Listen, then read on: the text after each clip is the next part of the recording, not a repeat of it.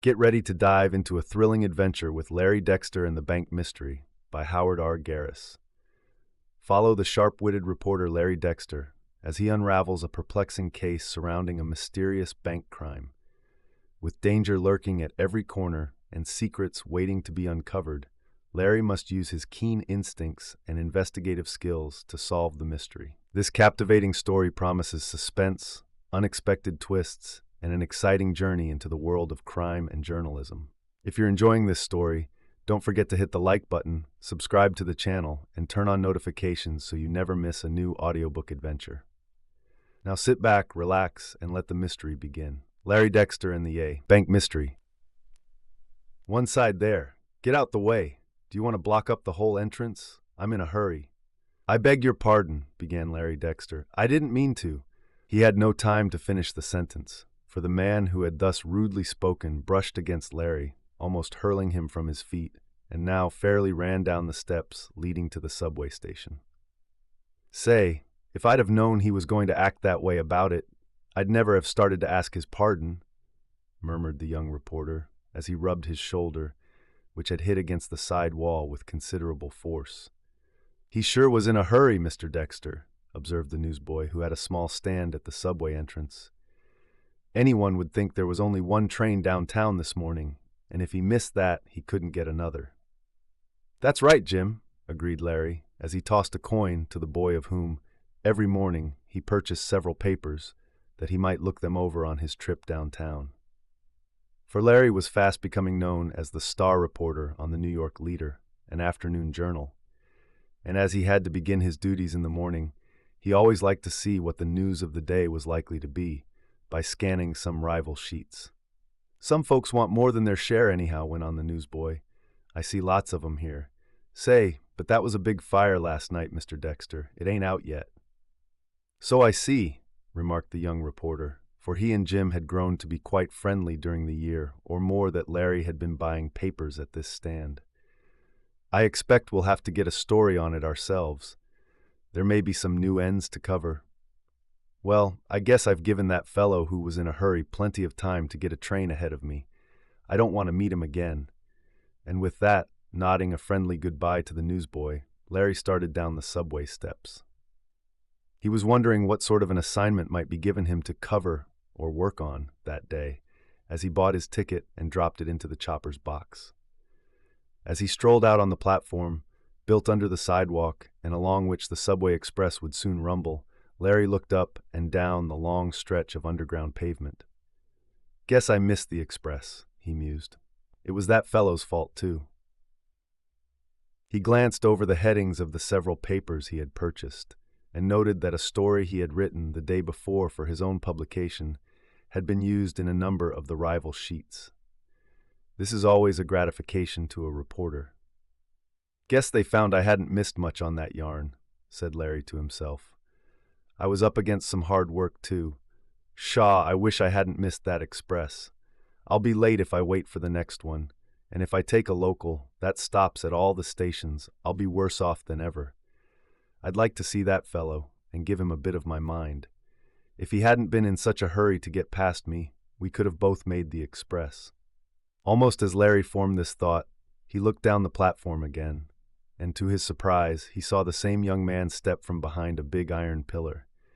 He was eagerly looking over a paper and did not seem to notice our hero. Humph, mused Larry. He didn't get the express after all. He had his trouble for his pains. I'm glad of it. He's a regular bully, I guess. And the young reporter looked closely at the individual who had caused the trouble. True, Larry might have been a bit at fault himself, for he had stood in the subway entrance as he was buying his papers, though, as he thought of it afterward, he knew there was plenty of room for the bully to have passed. The fellow on whom Larry's eyes were fixed was about the young reporter's own age. He was well dressed, but there was a nervous, hurried manner in all his movements, and 2 or 3 times he looked up from the paper he held, glancing about the platform, as though he feared he might see someone whom he did not want to encounter. All at once his eyes fell upon Larry, and he started visibly. Then he stepped back behind the pillar, as though to hide. Guess he thought I might try to make trouble for him, mused Larry. Well, he deserves it, but I'm not fond of Rose, though he did give my shoulder a hard bang. It'll be black and blue, I guess. The platform was beginning to be thronged with persons now, for the passengers who had accumulated just before Larry arrived had been whirled on their way downtown, and now a second crowd was on hand. This would be repeated several times, until the busy workers had all been transported to their stores or offices. I wonder what his object could have been, to rush down here, in plenty of time to have taken the express, and then wait, thought Larry. He's a queer one. City Hall Express, suddenly called one of the subway guards, as the distant rumble of a train was heard. 14th Street, the first stop. City Hall Express. Larry lived well uptown in New York, and it meant a big saving in time to go on an express that made few stops until City Hall was reached. The office of the leader where Larry worked was but a short distance away from the municipal building. The passengers crowded toward the edge of the platform in readiness to board the train, the lights of which could now be seen. Larry noticed that the pusher, as he mentally called him, was standing not far away. If he runs into me again, thought the young reporter, I'll be tempted to punch him and take what follows. He ought to be taught a lesson. There was quite a throng about Larry, including a number of young ladies, as the train pulled in and stopped with a grinding and screeching of brakes. The passengers crowded toward the open doors of the cars. There was a sudden rush, and Larry noted, with an anger that he could hardly hold back, that the pusher was elbowing his way through the press, without any regard for the rights of others. The fellow was just ahead of Larry. A moment later there was a cry of pain, a girl's cry, and a voice exclaimed, "Oh, my ankle! You've stepped on it! Oh, dear!" The young reporter saw a girl, just in front of him, stagger and almost fall. Larry put out his arm and caught her. At the same time, he saw that it was the chap who had previously collided with him who had stepped on the girl's foot with cruel force. "What's the matter with you?" demanded Larry, with righteous anger in his voice. "Can't you get on a train without walking all over everybody? Now you take your time." Supporting the girl with his left arm, Larry shot out his right hand, caught the fellow by the shoulder, and whirled him about with considerable force. There was sufficient room on the wide platform of the car for Larry to pull the bully back, and several passengers, seeing what the young reporter was going to do, moved to one side to give him space. A moment later, Larry had fairly shoved the fellow from the car to the station platform. "Now you can wait until the rest of us get on," said the young reporter, "and if this young lady wants to make a charge against you, I'll be a witness." "Say, what's the matter with you anyhow?" demanded the bully angrily. "I'll punch you good for this." "No, you won't," interposed the burly guard of the train. "You didn't get half you deserved. I saw you crowd on, shoving everybody to one side, and I saw you elbow this young lady. You didn't get more than was coming to you." "That's right," exclaimed several men. "Unmannerly boor," said an elderly woman. "If he was down south, he'd be taught a lesson." "I think he has received the beginning of one now, madam," said an old gentleman, courteously bowing to her. "All aboard," sung out the guard, as a warning bell came to him from the car behind, telling him that the doors were closed. "All aboard." "Can you walk?" asked Larry of the young lady, though, as he looked at her pretty face. He made up his mind that helping her along would not be unpleasant. "Oh, yes, I'm all right now," she answered with a blush as she moved on and away from Larry's supporting arm. "He kicked me in the ankle, and for a moment I couldn't stand. I'm all right now, thank you," and she went into the car with a slight limp. "You deserve a medal of thanks, young man," said an elderly gentleman to Larry.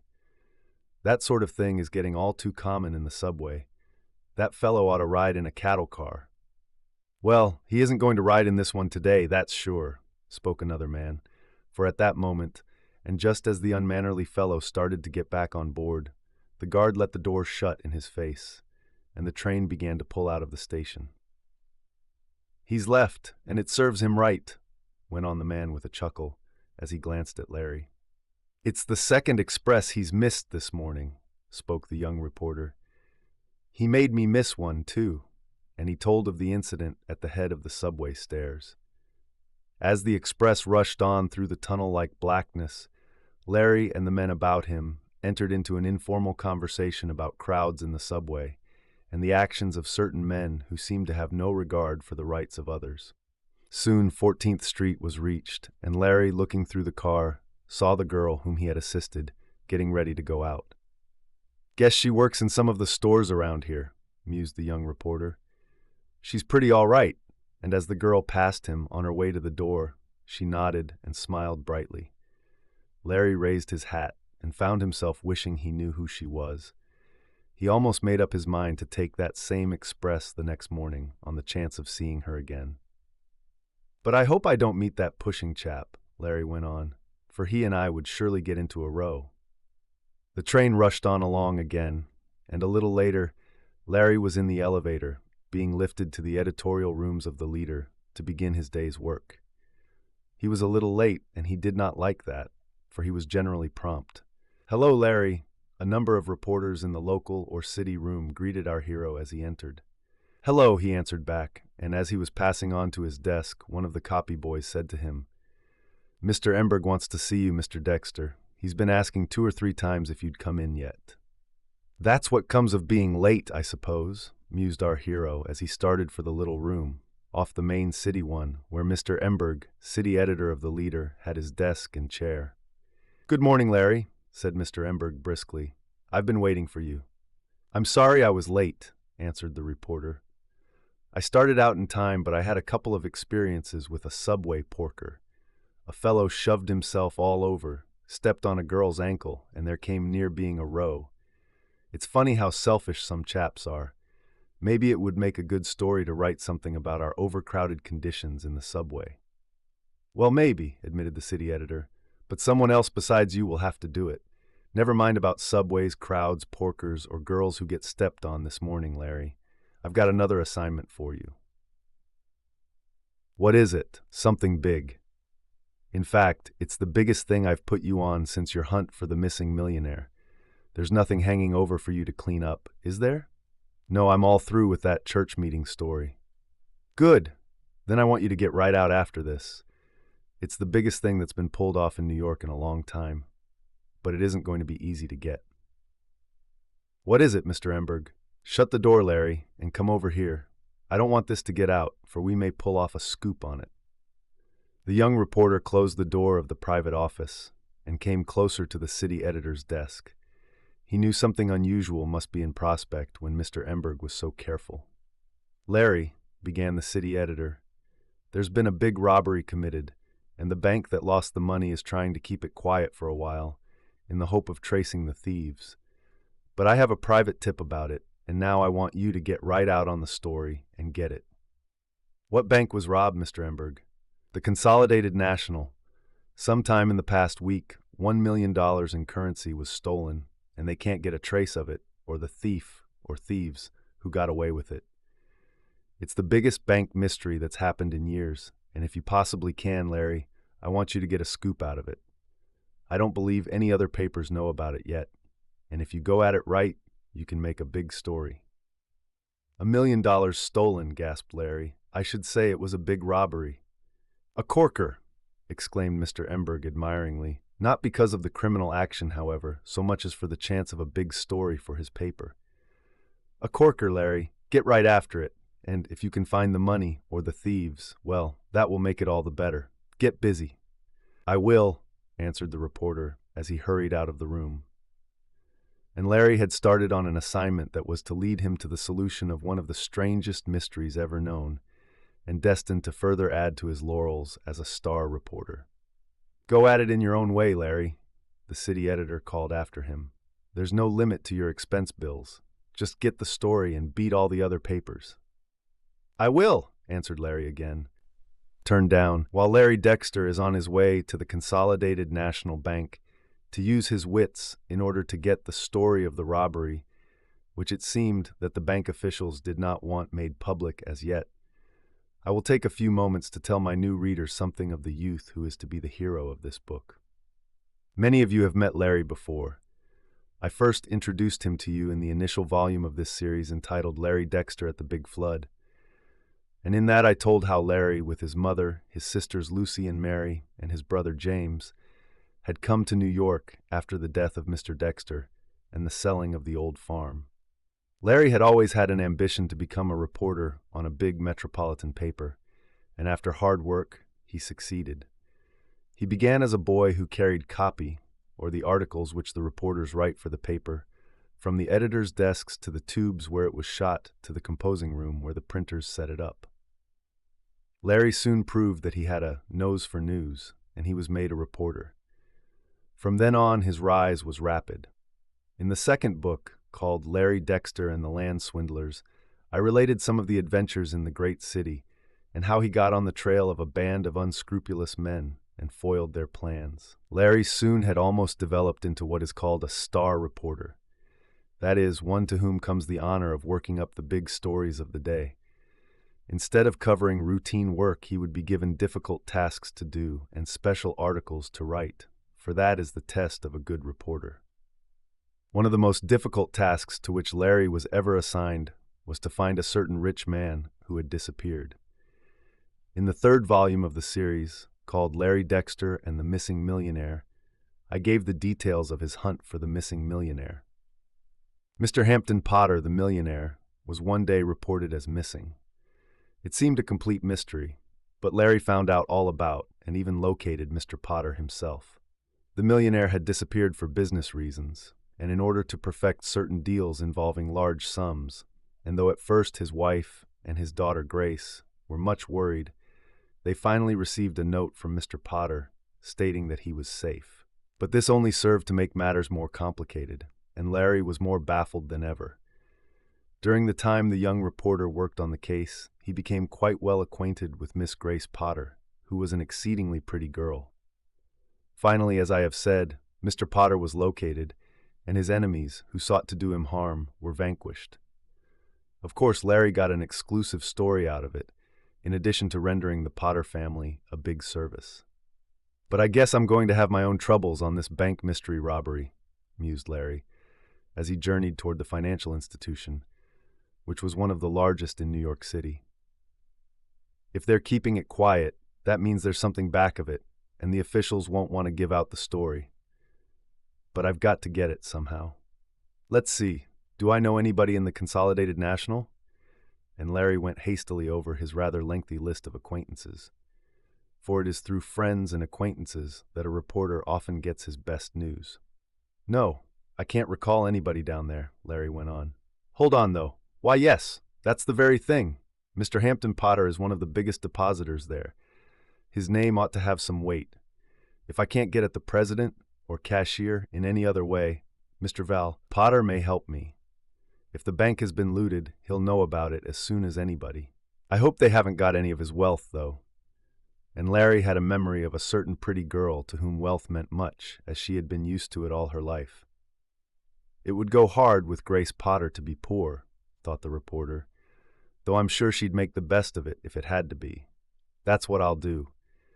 If the bank people won't give me the story, I'll see Mr. Potter. And with this thought completed, Larry found himself in front of the looted bank in Wall Street. There doesn't seem to be much excitement going on, mused the reporter as he mounted the bank steps, and noted that everything inside the institution seemed to be as quiet as is ordinarily the case in moneyed institutions.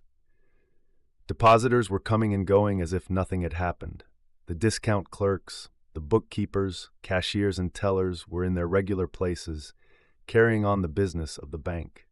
And yet, Larry's trained observation told him that there was a certain strained atmosphere over it all. Not on the part of the depositors. They seemed to know nothing about it. But the clerks, cashiers, tellers, and in fact, all the employees seemed to be under some nervous strain. It was as if they expected an explosion at any moment. "I'd like to see Mr. Wesley Bentfield," said Larry to a uniformed porter or messenger in the open corridor of the institution. Mr. Bentfield was the bank's president, and Larry decided that it was best to go to the chief officer at once and not waste time on subordinates. "The president is very busy," replied the messenger with a quick glance at Larry. "I don't believe he'll see you." "Just take my card in," suggested the reporter, handing over a bit of pasteboard with his own name and that of the leader on it. "Tell him it's very important." The uniformed messenger was soon back, and he looked at Larry with increased respect. "Mr. Bentfield will see you, sir," he said, "I thought he would," remarked Larry grimly. "More than one closed door has been opened by the magic of a newspaper reporter's card." Larry followed the messenger to the president's private room. The reporter found the head of the bank and several other gentlemen seated in front of a large table. One glance was enough to tell Larry that something had occurred, something serious. To judge by the worried faces of the financiers, the youth decided to come to the point at once. Looking boldly at Mr. Bentfield, whom he recognized from having noted his portrait in the papers many times, Larry said, "I have information, Mr. Bentfield, that your bank has lost a large sum of money." "Lost? How?" asked the president, as if in surprise. "By robbery. Who told you?" interposed one of the other men. "I am not at liberty to say," replied Larry, for Mr. Emberg, in giving him the source of the tip, had cautioned him to say nothing about it.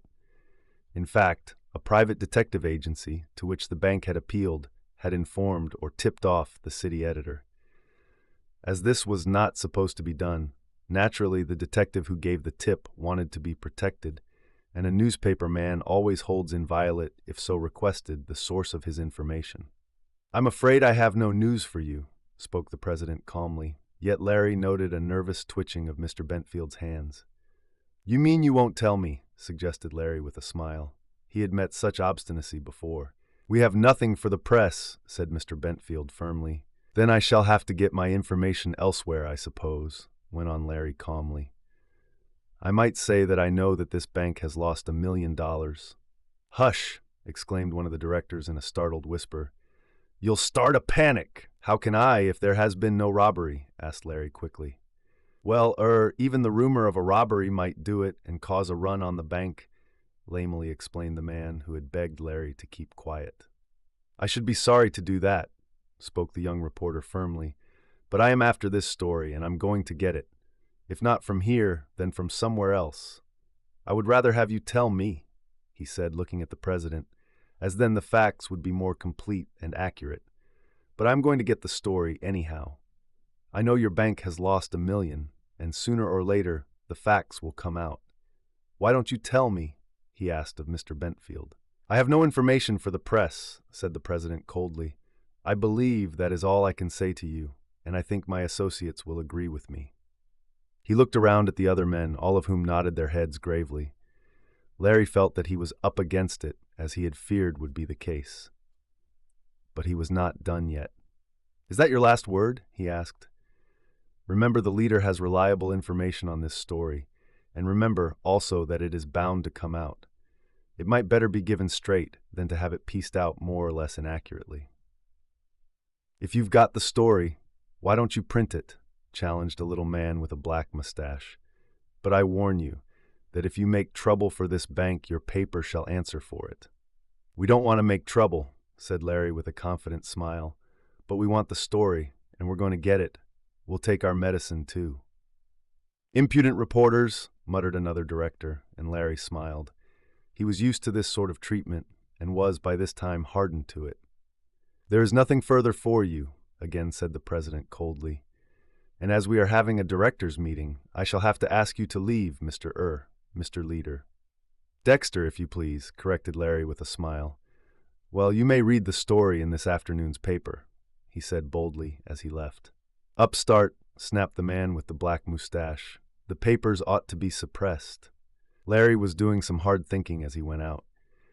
He had been turned down at his first trial, but that had often been the case before, and it only made him all the more resolved to get the story at any cost. "I'll see what Mr. Potter can do for me," he mused as he hurried down the steps of the bank. As he did so, he saw a young man approaching the building in a hurry. "Peter Manton of the Scorcher," exclaimed Larry as he recognized his former enemy. "He's after the story, too. I wonder if I can scoop him? I hope he doesn't see me." Larry dodged behind an automobile that stood at the curb and was successful in getting away as Peter ran up the bank steps. "The trail is getting hot," thought Larry. "Other papers have tips about the robbery. I've just got to get that scoop." Larry gets the scoop. The office of Mr. Hampton Potter, the millionaire, was not far from the bank where Harry had tried unsuccessfully to get the story of the robbery. The young reporter was soon in front of the big structure where Mr. Potter had rooms, and he sent in his card. "Show Mr. Dexter in at once," commanded the wealthy man when he had read our hero's name. "I wonder if he thinks I'm missing again," mused Mr. Potter with a laugh as he awaited Larry's arrival. More than likely, though, that he wants a story about the stock market, for, several times since Larry had helped Mr. Potter get the best of his enemies, the two had met, and Larry often picked up a choice and exclusive bit of news from his rich friend. "Well, what is it going to be today, Larry?" asked Mr. Potter as the young reporter entered. "Do you want something about the bulls and the bears playing havoc with the market?" "It's something more important than that, Mr. Potter." "More important?" Something in the reporter's face made the millionaire guess that the lad was on the trail of a big story. "What is it, Larry?" Our hero came close to the desk of his rich friend, and in a voice that was almost a whisper, he said, "Mr. Potter, the Consolidated National Bank has been robbed of $1 million. They are keeping the matter quiet, though a private detective agency is working on the case. I went there and asked for the story. I was turned down, and so I come to you. You're a big depositor there, aren't you?" "I am, Larry, but great Scott, a robbery of $1 million. You must be mistaken. Such a thing could not happen. $1 million. "That's right," said the lad. "I got it from my city editor on good authority. Now look here, Mr. Potter. I want that story. I want to get it exclusively. The bank people know the facts, but they won't talk. If they've lost $1 million, it's the right of the public to know it. Maybe the depositors unknowingly are keeping on putting money in a bank which is on the verge of failure. It isn't right. The story ought to come out. You're a big depositor. If you go to the president and demand the facts, he'll have to tell them to you. Then you can tell me, and I'll have my scoop. See?" "I do, Larry, but, great Scott, $1 million gone, and they're keeping it quiet. Why, I made a big deposit there only yesterday." He thought deeply for a moment, and Larry watched him closely. Would the millionaire aid him to get the story? "$1 million gone," said Mr. Potter half to himself. "I had a right to know that, and by Jove, I will know it. I'll call up Bentfield and demand to know why he's keeping this quiet. I'll get him on the wire." He reached for the telephone. "Don't do that," cried Larry quickly. "Why not?" "Because there'll be a leak in the central office, or someone will overhear it, and then the story will be out. I don't want it to get loose until it comes out in the leader. I want it all alone. There's another reporter after it, Peter Manton, with whom I had a lot of trouble when I first came to New York, though we're friendly enough now. But for all that, I want to beat him on this story, if I can. He quit the newspaper game for a while and went into real estate. Now he's reporting again. I want to beat him." "Oh, I suppose so," agreed Mr. Potter. "I see what you mean, Larry. Well, I'll not telephone. I'll go see Bentfield personally. You stay here, and as soon as I have the facts, I'll come back and tell you. I haven't forgotten what you did for me. How soon must you have the story?" "Oh, if I get it by 12 o'clock, I can phone it and catch the first main edition. I'd like to hold it for the last, and then the other papers couldn't use it until late tonight or tomorrow morning, but I'm afraid it won't keep. It's too big." "I guess you're right," agreed Mr. Potter. "Well, I'll get it for you as soon as I can," and calling his secretary, he gave the man certain instructions, also arranging to have Larry wait in the private office until his return. "I'll be as quick as I can," remarked the millionaire with a smile as he started out. "I'm a sort of special reporter now, Larry?" "Something like that, Mr. Potter. Please don't fall down." "Eh? What's that? Is it slippery out?" And somewhat surprised, he looked from his window into the pleasant spring sunshine. "No, I meant don't fall down on the assignment. Don't miss getting it." "Oh, I see. Well, I'll do my best," and he laughed. It seemed a long time for Larry to wait until the millionaire returned, and the young reporter kept looking at his watch as if that would hasten matters. Afterward, Larry learned that Mr. Potter had even engaged a taxicab in order to come and go more quickly, for he felt a real liking for our hero and wanted to help him. Mr. Potter re-entered his office. There was a look on his face that told Larry he had been successful and had secured the story. "Well?" asked the reporter anxiously. "It's true!" exclaimed the millionaire. "I would never have believed it possible that $1 million could have been stolen so easily. But it's gone. It's a great mystery." "Did they hesitate about telling you?" asked Larry. "They did. until I demanded to know as my right, and I threatened to inform the banking commissioner if they did not let me know all the facts. They wanted to know where I got my information, but I didn't tell. The bank is solvent, however, though the loss is a heavy one. The depositors will lose nothing. Now here are the facts, as far as they're known, and that isn't much. It's a queer mystery. A mystery how? Asked Larry. Why, the way the money disappeared. It was almost like magic. I'll tell you the main facts, and you can elaborate on them later. It happened 3 days ago, and they've been keeping it quiet since, aside from the detectives knowing it, in the hopes that the thieves could be traced. But so far, nothing has come of it. Now here's the story. And as Mr. Potter told it, Larry rapidly made notes so he could write the account for his paper. It seemed that at 11 o'clock one morning, 4 tellers of the Consolidated National Bank counted out from the vault $1 million in $1,000 bills. The money was made up into 10 packages of $100,000 each, carefully checked over by the chief cashier, and then this immense sum was placed in a large leather bag to be taken to the vaults of the Metropolitan National Bank. It was to be used in a government bond transaction the following day. The valise into which the money was placed was lined with steel wire, for sometimes bold thieves attack bank messengers in New York's financial district, slit open, with keen knives, the bags they carry, and get the bundles of bills. It was to prevent any such theft as this that a steel mesh-lined bag was used. The Metropolitan Bank was to send a messenger to get the money from the Consolidated Bank at noon, and, pending the arrival of this man, the bag containing the $1 million was placed on the floor in the Consolidated Bank, close to the chief cashier's desk. Then this is what happened next, said Mr. Potter after telling the story thus far. Luke Tucker, the messenger from the bank that was to receive the large sum in bills, arrived promptly on time. To assist him in carrying the bag, William French, a messenger from the Consolidated Bank, was assigned. To the keeping of these 2 men the bag was entrusted, and the handle of it was handcuffed to the left wrist of French, so that if a bold thief tried to grab it, he would have to take the man along too. Adam Force, a special officer from the Consolidated Bank, walked out after the 2 messengers who, between them, carried the bag holding $1 million, continued Mr. Potter, while Larry went on making notes. Force is a very trustworthy man. He used to work for me.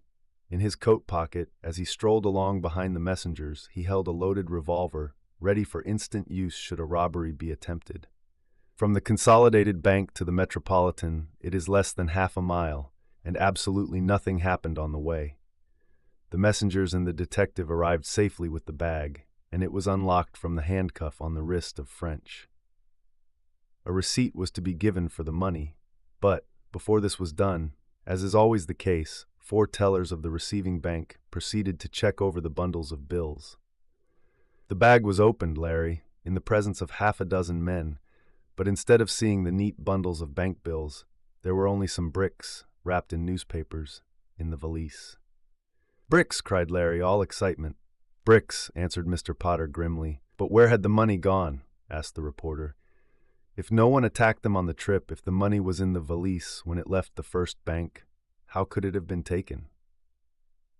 "That's the mystery," replied Mr. Potter. "No one seems to know how the money got out. It was utterly impossible for it to have disappeared after the bag was locked on French's wrist. Everyone agrees on that point." "Then it was done before the valise left the Consolidated Bank," decided Larry promptly. "That's my opinion," decided the millionaire. "But how was it done?" "The 4 tellers stood by and saw the $1 million put in. Then the valise was double-locked and set down by the chief cashier's desk.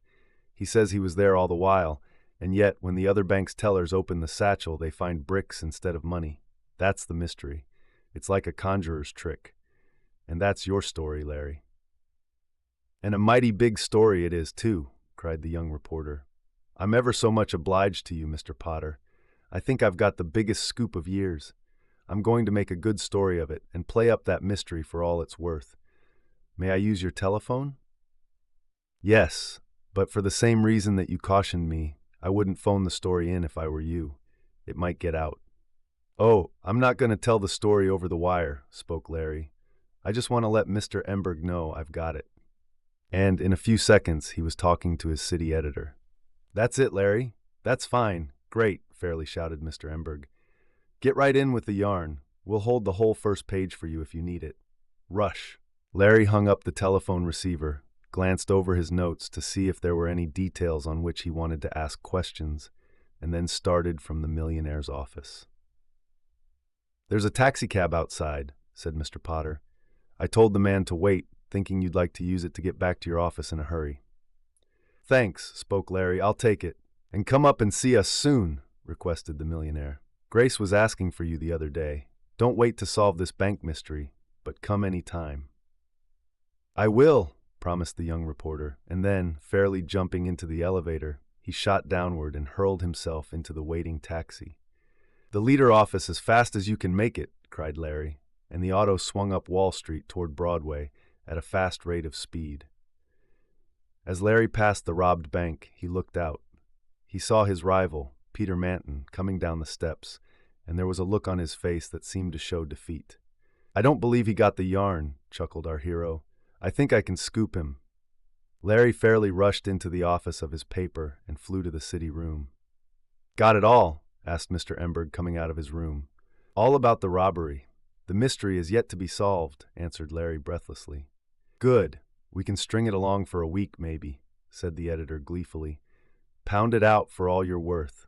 Here, boy, go down to the morgue and get me out pictures of the Consolidated Bank and all the officials. We'll spread on this."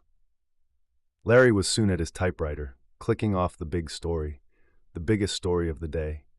In order to catch the first extra edition, Mr. Emberg handled Larry's copy himself, taking it page by page as it came from the machine. It was rushed up to the composing room through the pneumatic tubes, and there it was cut into small sections, or takes, so that several printers could work on it at once. Rapidly, the typesetting machines were putting into solid form Larry's big $1 million robbery story. Mr. Emberg wrote a scare head for it, and the printers began setting that up. Down in the art department, a layout of several pictures was being gotten ready, showing the looted bank and portraits of its officers. Soon enough, of Larry's story for one edition was finished, and he could take his time on the more unimportant details. Meanwhile, other reporters had been sent out to get interviews as to the possible effect on the financial market by the loss of $1 million from one bank. Some reporters looked up the big robberies of past years to compare them with the present $1 million one. Then the paper came out. The immense presses down in the basement thundered away, fairly showering out the folded copies of the Leader, ready for the boys to sell on the street. "Extra, extra," the lads cried as they sped through the streets. "Extra, full account of the great bank mystery. $1 million stole. Extra, extra." Larry sat back in his chair for a moment's rest. He was tired from his morning's task and the pounding of the typewriter keys, but he was happy. "If only the other papers haven't got the story," he said to himself. "If I have a scoop, if I have beaten Peter Manton." And he had. When the Leader's rivals' sheets came out, not one of them had the story of the $1 million bank robbery, and only a few had a hint that anything was wrong, financially, with the institution. Only hints were given. "That's the best Peter could do," said Larry joyfully as he looked over the other papers. "He didn't get the story." "No, you scored a clean beat, Larry," said Mr. Emberg proudly. "It was great work, but it can't stop there." "What do you mean?" "I mean that you've got to keep right on with this story. Larry, I'm going to give you the biggest assignment you ever had. I want you to find out where that $1 million went and who took it. Find the thief, Larry, and get the story of the mystery. It's up to you. From now on, you're to do nothing but keep on this bank case. Live in Wall Street if you have to. Stay there night and day, but get the story. It's up to you." "All right," spoke the young reporter rather solemnly. "I'll do my best. Go down to the bank now," suggested Mr. Emberg, "and show them our story. Maybe they'll be willing to talk after they see what we have printed." Larry at the bank. There was quite a different scene being enacted in the Consolidated National Bank when Larry arrived there. About 3 o'clock on the afternoon of the day his story of the robbery came out, and proved such a sensational beat than there was on his first visit. As the young reporter entered the institution, he saw an excited crowd of men and some women in line at the paying teller's window. Inside the brass gratings, clerks, cashiers, and other employees were very busy. "It looks like a run," remarked Larry half to himself as he stood in the corridor and watched the crowd of evidently frightened depositors. "It is a run, young man," exclaimed a nervous tradesman who had a check in one hand and a copy of Larry's paper in the other. "I didn't know about the loss, though, until I read this," and he tapped the folded journal nervously. "A run! I should say so," exclaimed another man who also clutched a leader. "$1 million robbery. This bank can never stand that loss. It'll fail, and I'm going to get my money out before that happens." "The same here," added several, who were crowding up to get in line at the paying teller's window. "A run on the bank," mused Larry. "This will make more news. I must phone it in. I'm sorry if my story started this, but I can't help it. The president might have given me the story when I first asked for it, and then he would have had a chance to explain that the bank could stand the loss. This would have given the depositors confidence, but he wouldn't do it." If there was any doubt in Larry's mind that the story which he had written had caused the run scare, it was soon over. For every person who crowded into the bank carried a copy of the leader, with our hero's big scoop on the front page. "And there isn't another New York paper to be seen," chuckled Larry. "I've beaten 'em all. Well, now to send word in about the run. They can add that to the general yarn." He was about to hurry from the bank, his thoughts busy with many things, but chiefly how he might set about his task of discovering the thief and the missing $1 million, when he saw President Bentfield come hurriedly from his private office. "I might as well wait and see what's up," thought the young reporter. "I may get another scoop." There was little chance of this, however, for, on looking about, he saw reporters of several other papers present. Among them was Peter Manton. "Hello, Pete," greeted Larry. "Are you after this?" "Yes, but it's a hot time to get after it," grumbled Peter. "After your paper scooped us. Was it your yarn?" "It was," said Larry with justifiable pride. "I might have known it," went on the Scorcher's reporter. "You have us all skinned. How'd you do it?" "That's telling," replied Larry with a smile. "I came here to get the story after some sort of a tip had come in the office," went on Peter, "but there was nothing doing. Bentfield turned me down." "Yes, I saw you," admitted Larry. "But what's up now?" Indeed, it was evident that something unusual was in the wind, for President Bentfield was talking excitedly to the clerks and cashiers back of the brass grill, and the anxious depositors, who wanted to withdraw their money, were looking on curiously. "Gentlemen, your attention for one moment," suddenly called the bank president, mounting on a box in order to see and be seen. "I wish to make an announcement. After it is over, you are all at liberty to withdraw every dollar of your deposits. The bank will remain open for that purpose all night if necessary. But I wish to state that in spite of the heavy loss we have sustained, we can meet every cent of our obligations. Every depositor can be paid in full, and we will still be doing business. There is no need of a run. Take your time." "That's easy to say," exclaimed a nervous woman. "And easy to prove," retorted the president quickly. "If you will appoint a delegation, I will have the members of it admitted to our vaults. We have cash enough on hand to pay every depositor in full, and I'll show it to you." There was a murmur of gratified surprise at this, and several who had been crowding into line to get their money became more composed. Still, there were doubtful ones. Several depositors announced themselves as anxious to look into the vaults. They were escorted there and on coming back, stated that they had seen several millions in currency or government bonds. It developed later that, in anticipation of a possible run, when the $1 million robbery should become known, the bank had, a few days previous, and directly after the theft, stored a large amount of cash in its vaults. "Are you satisfied?" demanded the president. "Yes, yes!" exclaimed the crowd, and it began to melt away. The run was practically over, and the alarm that had been caused by reading the story in the leader was at an end. President Bentfield looked relieved and started for his private office.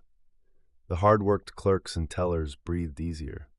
"This will make good copy," remarked Peter to Larry. "I'm going to phone it in." "So am I," replied our hero, and the two started out on the run, for it was getting late, and every second counts when a paper is going to press. As Larry passed a door that led from the main corridor into the president's room, the uniformed messenger by whom, earlier in the day, he had sent in his card, came out. "The president wants to see you, Mr. Dexter," he said. "I can't see him now," replied Larry, and there was grim satisfaction in his ability to thus repay, in his own coin, the president's treatment of himself. "I'm in a hurry to telephone." "He said I was to tell you it was very important for him to see you," went on the messenger. "He saw you when he went out to make the announcement about there being plenty of cash. Mr. Bentfield says it's to your interest to see him." "But I've got to telephone some news into my paper," answered Larry, chafing at the delay. "It's to the bank's interest to have it known that there is no danger of a run. Otherwise, you'll have a mob of out-of-town depositors around your doors in the morning. I've got to telephone, and I'll see Mr. Bentfield later." "There's a telephone in his private office," said the messenger. "I was to tell you that you could use that if you wanted to." Larry's eyes sparkled. He knew the advantage of getting to a telephone quickly when it was close to last edition time, and down in Wall Street, in the congested financial district, at this hour of the day, the wires were overburdened with messages. Larry realized that to go out and hunt up a public pay station would take time, and he never hoped for such good luck as the chance to use the president's private wire to send in his news. "Very well," he said. "I'll see Mr. Bentfield." He was shown into the bank president's room. He found a number of men there, among them Mr. Potter, who looked at him and smiled. "That reporter," fairly growled the black-mustached director as he saw Larry. "What does he want now?"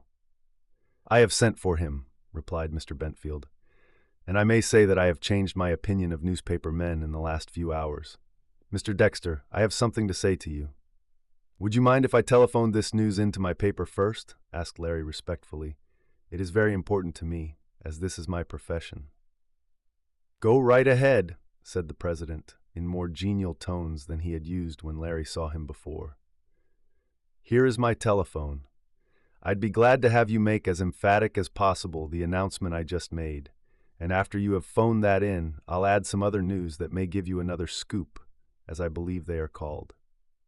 Larry's eyes sparkled at hearing this. News was coming his way fast this day. Exclusive news, too. It did not take long to send over the wire the story of the run, and how quickly and dramatically it had been checked by the prompt action of the president. "Hold the wire a minute," said Larry to the reporter in the office who was taking the story from his dictation. "The president has something else to add." "It is this," spoke Mr. Bentfield, as Larry turned questioningly toward him.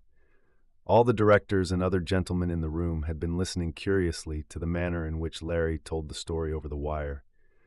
"We have decided to offer a reward of $20,000 for the arrest of the person or persons who got our $1 million, said the president. "You may add that to your story. It may be of interest to the public." "I should say it would," exclaimed Larry, and then in quick, crisp words, he sent that additional information over the wire. "They're going to put a scarehead on that," the young reporter stated to the president a moment later, still remaining at the telephone. "Good. It may attract enough attention so that the general public will be interested in earning the reward," remarked Mr. Bentfield. "It may help to arrest the thief." "I suppose you mean the reward will be paid if the thief is arrested and the money recovered," suggested Larry. "No, the reward will be paid for the apprehension of the thief, whether he has $1 of the money or not," cried the president. "We want to make an example of him. It is a heavy loss for the bank, but unless we find out how the robbery was committed and get the thief, other banks may suffer likewise. The reward is for the thief, not the money." Larry added this bit of news, and then, at the suggestion of Mr. Bentfield, he dictated a statement to the effect that the bank officials had not the slightest clue to the thief and did not suspect anyone. "Our employees feel the stigma keenly enough as it is," the president said, "and this may help to relieve it." Larry finished telephoning and sat back with a sigh of relief. He had done good work that day, and it developed later that he had made a second scoop, that about the big reward being offered. He was well satisfied with his assignment. "And now," began Mr. Bentfield at the conclusion of the telephoning, "I would like to ask you a question, Mr. Dexter. Where did you get your information about the robbery?" "I can't tell you," said Larry promptly. "It would be a violation of confidence, of which no newspaper man can ever be guilty." "Very well," spoke Mr. Bentfield, and he was not at all unpleasant about it. "I will respect your scruples, though I would like very much to know how you reporters get your news. But, since you have it, perhaps it is all for the best. It would have had to come out sooner or later, and perhaps we should have made a statement sooner. Our directors were divided on the subject." "I'll tell you how Larry Dexter got the story," quickly exclaimed Mr. Potter. "I gave it to him. I felt that the public had a right to know of this big theft." The statement created surprise, and some of the directors were rather angry at Mr. Potter. But he was a big depositor, and one whom the bank wished to please, so little was said about it. "Perhaps, after all, it is for the best," agreed the president. "I'm sure I congratulate you, Mr. Dexter, on the clever story you wrote and the way in which you handled this mystery. For a mystery it is, and I'm afraid we can never solve it." "Haven't the detectives been able to get any clues?" asked the young reporter. "Not a one," replied Mr. Bentfield. "We shall now notify the regular police and let them work on the case as well as the private agency which we engaged. I can tell you who will do a good deal better work on this case than the regular detectives, or the private ones, either," said Mr. Potter during a pause in the talk. "Who?" demanded several directors at once. "Larry Dexter," exclaimed the millionaire. "He found me, when none of the other reporters or police could, and I thought I was pretty well hidden. Maybe he could find this thief." "And the $1,000,000, added the black-moustached man eagerly. "That's too big a sum to lose." "It certainly is," agreed the president. "I have many times heard it said," he went on, "that reporters are often better at solving crimes than the average detective. Perhaps it would be a good plan to have Mr. Dexter take up this case. Will you do it?" he asked. "I think we really need you. Will you act as a detective for us and try to earn that reward?" "I'm a newspaper man," said Larry simply, "and though it is true that we often have to do detective work, I must act for my paper first." "But you could do that and help the bank too," suggested Mr. Potter. "Larry, I think this is just the chance for you. If you find the thief and the $1,000,000, you will have a big beat for your paper. Why don't you do it?" "I will," cried Larry.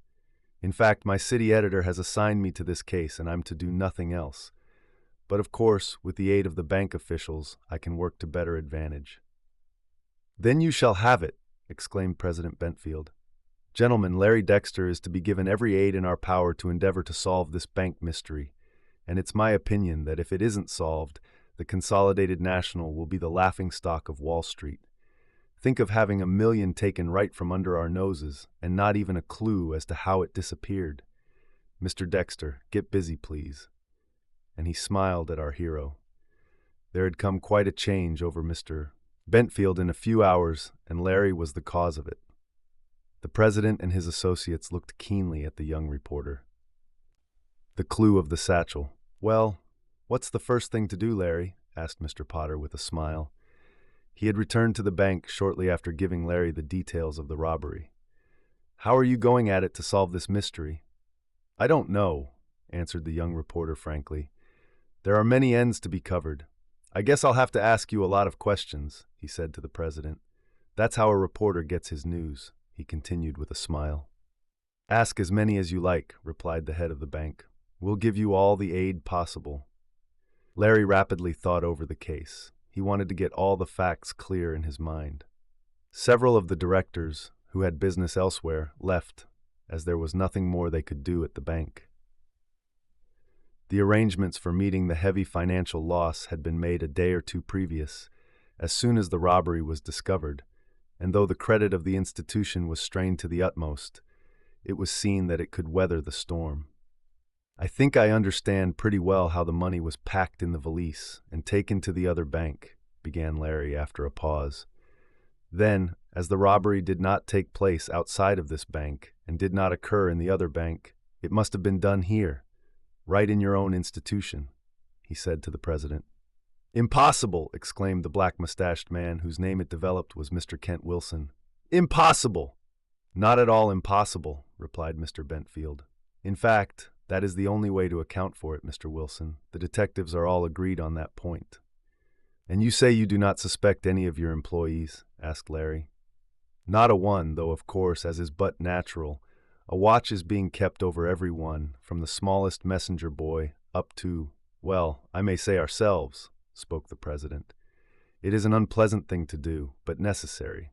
But it does not seem possible that any of them, working together or singly, could have taken that money." "Would it be possible for an outsider to have entered the cashier's cage and substituted the bag of bricks for the bag of bills?" the young reporter inquired. "Of course it is possible," admitted the president, "but highly improbable. The entire part of the bank, where the clerks and tellers work, is, as you have seen, fenced off from the outside part, where the depositors enter, by a heavy brass grating. There is even a grating over the top, and the doors are all self-closing, locking automatically from the inside. A clever thief might, of course, manipulate a door and so enter the cage, but his presence would at once be noticed and an alarm given. No one, not an employee of the bank, is allowed back of the grating on any pretext whatever. An alarm would be instantly given should such a thing occur. So I don't see how it is possible that an outsider took the money. Then it comes right back to the other proposition that someone connected with the bank did it, decided Larry, and I think we've got to work on that theory. "Impossible, impossible," exclaimed Mr. Wilson impatiently. "Our employees are all to be trusted." "It is hard to know what to believe," admitted the president. "Are there any other questions you would like to ask, Mr. Dexter?" "Several," replied Larry, "but I want to think them over first. Could I borrow the bag in which the bricks instead of money were taken to the other bank?" he requested. "Borrow the valise," exclaimed the president. "What for?" "Because I believe it will prove a valuable clue," was the answer. "It is the start in solving this mystery. Where is the valise?" "It is here," spoke Mr. Bentfield, and, going to a closet, he took out the satchel which had played such an important part in the big theft. "Is it exactly the same as the one ordinarily used by your bank when money is to be carried through the streets?" asked Larry, as he looked at the satchel. "No, not exactly," replied the president. "The outside, the kind of leather and its general appearance are almost identical, but the lining of steel wire is not in this valise. I suppose the thief did not consider it necessary to provide that in this duplicate satchel, as it could only be seen by tearing out the inner leather lining." "Then this is point number one," said Larry, making a note of it. "The thief got a valise as nearly like the regular one used as possible." "There's something in that!" exclaimed Mr. Potter. "Did your regular or private detectives think of that, Mr. Bentfield?" "No, they did not. Mr. Dexter, I am beginning to have hopes that you will yet get to the bottom of this." "It's too soon to hope yet," replied Larry. "Now, if you will let me take this valise, I will get right to work on this case. This end will keep me busy for some time, and if I want any more help, I suppose I can see you." "At any time," replied the president quickly. Larry emptied the bricks and their newspaper wrappings from the satchel. They had played the part of $1 million most successfully for a time, and they were, to a certain extent, relics of value. "These had better be saved," spoke the young reporter, wrapping the bricks in the papers and placing them on the president's desk. "What good will they be?" sneered Mr. Wilson. "They may come in handy as clues after I get through with the satchel," replied Larry quietly. "Humph! This is all nonsense!" exclaimed the black-mustached director.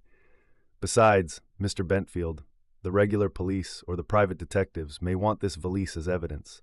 I don't believe this reporter should take it away." "The private detectives did not want it," said the president.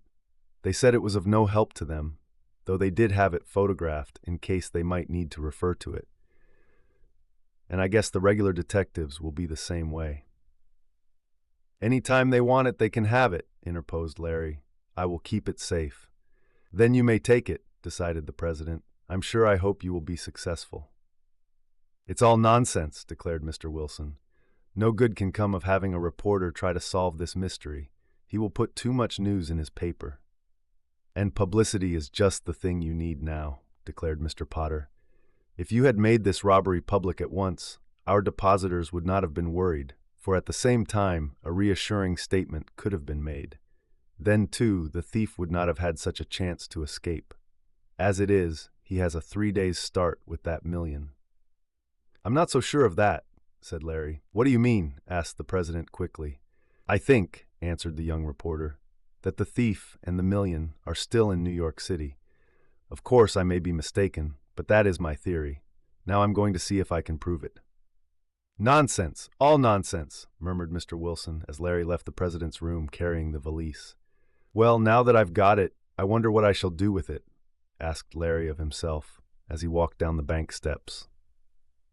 The institution had closed for the day, though a curious crowd was outside, looking at the place from which $1 million in cash had so mysteriously disappeared. Many in the crowd held copies of the Leader, with Larry's story on the front page, but none of them knew that the young man, walking down the steps with a valise in his hand, was the reporter who had sprung the big sensation on the city. The valise, however, at once attracted attention. Hey, there goes a guy with money, cried a newsboy. Maybe that's part ob the million, added another. Hey, mister, lend me 10,000 plunks, will yous? Besought a ragged urchin. I'll give yous my note for it. The crowd laughed at this, and Larry smiled. He made his way through the press of people, many of whom evidently believed that the valise did contain a large sum. Men began to crowd uncomfortably close up to Larry. A policeman, of whom there were several in the throng, elbowed his way to the young reporter's side. Do you need any help? He asked, for he had noted that Larry came from the bank. If there's money in that, you ought to have someone with you. It's perfectly empty, replied Larry with a laugh. See, and he opened the satchel and held it upside down. There was a craning of necks, as though the crowd expected to see a shower of greenbacks, but they were disappointed. He's been robbed, too, cried a boy laughing, and the crowd joined in. The policeman smiled, nodded at Larry, and then interest in him was over. It takes money these days to make a sensation, mused the young reporter as he hurried on. Now I've got to make some plans. Guess I'll report back to the office, and then go home. I can think better there. As he hurried up Wall Street toward Broadway, he saw, just coming out from a side entrance to the building in which the looted bank was located, a figure that was vaguely familiar. It was that of a young man of about Larry's build. I've seen him before, mused the young reporter. I wonder where it was, if he turned around. As if in answer to Larry's thoughts, the young man ahead of him did turn around, and as soon as our hero had a glimpse of the face, he exclaimed, "The subway shover! That's the man I had the row with, the one who stepped on that girl's foot. No wonder I knew him. I wonder if he'll make trouble?" But the youth, after a quick glance at Larry, a glance that seemed to be filled with suspicion, hurried on, and he was soon lost in the crowd that now thronged Broadway. I'm glad he didn't come back and demand satisfaction, thought Larry, though I'd have given it to him if he'd done so. And so we meet again, Mr. Pusher. And if I'm not mistaken, you came from the Consolidated Bank. I must look you up when I've traced the valise clue as far as it goes. Well, I've got my work cut out for me. And Larry shook his head, for the more he thought of the bank mystery, the deeper it seemed to become. Tss, unexpected evidence. Larry, aren't you late tonight? Asked his mother, as shortly after his talk with the bank directors, the young reporter entered the apartment where he lived. Oh, are you going out of town? She inquired as she caught sight of the valise. Bring me something back, Larry, begged his little sister Mary. Take me with you, exclaimed James, who always wanted to be on the go. Are you really going anywhere, Larry? Asked Lucy, the sister who had been cured of a serious spinal ailment by a celebrated doctor through Larry's suggestion. No, he answered as he kissed them all. I'm going to stay right here, for a while anyhow. Then why the valise? Asked his mother. That, said Larry with pretended solemnity, is all that remains of $1 million. $1 million, exclaimed Lucy. In big bills, added Jerry. $1,000 bills.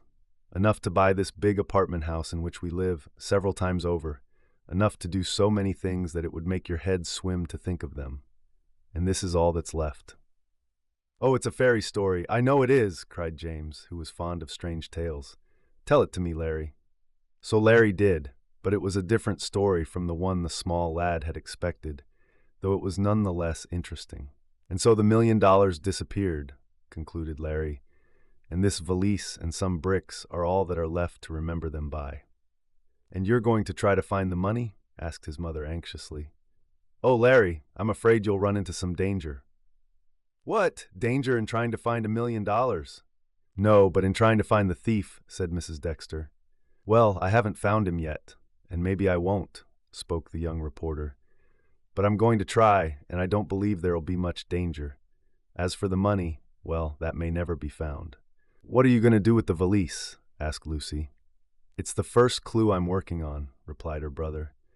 But, now that I have it, I really don't know what to do with it. I'd like to find out where the thief got it. Then why don't you go to the stores where they sell such satchels as that, and ask if they sold any lately, and to whom, suggested Lucy. Say, I believe you've struck it, cried Larry. That is just what I'll do. I was wondering how I'd get on the track of the person who bought this, and that's the only way. Say, Lucy, I'll make you my first lady assistant. And he laughed at his joke. But how can you ever find out, in such a big city as New York, who bought a valise that is just like thousands of others? Asked Mrs. Dexter curiously. Only by asking in all the places where they sell them, replied Larry, and at that it's a slim chance, but it's worth taking. He had stopped in the Leader office that afternoon, before coming home, and had had a talk with the city editor. Mr. Ember had told Larry to go ahead on his own lines, to do just as he thought best, always remembering that the paper wanted news, above everything else, and exclusive news, or beats, in preference to any other. I think your idea of the valise clue is a good one, the editor had said. You needn't write too much about it, or the other papers will be on the same trail, but as soon as you find out anything definite, then spring the story. And so Larry had gone home to puzzle over the matter. Now he had something definite to work on, as a result of Lucy's suggestion, and he determined to begin the first thing in the morning. Accordingly, after a visit to the office of the paper, when he wrote a short story of his talk with the directors, he started uptown again. I'll try the trunk and bag stores first, thought Larry. This is an expensive sort of valise, made of good leather, and a small store would not be likely to carry it. So I'll try the big places first. It looks like a stock bag, for it doesn't seem as if it had been made to order. The valise was a yellow one, made of strong, heavy leather, with substantial clasps or handles. It was not such a one as would be purchased by a casual traveler, but looked to be made for carrying heavy weights. It would be of little interest, and serve no purpose, to detail all of Larry's trips to various stores in search of information as to one that had recently sold a valise such as he carried. Shop after shop was visited without result. Only a few had ever carried such a satchel as was used to aid in the robbery. Some had sold out their supply years before and had not replenished it. Others still had some, but had made no sale of them in months. The bags were made in various factories from a stock pattern, and it was practically impossible to trace the one in question in that way. Well, I guess I've covered nearly all the regular bag and trunk stores, said Larry, about a week after he had begun his detective work on the bank mystery. Now for the department stores. They're going to be harder yet. All this time, nothing very new had developed about the robbery, so there was not much for the young reporter to write for the Leader. The story still ran, but it was mostly of the financial effect and the efforts of the Consolidated to recoup itself after the big loss. Of his search for the store that had sold the bag, Larry wrote nothing, and none of the other papers seemed to be following that clue. Larry visited many department stores, and at first, as had been the case on his trips to the trunk shops, he met with no success. Not many of the stores carried bags of the kind in question, and few had sold any lately. Of those that had, the sales could be traced, and they were to persons who were above suspicion. I guess I'll not do much on this trail, thought Larry regretfully, as he came out of the store after store without any result. I'll tackle the bricks next. He was approaching one of the largest department stores in the city, as these rather gloomy thoughts came to him, and, as he turned down 6th Avenue to enter it, he wondered if, after all, he would be successful. As he had done on his visits to other department shops, he went directly to the office of the superintendent. I'm from the Leader, Larry explained briefly, and I'd like to know if you handle these bags and if you sold any lately. It's about the $1 million bank robbery, he added, as he showed the valise. Is that so? Inquired the superintendent interestedly. Well, say, we do handle those bags, I remember seeing some in the trunk department not long ago, but I guess I'd better refer you to the head of stock. She'll know more about them than I do, and some of the salespeople may remember selling such a bag recently. That was a big robbery, all right. Did you write the story of it? I did, admitted Larry modestly. Good. I'm glad to have met you. Here, boy, show this gentleman to the trunk department, and tell Miss Mason I said she was to give him any information she had. Larry followed his guide through the big store, and was soon in the section where traveling bags, trunks, and other aids to tourists were displayed. Miss Mason, oh, Miss Mason, sung out the boy. Someone to see you. Molly, Molly, cried one of the salesgirls. You're wanted. Molly Mason, mused Larry. That's a pretty name. I wonder if the young lady is pretty too. But if she's head of stock, most likely she's an elderly lady. Miss Mason, cried the boy again. Molly, Molly, exclaimed the salesgirl. Coming, answered a pleasant voice, and Larry started, for he realized that he had heard that voice before. A moment later, a young lady, an exceedingly pretty young lady, stood before him, looking at him with wonder in her brown eyes. Oh, she exclaimed. Oh, you're... She stopped in some confusion and blushed. Well, this is strange, cried Tom. I never thought I'd find you here. To his great surprise, he found himself confronted by the young lady to whom he had rendered assistance in the subway about a week before. The young lady whom the unmannerly bully had shoved to one side in boarding the train. Are you all right now? Asked Larry. Does your ankle pain you? Not at all, thank you, she replied, blushing more than ever. There was heard the laughter of several salesgirls, and the messenger boy looked on and grinned. Larry felt himself getting red in the face. I didn't come here to ask how you were getting on, Miss Mason, stammered Larry. That is, not exactly, though I was interested in you. I'm Mr. Larry Dexter from the Leader. I'm on this bank mystery case, and this is the valise that was used to turn the trick. I'm trying to find out where it was sold and who bought it. I've tried lots of places, and finally I came here. I have seen the superintendent, and he said it would be all right to interview the head of stock here, though I never expected to meet you. That's right, put in the boy. The super says you tell him all he wants to know. And then, with a frank wink at Larry, the lad scurried away. Well, I'm sure I'll tell you all I can, began Miss Mason. But I don't know that I can help you. What is it you want to know? Do you recollect selling any bags like this lately? Asked Larry, holding out the one from which he hoped so much. Why, yes, I do, was the unexpected answer. I have sold several lately, and so have the girls in this department. But I don't know that this one is from our stock. Let me look at it. She opened it and examined it closely. Then she gave voice to an exclamation. That's surely from our stock, she cried.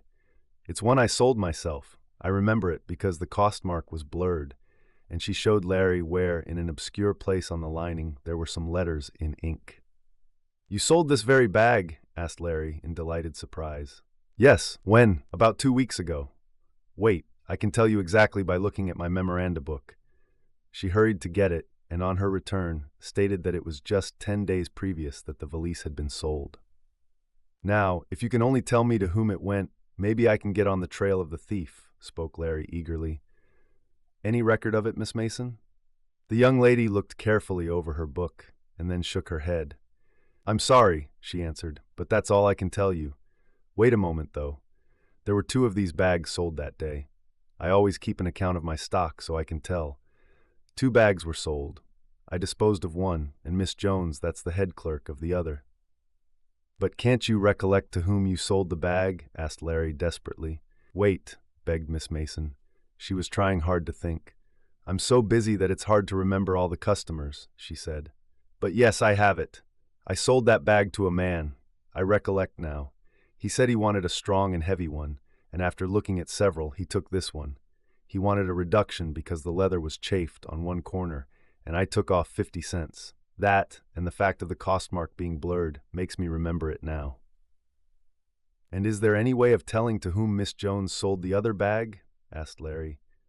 I'll find out, spoke Miss Mason. It did not take long for Miss Jones to show, by her sales slips, that the bag she had disposed of went to a well-known lady customer of the store. I guess that lets her out, decided Larry. But can you recollect what sort of a man it was to whom you sold this valise, Miss Mason? The girl was racking her memory and trying hard to think. Larry was desperately nervous, for he felt, after all his work, that he was at last on the beginning of the trail. Most unexpectedly, he had hit upon it. Try, he whispered to Miss Mason. She smiled at him. I'd like to oblige you, she said, for you were very kind to me, but I don't want to give you misleading information. No, that would be worse than none, declared Larry. But if I could get some sort of description of the man, I might be able to. Suddenly, Miss Mason clutched the arm of the young reporter. They were alone in an aisle of the trunk department, for the other girls had gone to different parts of the floor.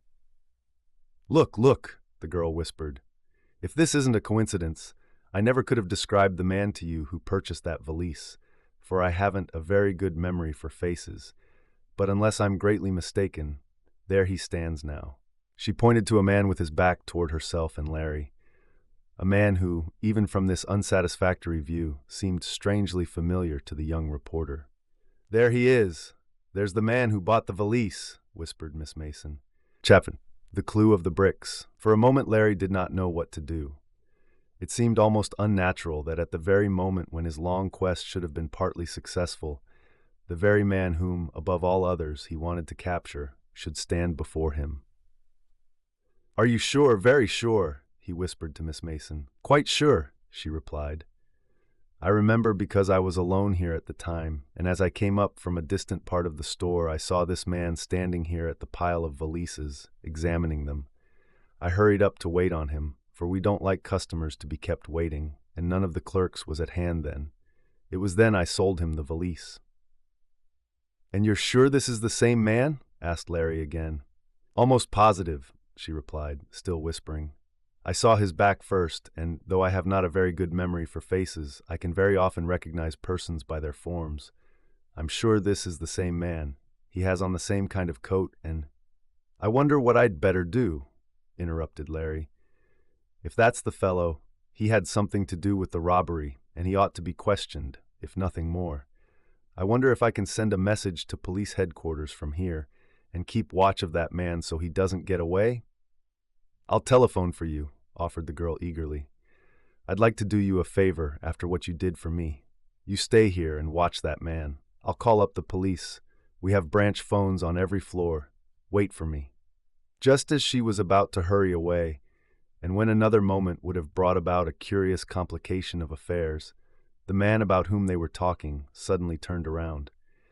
He had been looking at some steamer trunks, and apparently having about decided on the kind he wanted, he looked around for a clerk to wait on him. This gave Larry and Miss Mason a good view of his face, and the girl in a tense whisper at once exclaimed, "Oh, Mr. Dexter, I've made a mistake. That isn't the man at all. Oh, don't summon the police." "Not the man," whispered Larry hoarsely.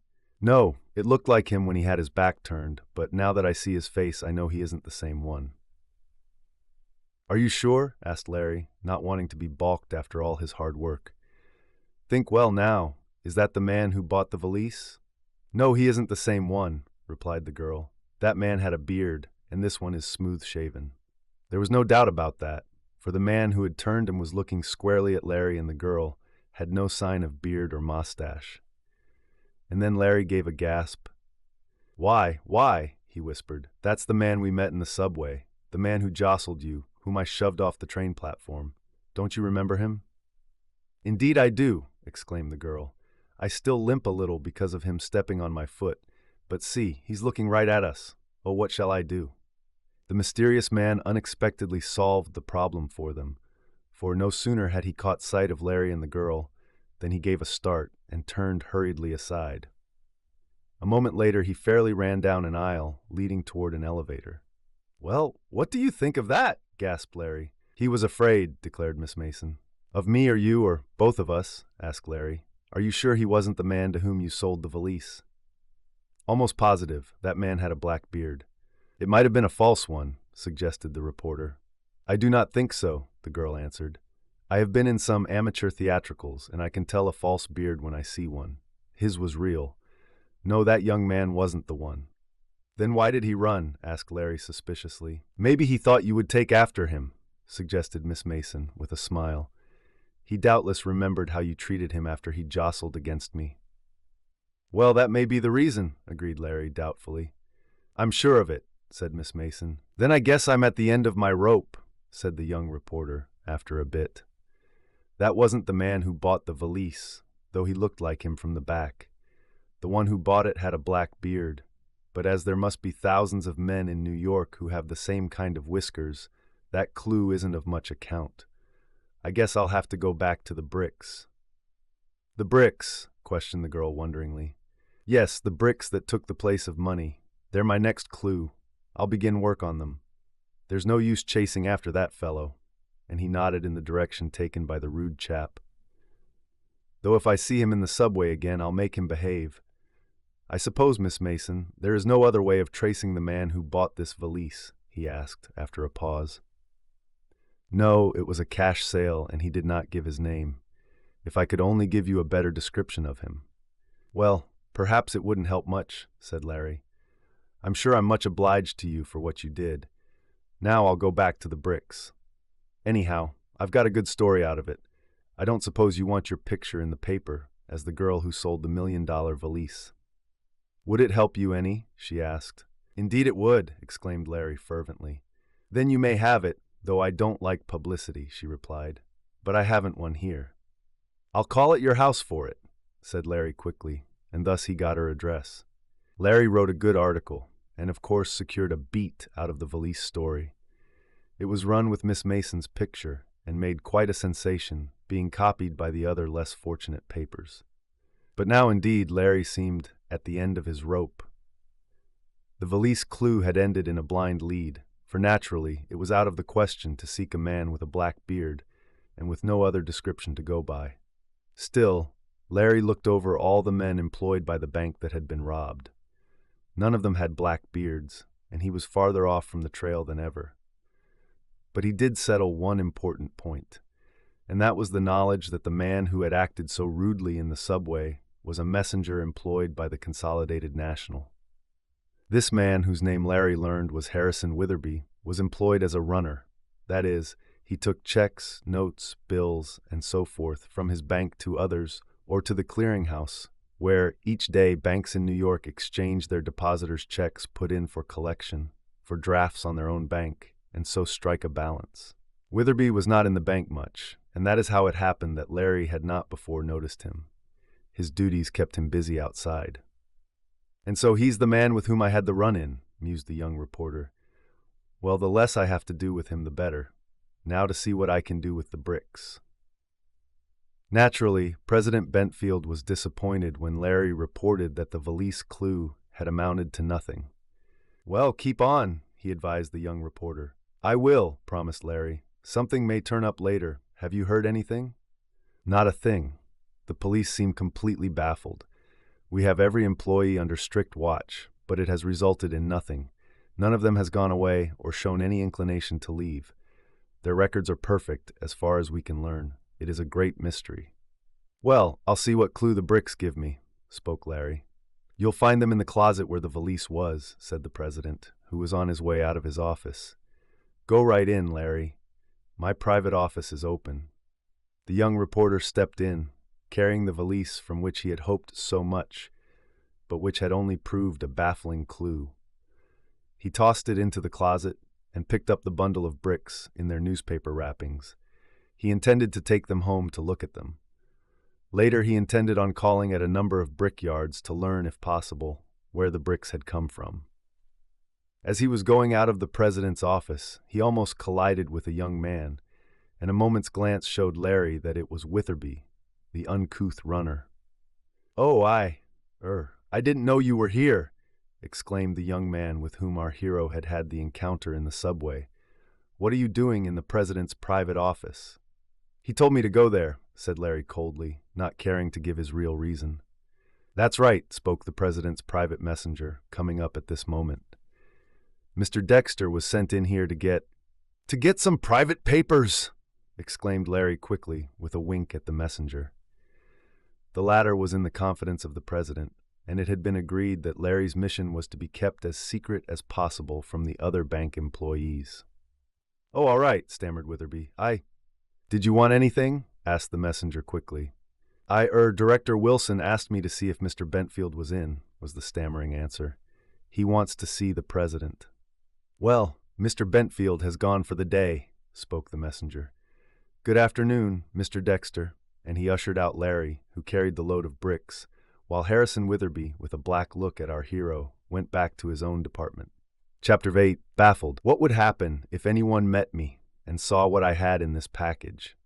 Mused Larry, as he walked up Wall Street with the bricks in their newspaper wrappings under his arms. If some of the police or detectives who are working on this bank mystery happened to see me come out of the consolidated building with this package, they'd surely think I was a new kind of a confidence man, or a gold brick swindler. Or they might take me for an up-to-date hod carrier, he added with a smile. Well, being a reporter makes you do all sorts of queer jobs, but I like it. I only hope I can solve this mystery and get the thief. And suppose I recovered the money? $1 million. The idea was so tremendous that Larry lost himself for a moment in thinking of it as he neared the busy throngs on Broadway. Then another thought flashed into his mind. $20,000 reward, he said softly. If I should get that, or even half of it, I could afford to get out of the newspaper game. And yet I don't know as I would. There is too much excitement in it. I like it. And I might get at least $10,000 if I found the thief. I might have to divide with someone who helped me arrest him, for I could hardly take him into custody alone. Oh, but what's the use of thinking about it until I've got more of a clue than I have at present? He asked himself. Well, maybe the bricks will help me, but it's a pretty slim chance. Larry, however, was used to taking slim chances, as indeed most reporters are, and so he was not going to get discouraged before he had even started on the new trail. There were many things to think of, and he began on some new lines. I wonder why that fellow Witherby comes across my path so often, mused Larry. I don't like him. Not because he acted so toward Miss Mason in the subway, but because there is something suspicious about him. He always acts as though he was afraid of me. Maybe that's because I hauled him off the platform. But he's bigger than I am, and he ought to be able to trim me in a fight. Though I wouldn't be afraid of him. I can't understand it. Larry shook his head over the problems he was called on to solve, but still he liked the hard work. And, come to think of it, there's something else, went on Larry, who had a habit of thinking things out in detail, a habit formed by his experience as a reporter. Witherby and Director Wilson seem to be quite friendly. Mr. Wilson sends Witherby in to see if President Bentfield is in his office, or... Larry came to a sudden stop as a new idea came to him. Maybe Mr. Wilson wasn't in the bank just now, after all, the young reporter said, half aloud. Come to think of it, he wouldn't be very likely to be there so late. And, if he was, he'd come in to see the president by the private door, opening from the corridor, and not through the clerk's cage. By Jove! I believe Witherby made that yarn up. He wanted an excuse to come into the president's office, to see what I was up to, and he took that one. There's something wrong about Witherby, I'm sure, but I've got to keep quiet about it. I'll just work up that clue. Still, come to think of it, he and Mr. Wilson are a bit friendly. I've often seen them talking together. Pshaw! I guess I'd better try one thing at a time. I'll see what the bricks can do for me.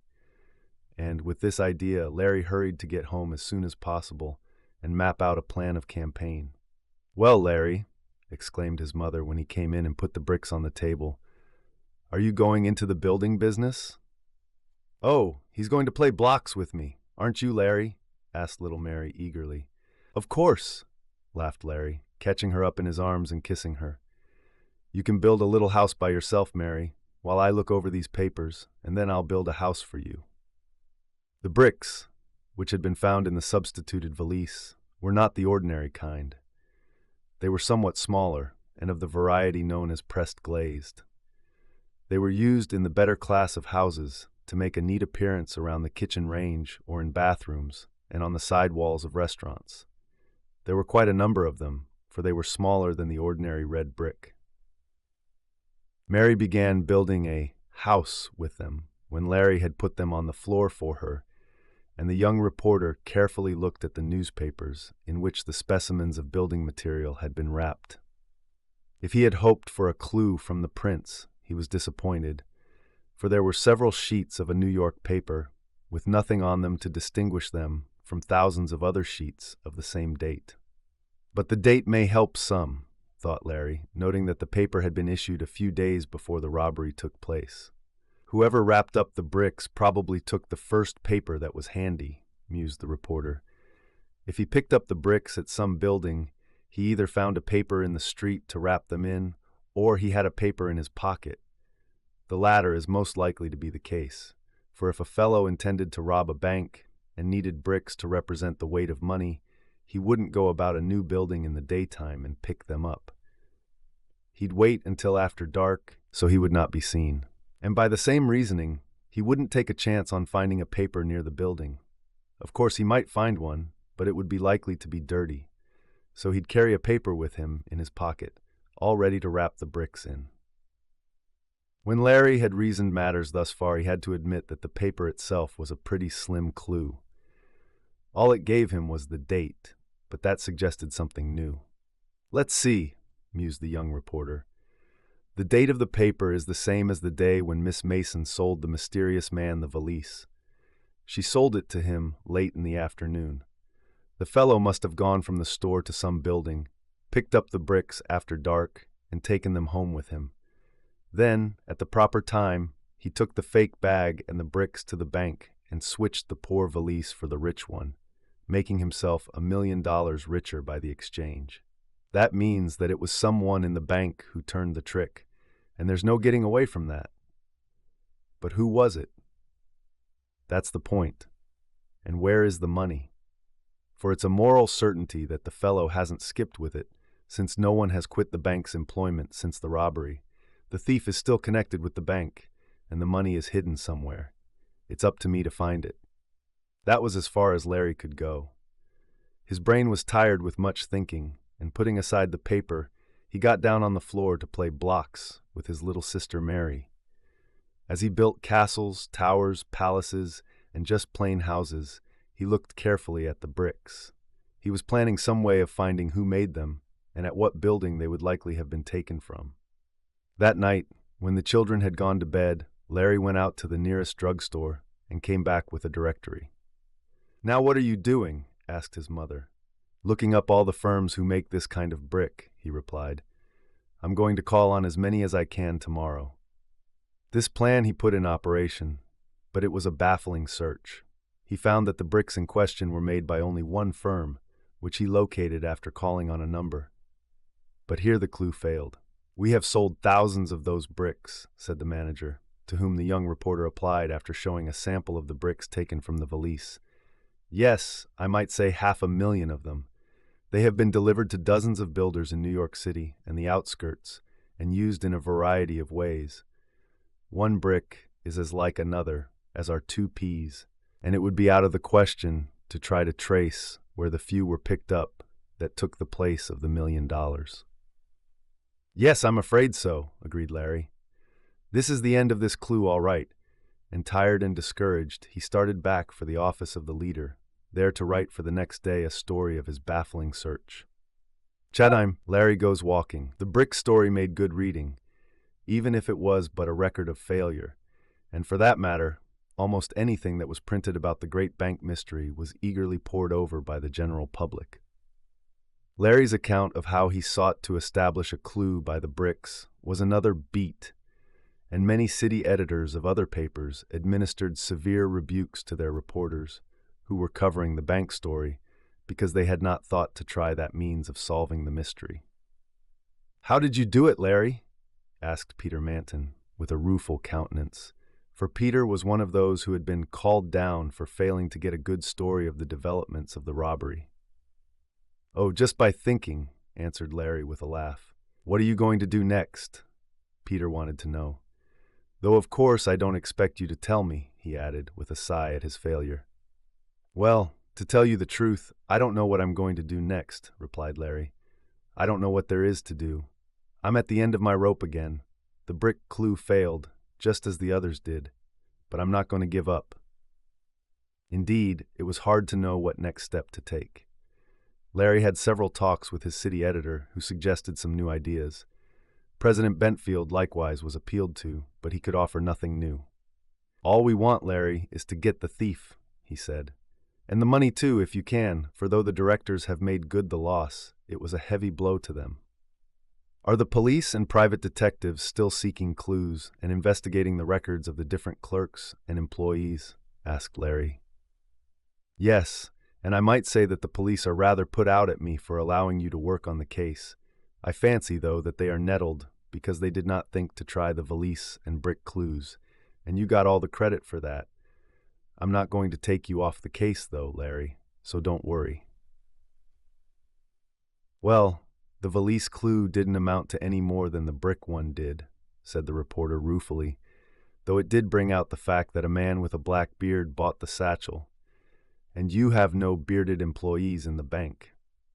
"Only myself," admitted the president with a smile, "and my beard is white. I didn't dye it in order to purchase the valise either," he added, laughing. "Of course, the real thief might have had a Confederate purchase the valise for him," suggested Larry. "And that makes it all the harder. Miss Mason gave me all the help she could, but she did not take much notice of the man, except that he looked like Harrison Witherby from the back." "Not a very safe clue to go on," commented the bank president. "Besides, Mr. Witherby is one of our most trusted employees and has been with us for years. I would as soon think of suspecting myself as him." Larry did not impose such unbounded confidence in the clerk who had proved himself such a bully, but he did not care to tell Mr. Bentfield this.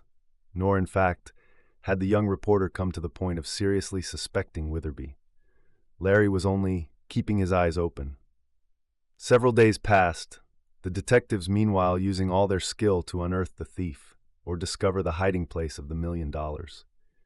Naturally, to be under observation, as the bank employees were all the while, made them feel unpleasant, but there was no help for it, and they accepted it with the best grace possible. There was a mutual feeling of distrust and annoyance, for it had now come to be accepted as a fact that if someone actually employed in the bank had not taken the money, at least they had aided in its disappearance. Still, there was no change in the situation, and every clerk, teller, and cashier stayed at his post. "That thief, whoever he is, has the best nerve of anyone I ever heard off," thought Larry one day, after a visit to Mr. Bentfield. The young reporter looked into the brass cage where the clerks were, wondering which of them would finally prove to have been concerned in the robbery. At this moment Witherby looked up, and catching Larry's glance, he frowned.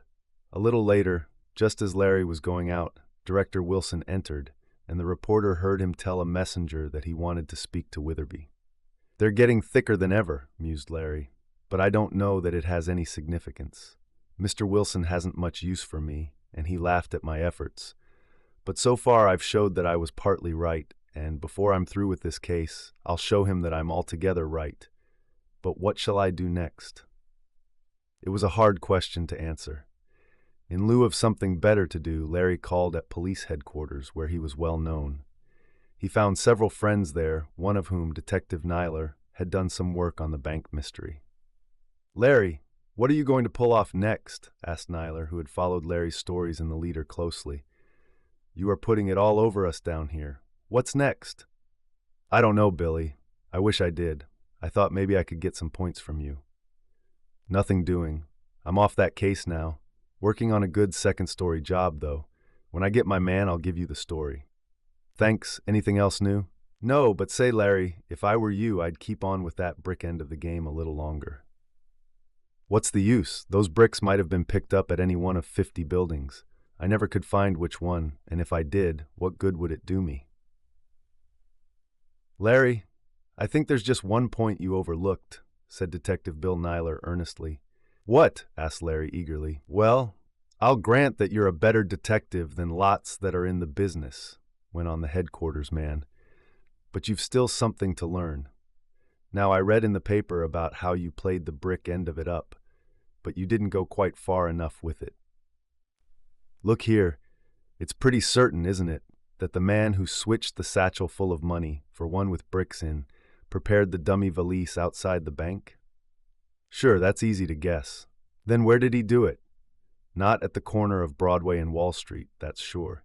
He'd pick out the most secluded place he could find, and that would be his own room. Now then, there are several fellows who work in the Consolidated Bank. Any one of them may have committed this robbery, and again, it may have been done by some clever outsider, though I'm not strong on that theory. If it was a bank clerk, he fixed that bag up in his room. A room is in a house, which, though it sounds like a lesson in the first reading book, isn't so simple as it seems. What I mean is that the thief wouldn't go too far from his room in order to get the bricks. He'd pick out some place as near his house and room as possible. Why, asked Larry, so as to make the chance of him being seen with the bricks so much less. He picked up the bricks at some building at night, you say, and I believe it. There's hardly a doubt of that, spoke Larry, for he wouldn't risk going up in an open manner and asking some mason for the bricks. Whoever he asked for them would have remembered it when the story came out, and we'd have more evidence, which we now haven't. So I believe he took the bricks at night from some building without asking anyone. Of course, agreed the detective, and he'd want to travel as short a distance afterward as possible. For look you, Larry, a fellow with a load of bricks might meet a policeman or a detective who naturally would be suspicious. So I think the thief just slipped out of his house, went a short distance, picked up the bricks, and skipped back. By Jove, I never thought of that, exclaimed Larry. I mean that you ought to get a list, showing where every employee of the bank lives. Then take a walk around each of their houses and see if there isn't a new building going up near some of them where these bricks are being used. Then you may have something to work on. I will, cried Larry, the light of a new hope shining in his eyes. This is great, Bill. I guess I've got lots to learn after all. I will take a walk around and keep my eyes open. There's only one trouble, suggested the detective with a twinkle in his eyes. You may find half a dozen new houses with these bricks scattered about them, and some bank employee may live near each one. Then you'll have 6 fellows to be suspicious of. That's better than having a whole bank full, replied the young reporter. I'm off now. His first care was to get from Mr. Bentfield a list of the residences of all the bank employees, nor would he say why he wanted it. Then Larry began a sort of walking tour, intending to cover a good part of New York. He would first locate the house of some employee and then circle about it to find a building in course of erection, a building where the bricks were used that had played such a part in the robbery. $1,000,000 bricks, Larry called them, and it is as good a term as any other to employ in describing them. Well, this may make a good story, even if I don't get any real clue out of it, mused Larry as he began his walk. An unexpected meeting. Larry Dexter's task was not an easy one. In the first place, there were nearly 100 of the bank employees, about whose houses he had to circle, in order to determine if there were any of the $1,000,000 bricks in the vicinity. This in itself was tedious work, but Larry was eager on the trail, for he could not tell at what moment he might make an unexpected discovery. A week went by, however, with no result. Larry had covered many of the residences of the employees, but near none of them were buildings in the course of erection where the bricks in question could be found. The young reporter had his own troubles, too, for in several cases, after locating a new building near some bank employee's house and inquiring whether the pressed bricks were being used, he was regarded with suspicion. More than once, he was looked upon as a sort of drummer for the bricks and told to be off about his own affairs. Again, he was suspected of being a walking delegate, trying to bring about a strike on account of the use of non-union material, and the foremen were on the point of escorting him off the premises with force. For, on this search, Larry did not describe himself as a reporter looking for clues in the great bank mystery. He did not want it known who he was, for he realized that if the other papers learned about his efforts, they would put reporters on the same scent, and Larry would lose all chance of securing a beat. And while he was doing his best to solve the mystery for the bank, his first duty was to his own paper, and he realized that. He must get the story, if everything else failed. But he hoped he could do both. It was a warm Sunday in May. All the week Larry had worked hard on the bank mystery, and now that he had a day of rest, he felt that he wanted to get far away, where he could see nothing to remind him of it, where he could not smell printer's ink, or hear the thunder of the presses and the rustle of paper. For, Though the young reporter was loyal to his assignment, he realized that sometimes to get away from a case you are hard at work on and take in new ideas and scenes helps to bring results when the loose threads of clues are again taken up. "I think I'll go for a walk in Central Park," he said to his mother when they had come back from church. "It will do me good. I'll take Mary and James with me." "No, Larry," suggested his mother. "You just go off by yourself. Lucy will take the little ones. You want to be free to think, and if you see anything that will help you, you want to be in a position to go after it. Go off by yourself, and maybe you will discover something that will help you." "All right," he agreed, and so he went for the walk, a walk differing from his usual weekday one, when he was continuously on the lookout for a house where a bank clerk lived, which house might be near a pile of the $1 million bricks. It was beautiful in the park. As Larry walked along, the big gray squirrels scampered about over the green grass, for they are allowed to run free in the big enclosure. Larry bought a bag of peanuts, and as he crossed over a roadway and reached the other side, a big squirrel sat up with tail erect and eyed him hungrily. "Peanuts, eh? Want some peanuts?" asked Larry, and holding out one in his hand toward the squirrel, he was rather surprised when the nimble little creature scrambled up his leg, as though it was the trunk of a tree, thence to his shoulder, and along his arm to his outstretched hand, and took the peanut in its paws. Then, as fearless as a kitten, the squirrel sat up on Larry's shoulder and ate the nut. "Well, well," he laughed, "this is a new one on me. I never knew the squirrels were so tame. They are, as a matter of fact, for kind treatment, and the way the New York boys and girls feed them has made them so." Suddenly there was a movement on the path back of Larry. With a frisk of its tail, the squirrel scampered down Larry's leg and ran across the grass with part of the peanut in its paws. Then there came a girlish laugh and a voice exclaimed, "Oh, this is a new part for a reporter to play. Are you getting a story about the tameness of squirrels, Mr. Dexter?" Larry wheeled about and saw the girl to whom he had been of service in the subway, the girl who had helped him on the satchel clue. Miss Molly Mason. "Oh, good afternoon," he greeted her. "This is an unexpected pleasure. I didn't know you walked in such a prosaic place as Central Park." "There, or Bronx Park, every pleasant Sunday," she replied, her brown eyes dancing with the joy of the beautiful day. "I am kept in the store so much that I take every chance I get to see the trees and the green grass." "So do I," said Larry, walking along at her side. "Are you going anywhere in particular?" "I am, yes," she answered, and there was a smile on her lips. "Oh, then don't let me keep you," spoke Larry a bit stiffly. "I am going to feed the elephants peanuts," she answered with a laugh. "I do it every Sunday." "Oh, then perhaps you won't mind if I come along," went on the young reporter. "I have some peanuts left, and, well, I am fond of elephants."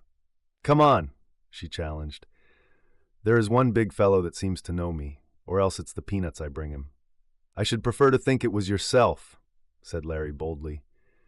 "Well, we'll see what the elephant thinks of my peanuts," and they walked along together, laughing and chatting like two children. Larry felt light-hearted and carefree. He had almost forgotten about the bank mystery and how much depended on him to solve it, until Miss Mason asked him, "Have you found the black-bearded man who bought the valise of me?" "No, and I'm afraid I never shall," was his answer. "It is a strange mystery. I can't seem to get anywhere with it." "I wish I could help you," she said earnestly, "but I can't seem to." "You gave me a good story at any rate," retorted Larry. "By the way, the art department sent me up your picture to return to you, but, do you mind if I keep it for myself?" She looked at him a moment and answered, "No, not very much." "Then I will," exclaimed Larry. "Here we are at the Elephant House. Let's see who can feed the big fellows the most peanuts." And still like children, they entered. The question of who was the greatest favorite of the pachyderms was not settled. Certain it was that the biggest elephant seemed to like Miss Mason's peanuts better than Larry's, but perhaps that was because she fed them to him by the half-bagful. Soon the two had handed over all the dainties they had purchased. As they walked up a path, Larry saw two figures approaching them. Both were vaguely familiar to him, and he was just wondering who they were when, suddenly, he came face to face with them. Even in the waning light, he had no trouble in recognizing them. They were Miss Grace Potter the daughter of the millionaire whom Larry had located after such a search, and Harrison Witherby, the clerk in the Consolidated National Bank, which had been robbed of $1 million. "Oh, good evening, Mr. Dexter," greeted Miss Potter in some surprise as she noted Larry's companion. "Good evening," replied the young reporter, and though he glanced at her escort and nodded, Witherby did not respond, but looked at our hero almost with a sneer. A moment later and the two couples had passed each other, but Larry's heart was still beating over the unexpected meeting. Chapter: The Pile of Bricks. "Oh, Larry, I mean Mr. Dexter, do you know her?" asked Molly Mason, when she was out of earshot from the couple she and her escort had just passed. "Yes, she is Miss Grace Potter," replied the young reporter, "but you spoke as though you knew her yourself." "Oh, no, I don't know her, of course. She and I don't move in exactly the same society circle," spoke Miss Mason with a frank laugh. "But I've often seen her in our store. You notice that I say our store," she added, still laughing. "But all we girls always say that. It makes it sound as though we had some interest in it." "And so Miss Potter comes there?" asked Larry. "Yes, and the girls all like her because she is so kind and considerate. She never makes a fuss, even though she is a millionaire's daughter. You know her father is very rich," she added, for Larry's benefit. "Oh, yes, I know," he said. "I have good reason to." And he told something about his hunt after the missing millionaire, as I have set it down in the book before this one, called Larry Dexter's Great Search. "Then you must know her quite well," went on Miss Mason. "I do," replied Larry, and he fancied there was just a note of jealousy in his companion's voice. "I met her quite often some time ago, and she was very kind to me, though I was only a reporter and she a millionaire's daughter." "That's what the girls in the store say of her," spoke Miss Mason. "You'd never know she had all the money she wanted to spend, to judge by her manner. Some of the very rich people make it hard for working girls," she went on. "They seem to think we have no feelings, but Miss Potter is very different. I wish there were more like her." "Did you notice who was with her?" asked Larry. "Not particularly. I saw that it was a young man, not bad-looking." "He was. Why, of course," suddenly exclaimed Miss Mason. "I know now what you mean. I was wondering why his face was so familiar. He was the one who jostled me in the subway train that day, wasn't he?" And she leaned eagerly toward Larry. "The very same," he answered quietly. "I wonder what he was doing with Miss Potter," went on Larry's companion. "I can't say much about his manners, but perhaps he acts differently toward millionaires' daughters than he does toward working girls." "I don't doubt it," remarked our hero grimly. He too was wondering what had brought Miss Potter and Witherby together, and though Larry tried not to let himself be conscious of it, he was aware of a distinct pang of jealousy. "It must be because Mr. Potter banks at the Consolidated and Witherby works there," reasoned Larry to himself. "Though how a bank clerk, on a comparatively small salary, can afford to go around with a millionaire's daughter is beyond me, but I guess it's none of my business." "It's queer we should meet that man again," went on Miss Mason, referring to Witherby.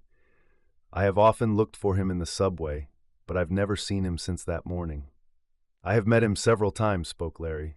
"He is employed in the Consolidated Bank, where the $1 million robbery took place." "Yes, the same bank. And do you suspect him?" "Oh, Mr. Dexter, maybe he had something to do with it," exclaimed the girl impulsively. "Oh, I guess not," laughed Tom. "He doesn't seem to have been in a position where he could have changed the bags, though of course it's possible. I'm beginning to think that the $1 million vanished up the chimney like smoke, and that the money and the thief will never be found." "Oh, you mustn't give up so soon," urged Miss Mason. "I'm not, but I'm just beginning to lose hope." She and Larry walked on for some little distance farther, and then the young reporter took Miss Mason home, remaining to pay a brief call on her mother. "Well, I'm going to do something tomorrow," said Larry to himself as he started for his own home. And that something was nothing more or less than to visit the vicinity of the house where Witherby lived and look about it for a telltale pile of bricks. Up to this point, Larry had only made his search around the houses or boarding places of those clerks who lived in New York City proper. He intended to gradually extend his field as some of the employees lived out of town. This was the case with Witherby, whose home was in Hackenford, New Jersey. "I'll go out to Hackenford tomorrow," decided Larry. I might as well settle this thing one way or the other as soon as possible, though I don't understand why, if he lives in Hackenford, he took the subway downtown to New York.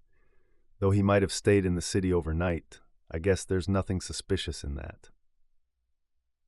Early the next morning, Larry went to the office of the leader. He had a tip on a story he wanted to turn in, and he wanted to talk with Mr. Emberg and explain where he was going. "Well, keep right on with the case," the city editor urged him. "I'm afraid it's going to fall flat," remarked Larry. "I can't seem to land anything. Do you think it's worthwhile spending more money on it?" "I certainly do," was the quick reply. "We'll get a big story out of it someday. Don't give up, Larry. We haven't lost confidence in you."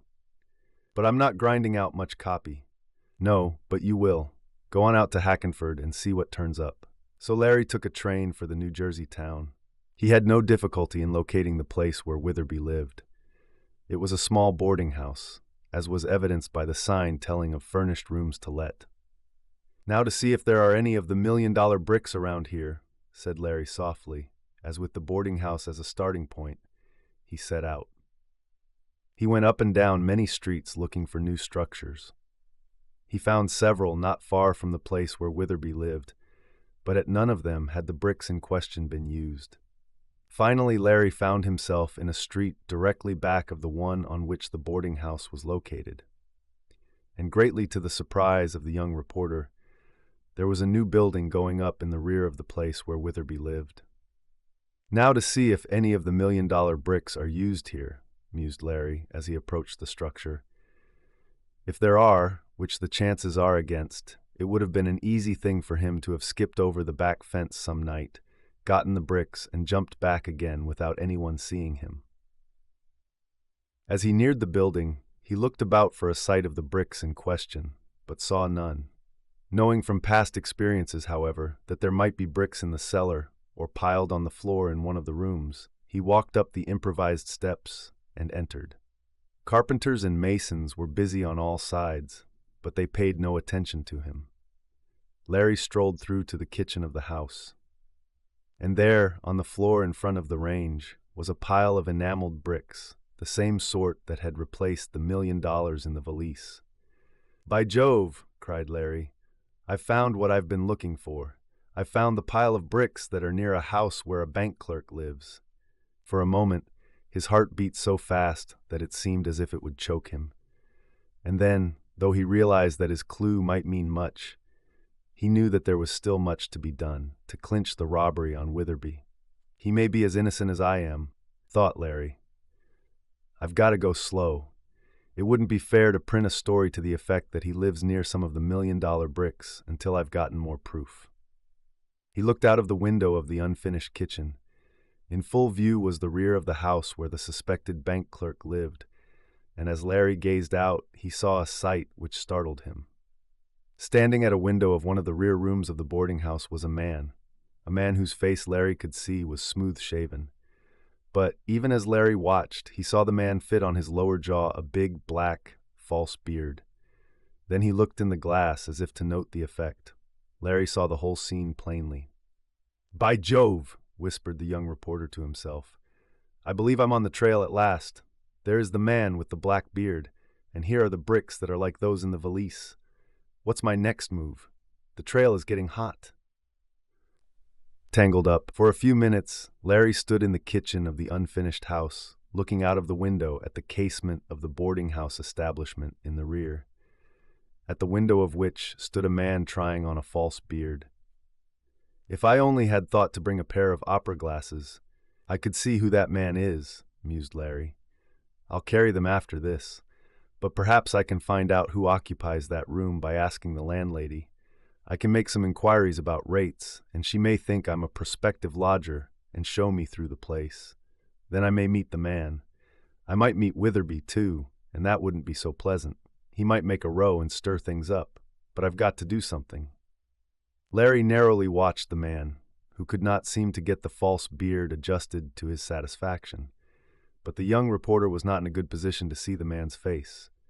What glimpses he had of it did not show him any one whom he could recognize. "Though of course it might be Witherby himself," mused Larry. "He lives there, and that's just as likely to be his room as that of anyone else. I'll go up to the second floor of this house and see if I can't get a better view of that room and the man in it. As Larry started from the kitchen, he cast a last, hasty glance at the strange man. The young reporter saw him take off the false beard, and the next moment pull down the shade of the window. It's all up now, thought Larry. I'll have to try some other plan. Guess I'll stay here a while and see what happens. But he could not carry out that plan, for a moment later a man, evidently one of the building contractors, entered the kitchen. He looked suspiciously at Larry. "What are you doing here?" he asked gruffly. "Looking around," answered Larry coolly. "Did anyone give you permission to come in?" "No, I just invited myself." "Are you connected with the owner of this place?" "No, I don't even know his name." "Then you'd better be off. We don't like strangers around here. We've been missing things lately." "Are you accusing me?" asked Larry sharply. "Well, you can take it as you like. Get out of here, that's all." "Of course that's your privilege," answered Larry, keeping his temper by an effort. "But I can assure you that I only came here to look around.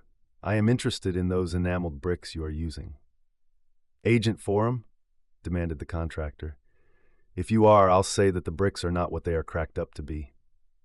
"I'm not the agent," replied Larry with a smile, and then, for fear the contractor might ask other questions which would be hard to answer under the circumstances, the young reporter hurried away. "Let's see," he murmured as he walked up the street. "I think the next move will be to apply at the boarding house. Maybe the landlady will answer some questions that will help me solve the mystery."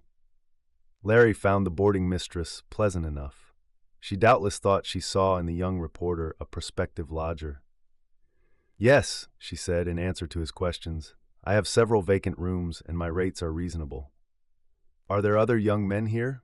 asked Larry. "Oh yes, several. I have one bank clerk." "Mr. Witherby?" interrupted the reporter. "Yes, how did you know?" "Oh, I have met him in New York," replied Larry evasively. "Perhaps you would show me some of your rooms." The landlady was willing, and soon was escorting our hero through the house. "Is this room occupied?" asked Larry, as he reached the door of the one in which, from the vacant house, he had seen the man with the false beard. "Yes, Mr. Witherby has that," was the unexpected answer. "Mr. Witherby!" Larry started, and he feared lest his voice should have betrayed his anxiety. So Witherby, after all, was the man with the false beard. His house was near the pile of telltale bricks. More and more, everything seemed to point to him as the thief. "Here is a room you might like to look at," said the boarding mistress, opening the door of a chamber some distance down the hall. "I'll just see if it's fit to be inspected." She vanished within the room while Larry started toward it. At that moment, the door of Witherby's apartment opened. The young reporter swung around to face the bank clerk. But to his surprise, he saw a young man with a sandy mustache come out. A young man who did not at all resemble the bank clerk, and who looked at Larry with no sign of recognition. The man with the sandy mustache passed down the hall toward the stairs, and at that moment the landlady, coming out of the vacant room, saw him. Why, she stammered. Who are you? I did not let you in." "He came out of Mr. Witherby's room," explained Larry quickly. "Then he's a sneak thief," cried the landlady sharply. "Call the police. Hold him. He's a thief." Larry thought the same thing, the more so as he had seen the performance with the false beard. "I'll get him," cried the young reporter. He darted after the man with the sandy mustache, but the latter, with a quickness that was almost incredible, ran down the stairs. A moment afterward, the front door slammed shut behind him, and when Larry reached the stoop, there was no one in sight. "Well, by Jove," exclaimed the astonished reporter. "That was sure a quick getaway. I wonder where he went." "Did you get him? Where is he?" panted the landlady. "Call the police." "There's not much use of that now," replied the practical Larry. "The fellow has disappeared. He must have run around in some yard, and he's far enough off by this time. The best thing to do would be to see if he has taken anything." "And to think that he was in Mr. Witherby's room," lamented the boarding mistress. "Oh, how can I explain it to him? I was sure Mr. Witherby had come home too, but he must have gone out again. Oh, perhaps this thief has killed him in his room." "Not much danger of that," replied Larry. "We'll take a look." "Oh, I'm so frightened," cried the woman. "There's no one home now, for my servant has gone to the store. Oh, call the police. I have a telephone." Wait until we see if we need them, suggested Larry. There's no use causing unnecessary excitement. Perhaps you can tell by looking at Mr. Witherby's room whether anything is missing. They found the door locked, but the landlady had a duplicate key and soon opened it. Nothing appeared disturbed. His clothes all seem to be here, said the boarding mistress as she looked in a closet. Of course some things may be missing, but we can't tell until Mr. Witherby comes home. Oh, to think of a sneak thief being in my house. What makes you think Mr. Witherby came home? Asked the young reporter, making up his mind to say nothing of the man with the false beard. Because I heard someone come in, and he walked just as my lodger does. Someone went upstairs to Mr. Witherby's room. You know he often comes out this way on banking business, and then he stops in his room. He's often done it, and of course I thought it was him this time. Oh dear. Well, I wouldn't worry, advised Larry. The person you heard come in was probably a sneak thief who used a skeleton key. He didn't appear to be carrying much away with him, at any rate. I can't tell how much my boarders may have been robbed of until they come home, the landlady said. Oh, what a disgrace to my house. It is too bad, admitted Larry, but perhaps he got nothing. He was probably frightened by hearing us in the hall. I'll stop on my way down the street and send up the first policeman I meet if you wish. I wish you would, said the woman. I'd feel safer. Larry concluded this was a good chance for him to get away without again bringing up the matter of engaging a room, and so he hurried out. He met an officer, and briefly describing the case, advised him to call at the boarding house. Well, things are getting tangled up more than ever, thought the young reporter, as he walked toward the railroad station. Witherby lives near some of the $1,000,000 bricks, and he had a chance to use them. But did he? That's the question. Then there's this false beard business and the sneak thief, though I suppose they only make one clue together. I don't see how I can connect them with the bank mystery. The sneak thief probably came in wearing a beard, and something went wrong with it. Then he decided to adopt the disguise of a false moustache. It was a clever trick. I wish I could have caught him. I guess I'll get back and have a talk with Mr. Bentfield.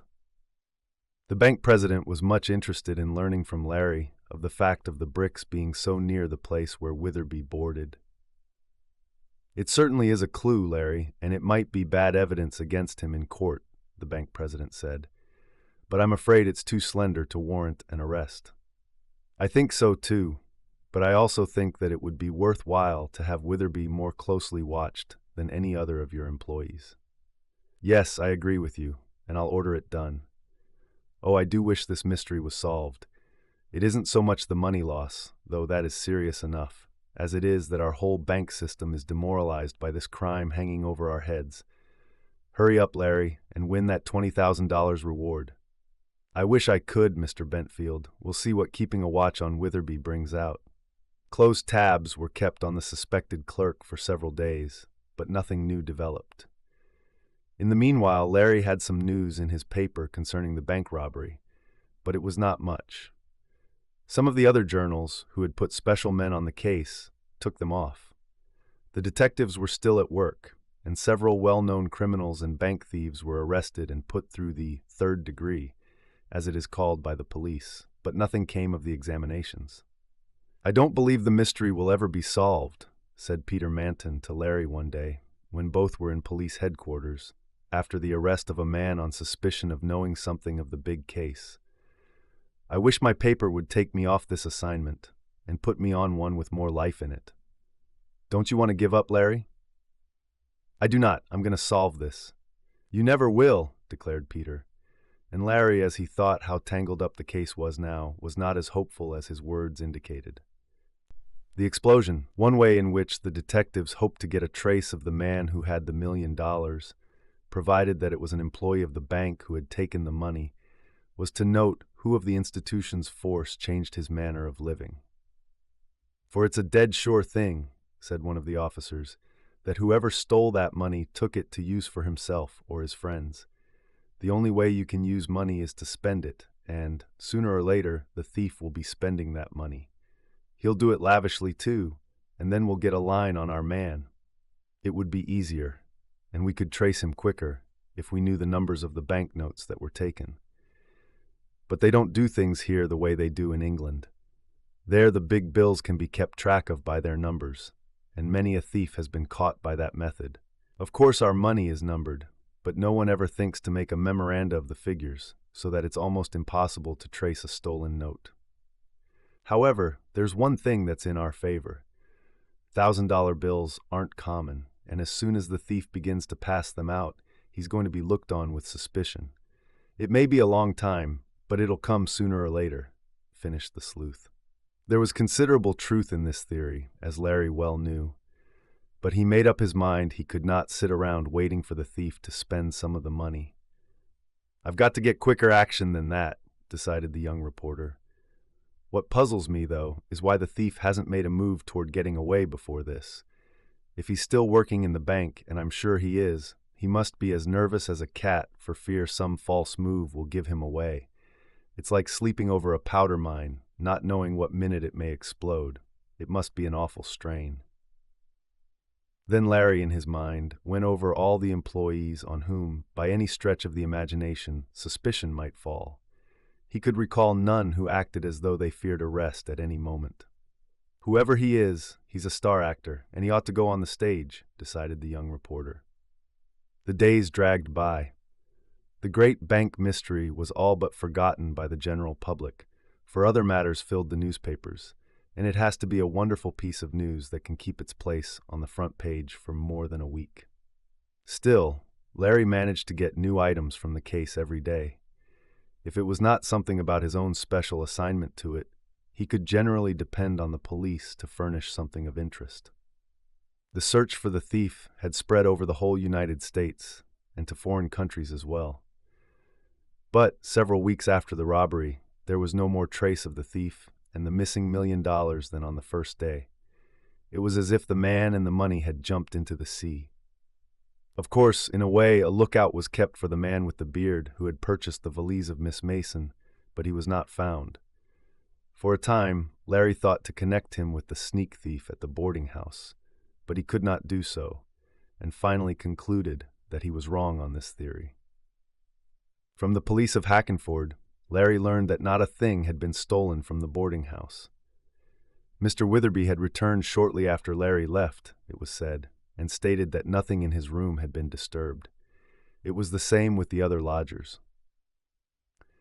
"I guess the landlady and I frightened the fellow away before he got a chance to take anything," reasoned Larry, though from the way he stayed in Witherby's room, juggling with that false beard, it would seem as if he had plenty of spare time. Larry had not seen Miss Potter since the time he met her in Central Park with Witherby, though our hero had called on Miss Mason several times. He found in her a most congenial acquaintance. One day, however, when uptown, running down a tip he had received about a foreigner who was spending large sums of money in the hotel district, Larry met the millionaire's daughter. "Why haven't you been to see me, Larry?" she asked, for during the time her father was missing and Larry was working on the case, Grace got well acquainted with the young reporter. "Papa said he asked you to call some time ago, but you never did," she went on. "Well, I fancied," stammered Larry. "Now I know what you're thinking of," she exclaimed quickly. "It's Mr. Witherby. Don't deny it," she went on, playfully shaking a finger at Larry, who was blushing at the correct interpretation of his thoughts. "But I want to tell you," she went on, "that he and I were talking on business matters when you met us." "Business matters?" repeated Larry. "Yes, you know Mr. Witherby handles some stocks and bonds down at the bank. Small lots that borrowers bring in to sell, and which are not important enough to take to a regular broker. Father insists that I shall know something about business and about investing some money that I have in my own right, and he suggested that Mr. Witherby might give me some advice. And he has done so on several occasions. I have made a number of investments through him, and they have all been good. It was one of these he called to see me about that Sunday, as it was necessary to act early the next morning. Besides, he is a distant relative of ours. Most of his people are dead, and he has few friends or relatives. He has ambitions of which he speaks but little. Father wants me to be kind to him and help him all I can. It was so pleasant out of doors that I suggested we take a walk. Mr. Witherby is engaged to some girl out west, said Grace with a laugh which had a meaning of its own. He showed me her picture. So you see, Larry? I'm sorry I haven't called before, he interrupted with another blush. But this bank mystery takes up a lot of time. Not so much, but what you can go walking in the park with a pretty girl, Larry. Who was she? I'm sure I've seen her before. Larry explained Miss Mason's position, and then, the little misunderstanding having been cleared away, the two friends walked on down the street together, for Miss Potter had been shopping. I have to go away downtown now, she said, after Larry had accompanied her in several stores. Mama wants some kind of imported medicine that I can only get at a wholesale drug house on Greenwich Street. I'll come along, offered Larry. I'm about due at the office. That wealthy foreigner clue did not amount to anything. Larry was also wondering what the Witherby clue would amount to after the remarks of Grace, but he concluded to keep on with it in spite of what she said, for he wanted to clear up the bank mystery. They were soon riding down in the elevated train, as that was the most convenient way. Talking of many things, and the bank mystery in particular, they hardly noticed the passage of time until the train came to a sudden stop, with a harsh grinding of brakes. "What's that?" cried Miss Potter. "Something's happened," exclaimed Larry, his reportorial instinct on the alert at once. "I'll see what it is. You had better sit still." "No, I want to come with you," she insisted. "I like to know how you reporters work." "Very well," assented Larry. As they walked toward the end of the car, a guard entered. "What is it?" inquired the young reporter. "Fire just ahead of us," was the answer. "The flames are shooting up near the track, and we can't get past. We've got to back up to the station we just left." There was no excitement as yet, and soon the passengers had left the train and descended to the street to continue their trips in surface cars or the subway. "I think I'd better go down to that fire," spoke Larry, with a desire to serve his paper. "It looks like a big one," he added, as he saw clouds of black smoke just ahead.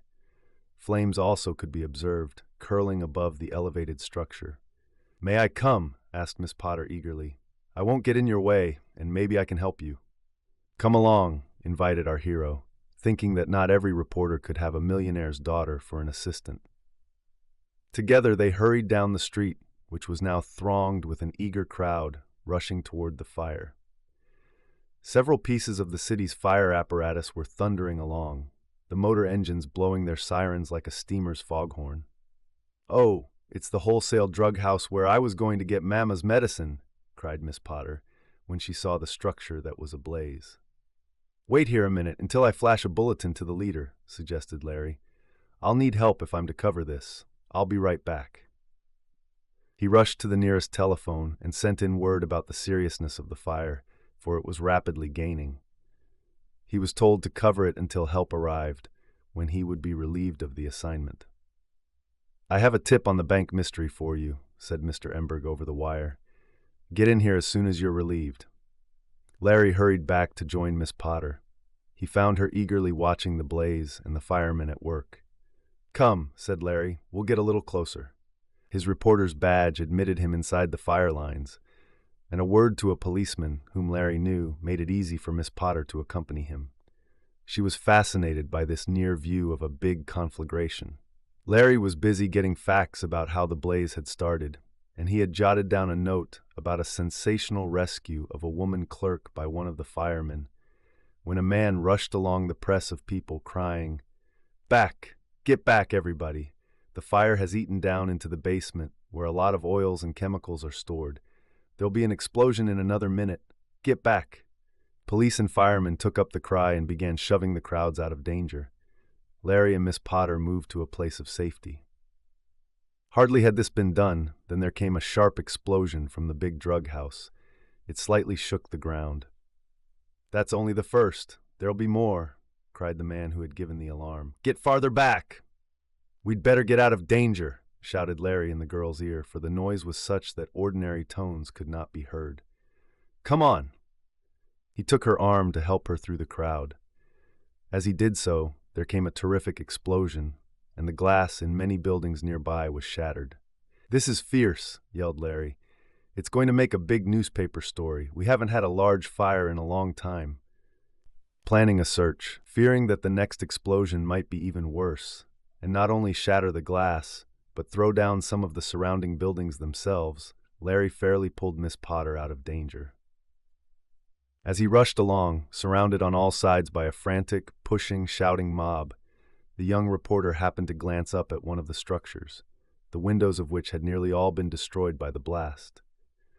One floor of this building was occupied by a costumer, who, as an advertisement, had set a figure of a clown in an odd costume on the sill of one casement.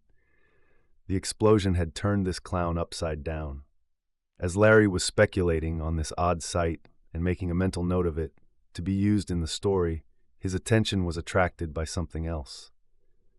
Owing to the breaking of the glass of the costumer's windows, many of which were of ground or painted material, so that the public could not observe his customers trying on suits, a full view could be had into the interior of the shop.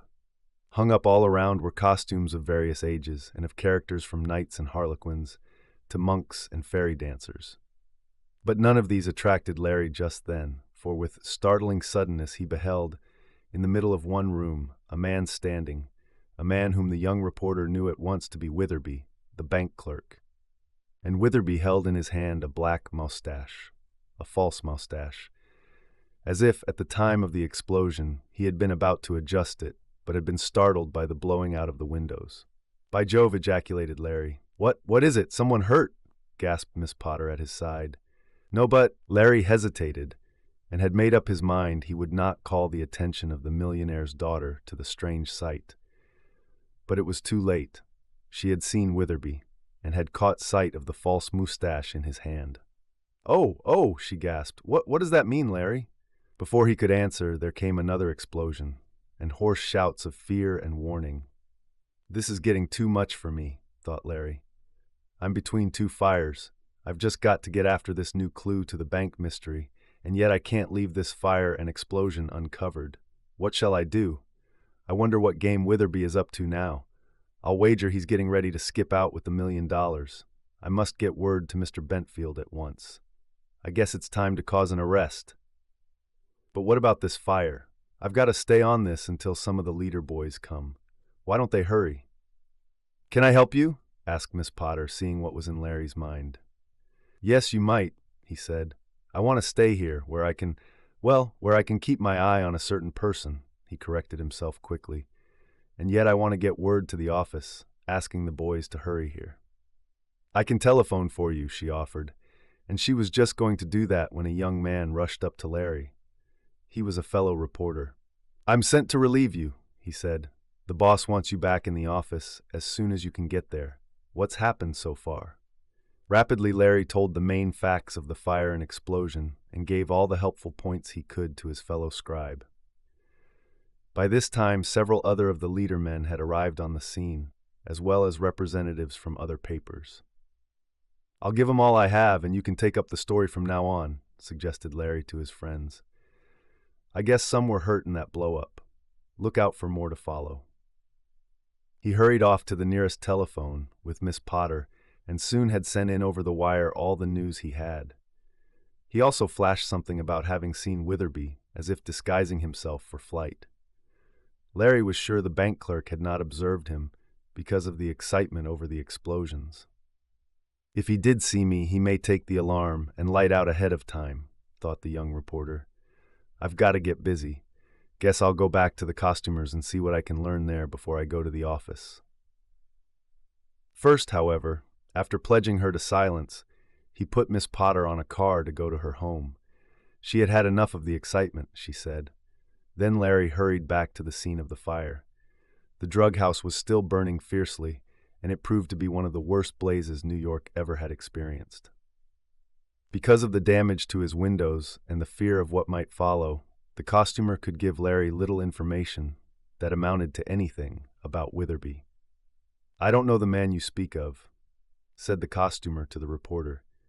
"Many people come in here every day to buy false wigs, beards, or mustaches for themselves. I do not ask their names. They may want them for theatricals or for criminal disguises. I have no way of telling. A number were in here when the explosion blew out all my windows. Oh, it was terrible. I am all upset. I don't know the young man you speak of." At any rate, he is gone. They are all gone who were in here. The explosion scared them. Oh, so much as I will lose by this. Some of my best costumes are spoiled." This was true, for dirt and dust had sifted in the opened windows after the explosion, and now black smoke was entering in dense clouds.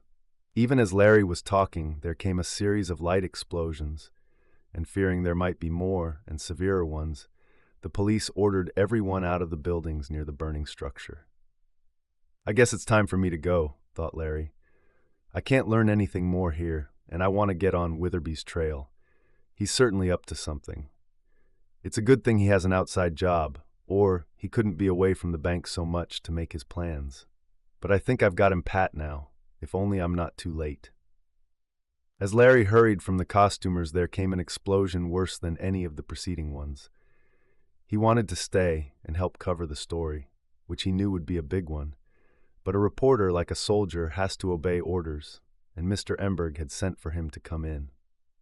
"I wonder what his tip is about the bank mystery," thought Larry, as he hurried on to the leader office. "I don't believe it is as good as mine." That Mr. Emberg was surprised when Larry gave all the details of seeing Witherby with the false mustache is to put it mildly. "It's going to be a great yarn, Larry," exclaimed the city editor. "Keep right after it. This is my tip. One of the headquarters detectives is on the trail of one of the bank directors, I understand."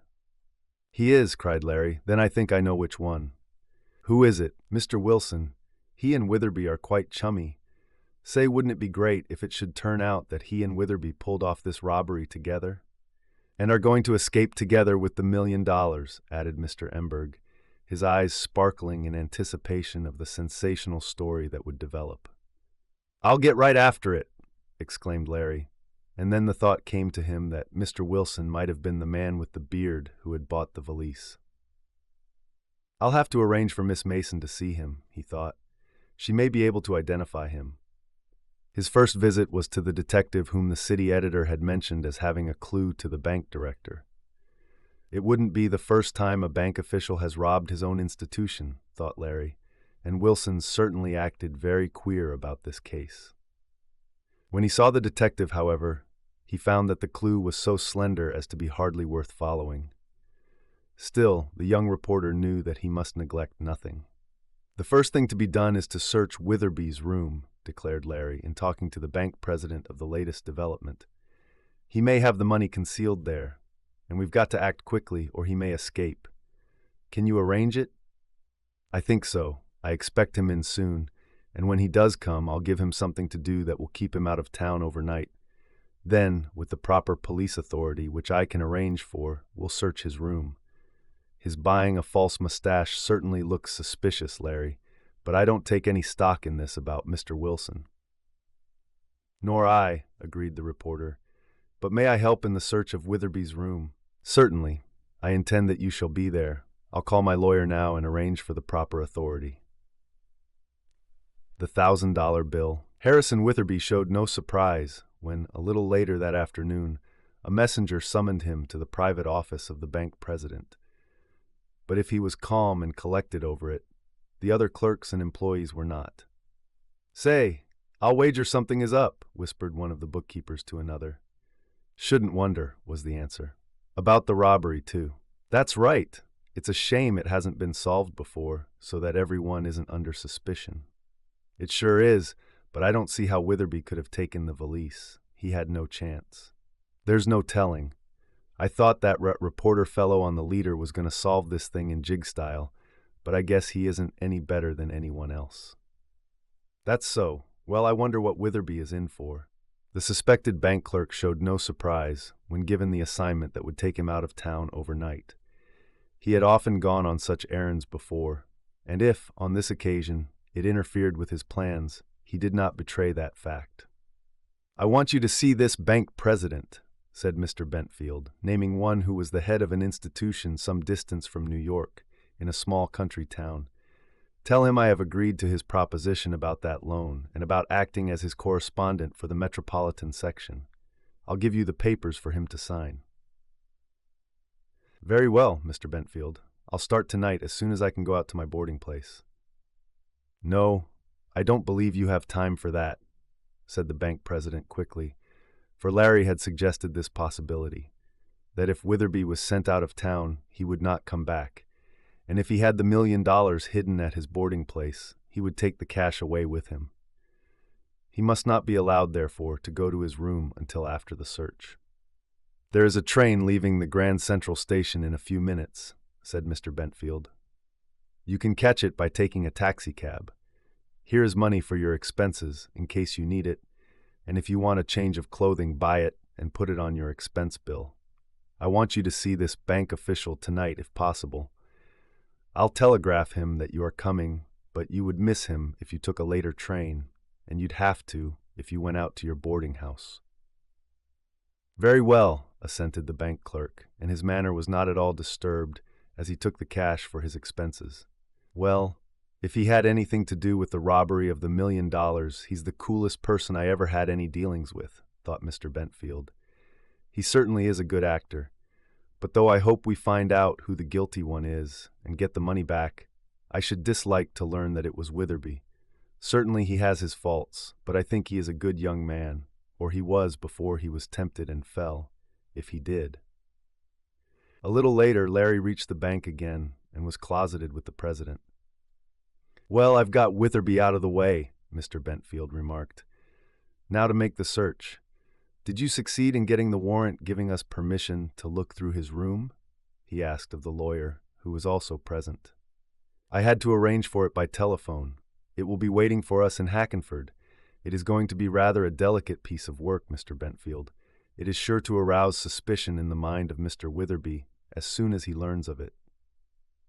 "I'll fix it so he won't know of it," exclaimed Larry. "How?" inquired the lawyer. "Well, as soon as I have the necessary legal permission, I'll go to Mrs. Boland, the landlady, and tell her what I propose doing. I'll tell her it is necessary, for the reputation of her house, that it be kept quiet, and that, when Witherby returns, he shall not even get a hint that his room has been entered." "But he'll see his things disturbed," suggested the bank president. "I intend to do the searching all by myself," said Larry. "I'll put everything back where I find it. But the other boarders in the house," came from the lawyer. "They will surely suspect something." "Not if I can get Mrs. Boland to help me. I'll see her alone, explain what I want, and suggest that I'd like to see our suspect and that I be allowed to wait for Witherby in his room. I can pretend to be a sort of acquaintance who wants to see him, you know. Then I can make my search and get away. If I find nothing suspicious, that will end it. If I get a clue, then—" "An arrest will follow," exclaimed Mr. Bentfield. "Justice must be done, no matter what the result. The bank owes it to itself, and the other clerks, who are under an unjust suspicion, must be cleared, Larry. The quicker this is over with, the better." The young reporter lost no time in starting for Hackenford. He planned to reach it before the other boarders came home to supper, as that would make his task easier. The lawyer went with him to secure the search warrant, and then returned to New York. Mrs. Boland, the landlady, was much surprised to see again the young man who had been present on the other sensational occasion when the sneak thief was discovered. "Did you come back about a room?" she asked Larry. "Not exactly," he said. "I must see you in private," he added, as he saw a servant standing in the dining room. "Is anything wrong? Has anything happened?" asked the boarding mistress when they were alone. Larry briefly told her of the suspicions against Witherby and his desire to search his room, at the same time showing the necessary authority. "Oh, to think of that!" cried Mrs. Boland. "$1 million in my house!" "It may not be here," suggested Larry with a smile. "I hope it is, but I have my doubts. Still, I may get a clue. I must ask you to be silent about my visit here." Overawed by the search warrant and the magnitude of the case, the landlady readily promised to say nothing to a soul. She would also keep from Witherby, on his return, the fact that his room had been entered. "I'll go up to it now, before any of the other lodgers come home," suggested Larry, and he was shown to the apartment which might hold the solution of the mystery. Mrs. Boland left the young reporter alone. Larry went at his work systematically. He had often been with the police or detectives when they searched the rooms of other suspected persons, and he knew pretty well how to proceed. For an hour or more, Larry went over everything, looking in bureau and desk drawers, in the trunk, under the carpet, In fact, in any place where money might be concealed. It can't be in any small place, argued Larry, for the bundles of bills are rather bulky. Still, he may have divided them and hidden a few each in many places. He renewed his search, being careful to keep the room in the same order as he found it, but he was unsuccessful. He was about to give up, regretfully, and he had already begun to formulate new clues in his mind, when from the bottom of a bureau drawer he picked up a small book. At the sight of it, Larry started, for it was a book, or catalogue, from a concern dealing in false beards, wigs, and other theatrical disguises. This is where he got his ideas of false mustaches from, thought Larry. Idly he leafed the book. Something fluttered from between 2 pages to the floor. The young reporter stooped to pick it up, and he could hardly believe the evidence of his own eyes when he saw, lying on the floor, a $1,000 bill. "Great Scott," whispered Larry. "It's real." He fingered it, thinking for the moment that it might be stage money, but his touch told him that it was genuine. "What have I found? What have I found?" he murmured. "The stolen million was all in $1,000 bills. Is this the only one left?" As he stood in the middle of the floor, holding the bill in his fingers, there was a step in the hall outside. A strange discovery. "Who's that?" thought Larry instantly. "If it's Witherby, he'll take the alarm and go at once, but no, it can't be that chap. He's too far off. And if it's any of the other boarders, he won't come in. That is, unless he's a friend of Witherby's who may walk in unawares. If he sees this—" Larry looked down at the $1,000 bill he held, and then he glanced at the door. With noiseless steps he crossed the room and was about to turn the key in the lock, a precaution he felt he should have taken before, when there came a tap on the portal. "It's a stranger or some of the other boarders," thought Larry. "Mrs. Boland would walk right in. What shall I do?" As he stood there irresolutely, holding the incriminating bit of evidence between his fingers, Larry heard a voice in an unmistakable foreign accent ask, "Are yez in there, Mr. Witherby?" "A woman," thought Larry. "One of the maids, evidently." "Because av yez are in there, Mr. Witherby, the missus sent me some time ago to mek the room up, and I clane forgot it, so I'll be after doing it now, av yez ain't in it. Be yez there, Mr. Witherby?" What answer should Larry make?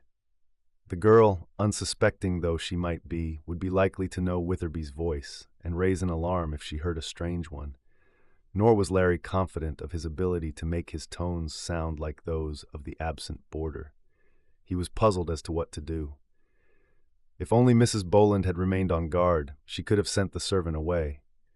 But the landlady had probably gone downstairs. "Are yez there, Mr. Witherby?" came the voice again. "Because I must do that room or the missis'll be displaced, and me only after getting the job here today. Clane Mr. Witherby's room, says the missis to me this marnin', and I clane forgot it until now. But av yez are out, Mr. Witherby, I'll do it now." Larry had an inspiration. A new servant, he reflected. She probably has never seen Witherby and doesn't know his voice. I'm safe. So he made answer, "I'm in here now, Bridget, and you can't clean the room." "Sure, how did you know my name was Bridget, which it ain't, being Katie? But av it's all the same to yez, you'll have to step out while I do the room. Come now, Mr. Witherby, come out like a gentleman and let me in." "No, Katie, I can't," and Larry smiled at the strange order. "Yez'll have. Didn't the missus tell me to clean the room? Come out now like a gentleman, or I'll lose me place."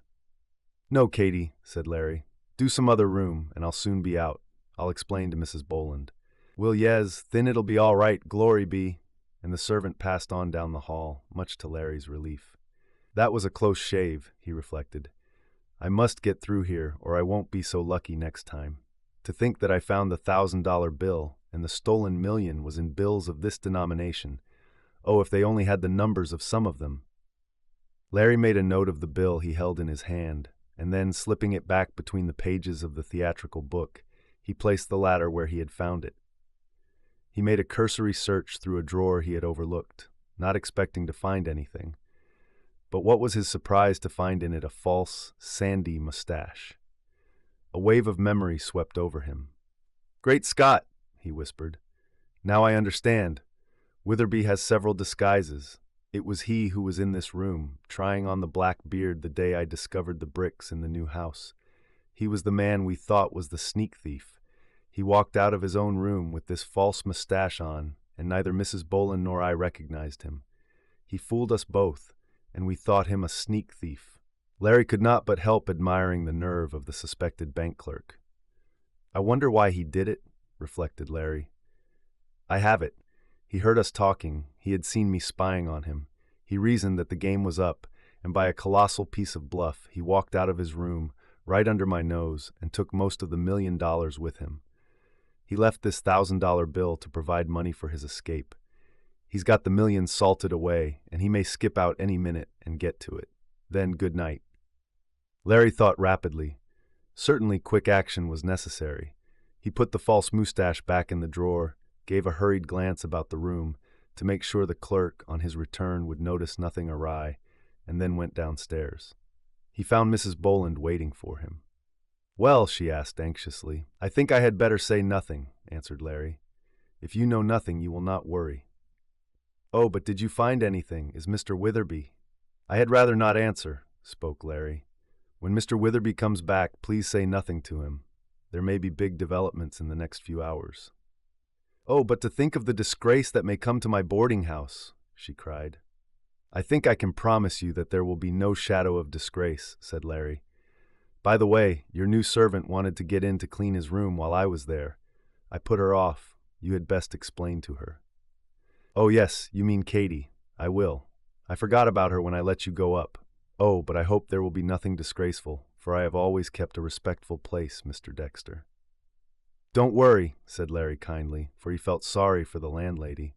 As he was on his way back to New York, Larry thought of many things. Clearly something must be done at once. He must see Mr. Bentfield. Probably the banker would order the clerk's arrest when he learned of the false mustache and the $1,000 bill. "And I'll get a great story," thought the young reporter. "I'm sorry for the poor fellow, though. Maybe the temptation was more than he could stand. $1,000,000 is a lot of money." On reaching New York, Larry called Mr. Bentfield up on the telephone, giving a hint of the disclosure he had to make. "I'd like to have a talk with you, Mr. Bentfield," said Larry over the wire. "Shall I call at your house?"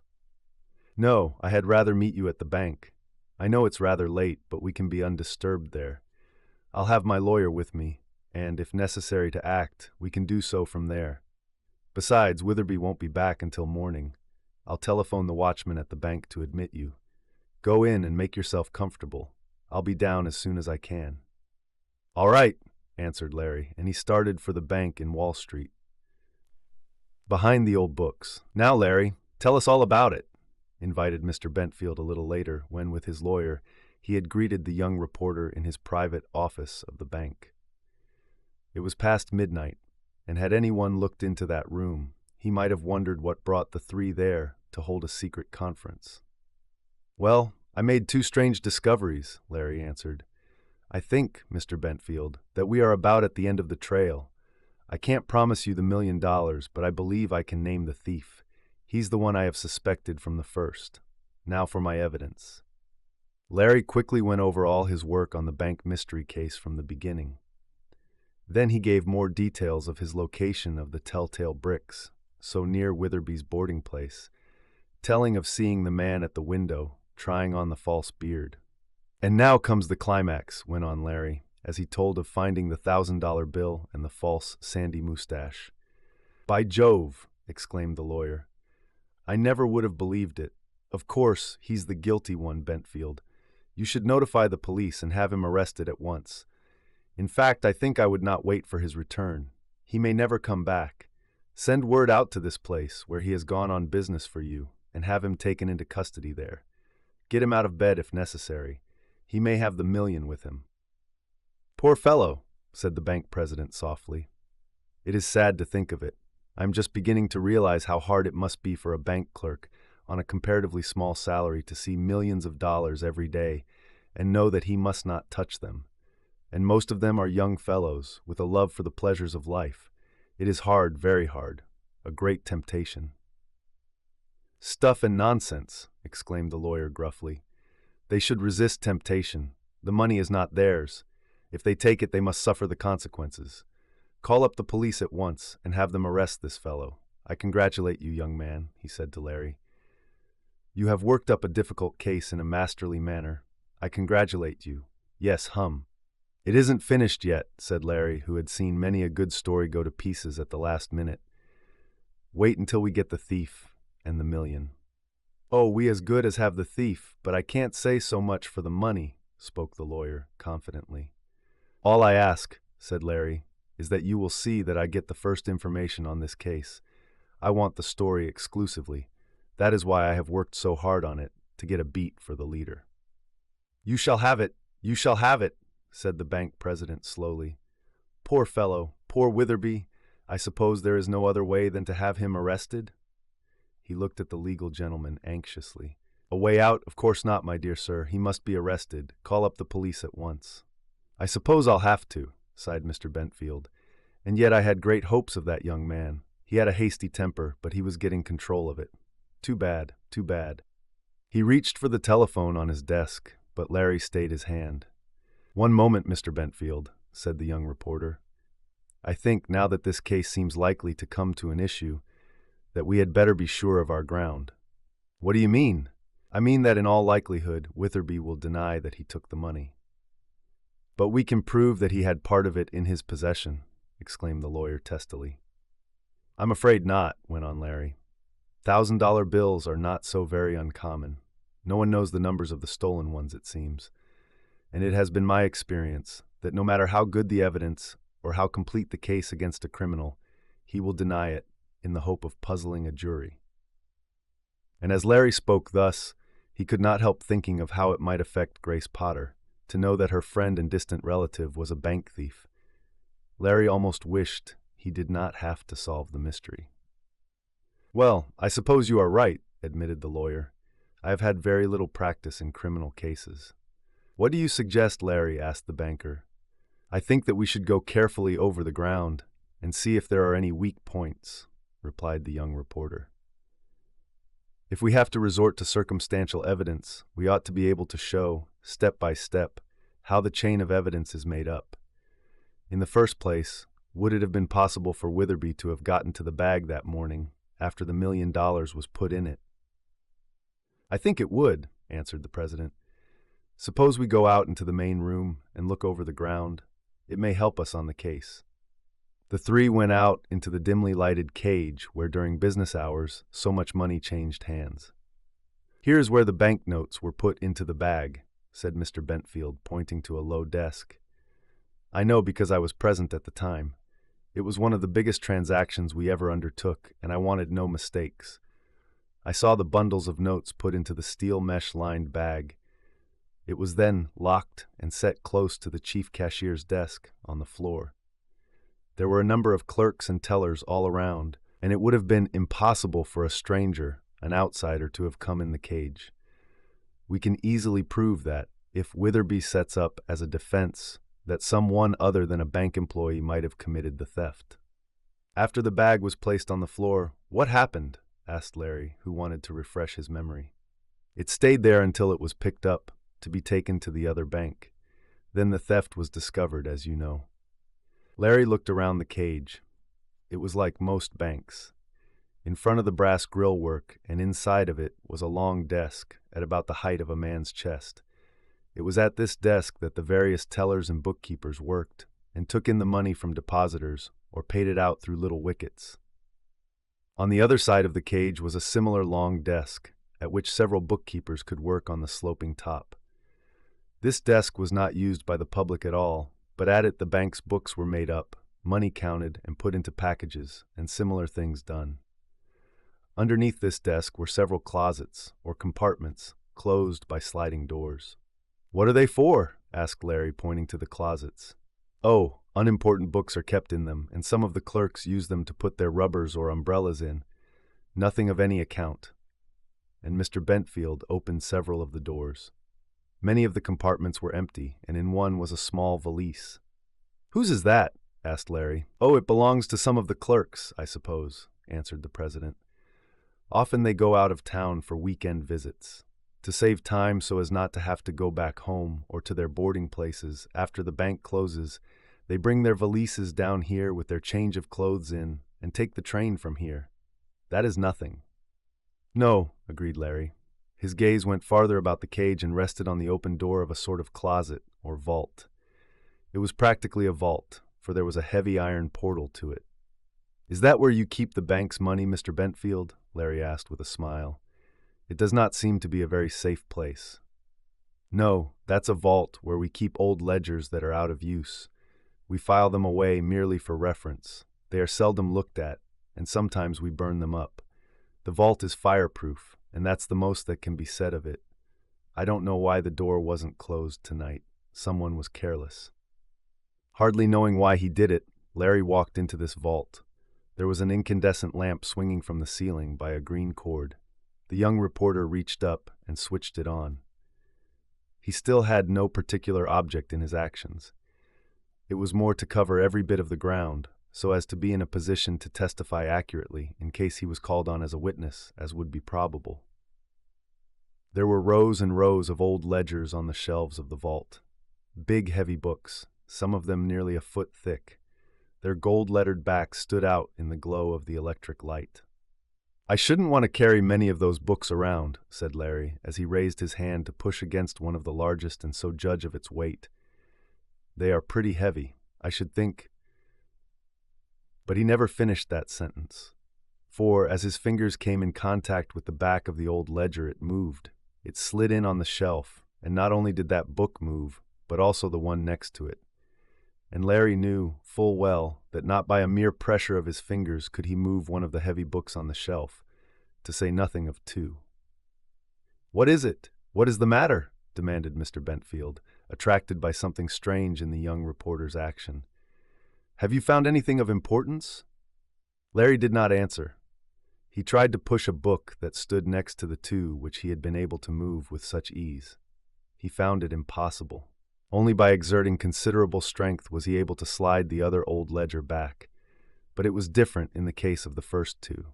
They moved at a touch. There could be but one reason. They were dummies. As this thought flashed into Larry's mind, he reached up and, taking hold of the tops of the light ledgers, he pulled them toward him. They came away amid a cloud of dust, leaving a gaping space in the row of books. And then something tumbled from the place they had occupied. A bag, a leather bag, which rolled over and over on the floor of the vault to the very feet of the president. The leather backs of the old ledgers had been glued to the bag, and when Larry pulled, they came out from the row of books, bringing the bag with them. But the glue had not held well, and the weight of the bag, once it was off the shelf, had pulled it loose. There it lay on the floor, and Larry stood holding the backs of the ledgers, from which the covers and pages had been cut with a sharp knife.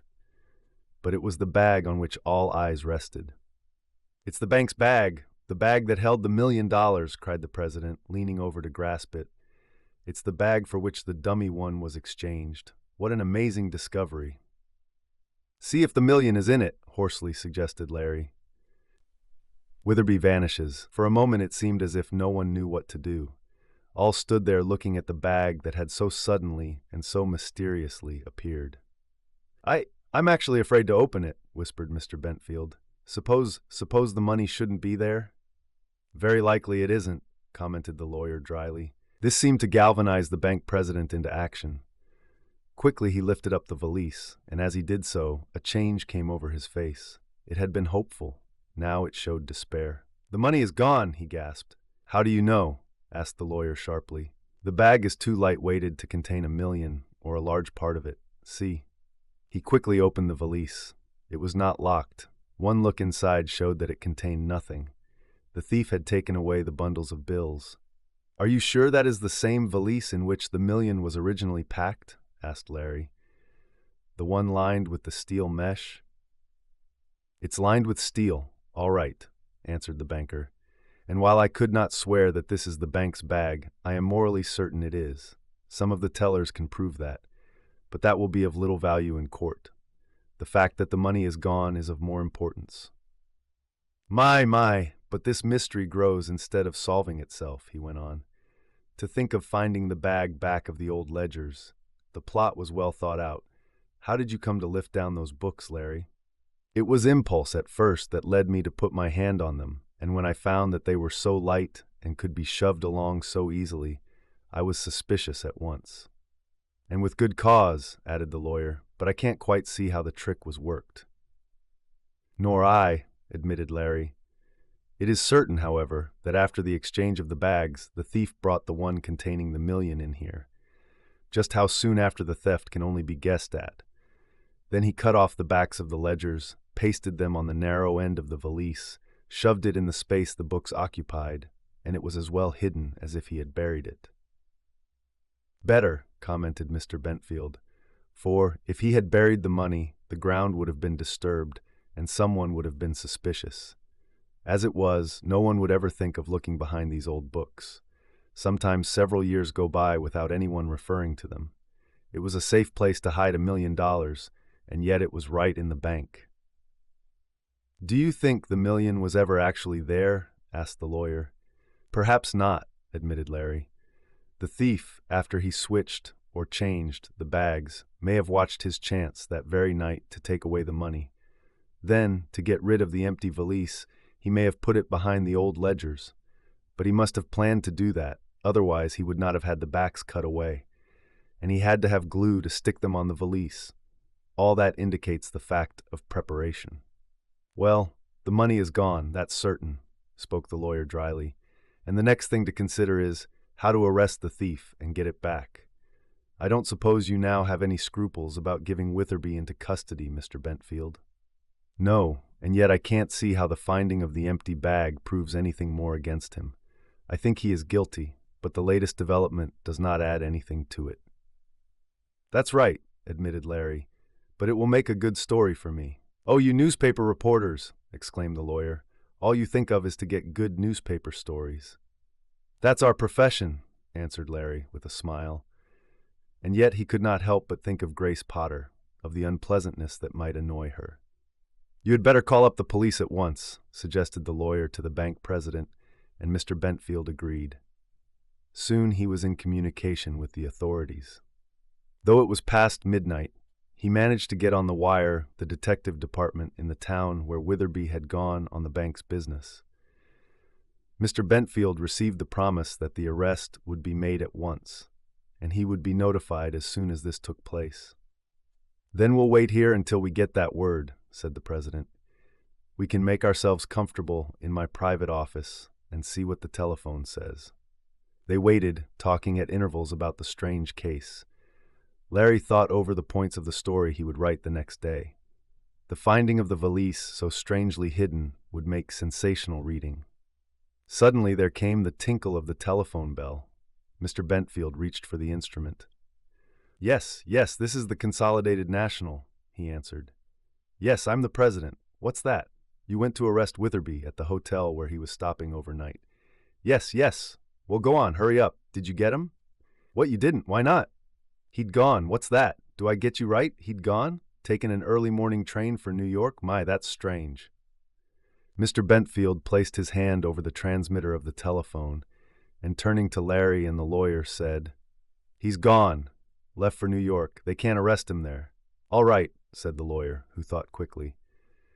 Tell them we'll look after the case from this end. Ring off and get police headquarters here. Give them a description of Witherby and tell them to watch his boarding place in Hackenford or have the police there do it. It would be better to have a New York detective on the case. We'll nab him when he comes to get his $1,000 bill. This request was soon sent over the wire, and word came back that a man would be detailed to watch the boarding place of the suspected man. And that's all we can do now, said the lawyer. Let's go home. Larry paid an early visit to the bank the next morning. He was at once admitted to Mr. Bentfield's room. Have you heard anything from Hackenford? Asked the reporter. In reply, the bank president handed him a telegram. It read, House carefully watched. Man described did not enter or leave it. He seems to have disappeared, remarked the president. What do you think of it, Larry? I don't know what to think, but I'm going out to Hackenford and see the man who was watching the house. There's something wrong somewhere. Larry on the trail. Those were busy days for Larry Dexter. Not only did he have to consider his paper and arrange for a story each day about the bank mystery, but he had to act as a sort of detective and keep after the various ends of the puzzling case. No wonder that he was not home much, and that his mother complained that she was forgetting what he looked like. For the leader wanted something each day about the big story. Very frequently, a newspaper will begin a crusade or take up some special line, and the reporter assigned to it has to turn in so much copy a day, no matter whether there is any news or not. No sooner had the young reporter heard from the bank president that the suspected clerk had disappeared than he arranged to go to Hackenford. There's where the main news is now, thought Larry. There must be some reason why Witherby did not come back. He must suspect something. Maybe he skipped out with the $1,000,000 and doesn't miss the $1,000 bill he left behind. I've got to get after him, no matter where he's gone. The young reporter prepared his story of the finding of the bag so cunningly hidden behind the old ledgers.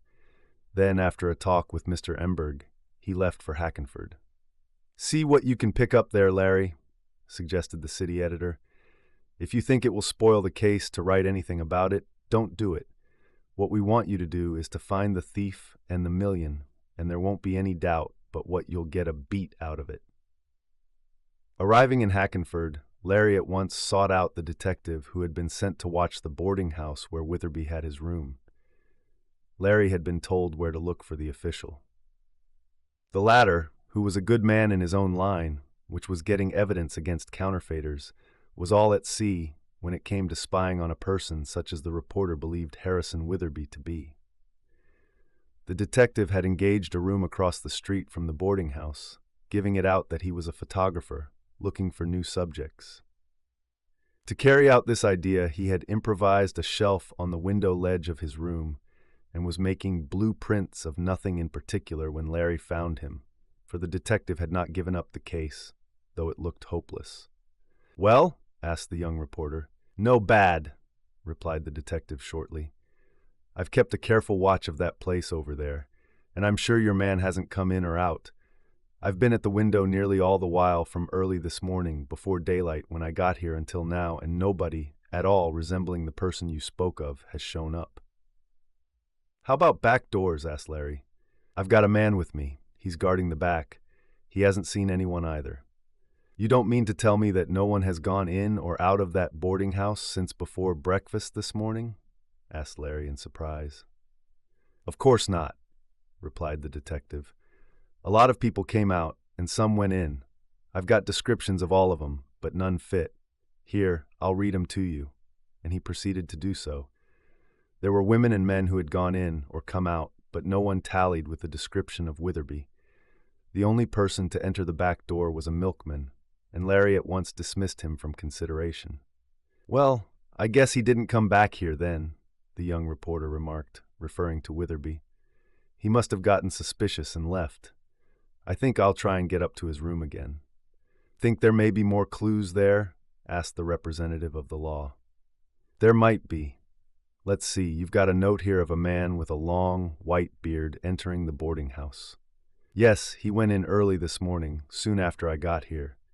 It was shortly after breakfast, and the woman here was quite surprised to get one as a boarder so early. I told her I wanted to get some photographs of the sunrise, and she thought that was all right. The white-bearded man entered, and he hasn't come out yet, so he must be there. And no one has come out who looks like Witherby. Not a soul. I've been right on the job." Larry hardly knew what to do. It seemed that the bank clerk was not in his boarding house, and yet the young reporter had learned not to trust to appearances. "I think I'll just go over and take a look and make some inquiries," he decided. "You had better stay around here. You may get some clue when you least expect it." "All right," agreed the detective, "though I think your man has skipped out and never came near this place." Larry shrugged his shoulders. He did not know what to think. A few minutes later he was talking to Mrs. Boland. "A man with a white beard," she exclaimed when the young reporter had asked if she had such a boarder. "Why, there's no one like that in this house. You must be mistaken." But Larry knew he was not. He also knew what to expect. "I see," he reasoned. "Witherby came back here disguised as an old man. That's why the detective didn't know him. And he probably went out disguised like a baker or a butcher, and so he got away. He fooled the detective all right, and he's fooled me. I've got to get after him." He thought rapidly for a few minutes. "May I go to Mr. Witherby's room again?" he asked of the landlady. She gave him permission. But it was quite a different room to which the young reporter gained entrance a little later. All the bank clerk's possessions had been taken away. The $1,000 bill was gone, and so was the false, sandy mustache. "He skipped all right," mused Larry. "He came in here while it was dark this morning and sneaked his things out. Then he left himself. Now it's going to be a job to find him." "He had his board all paid up," said the landlady. "A pity he wouldn't, with $1,000,000, thought Larry. Once more his brain worked rapidly.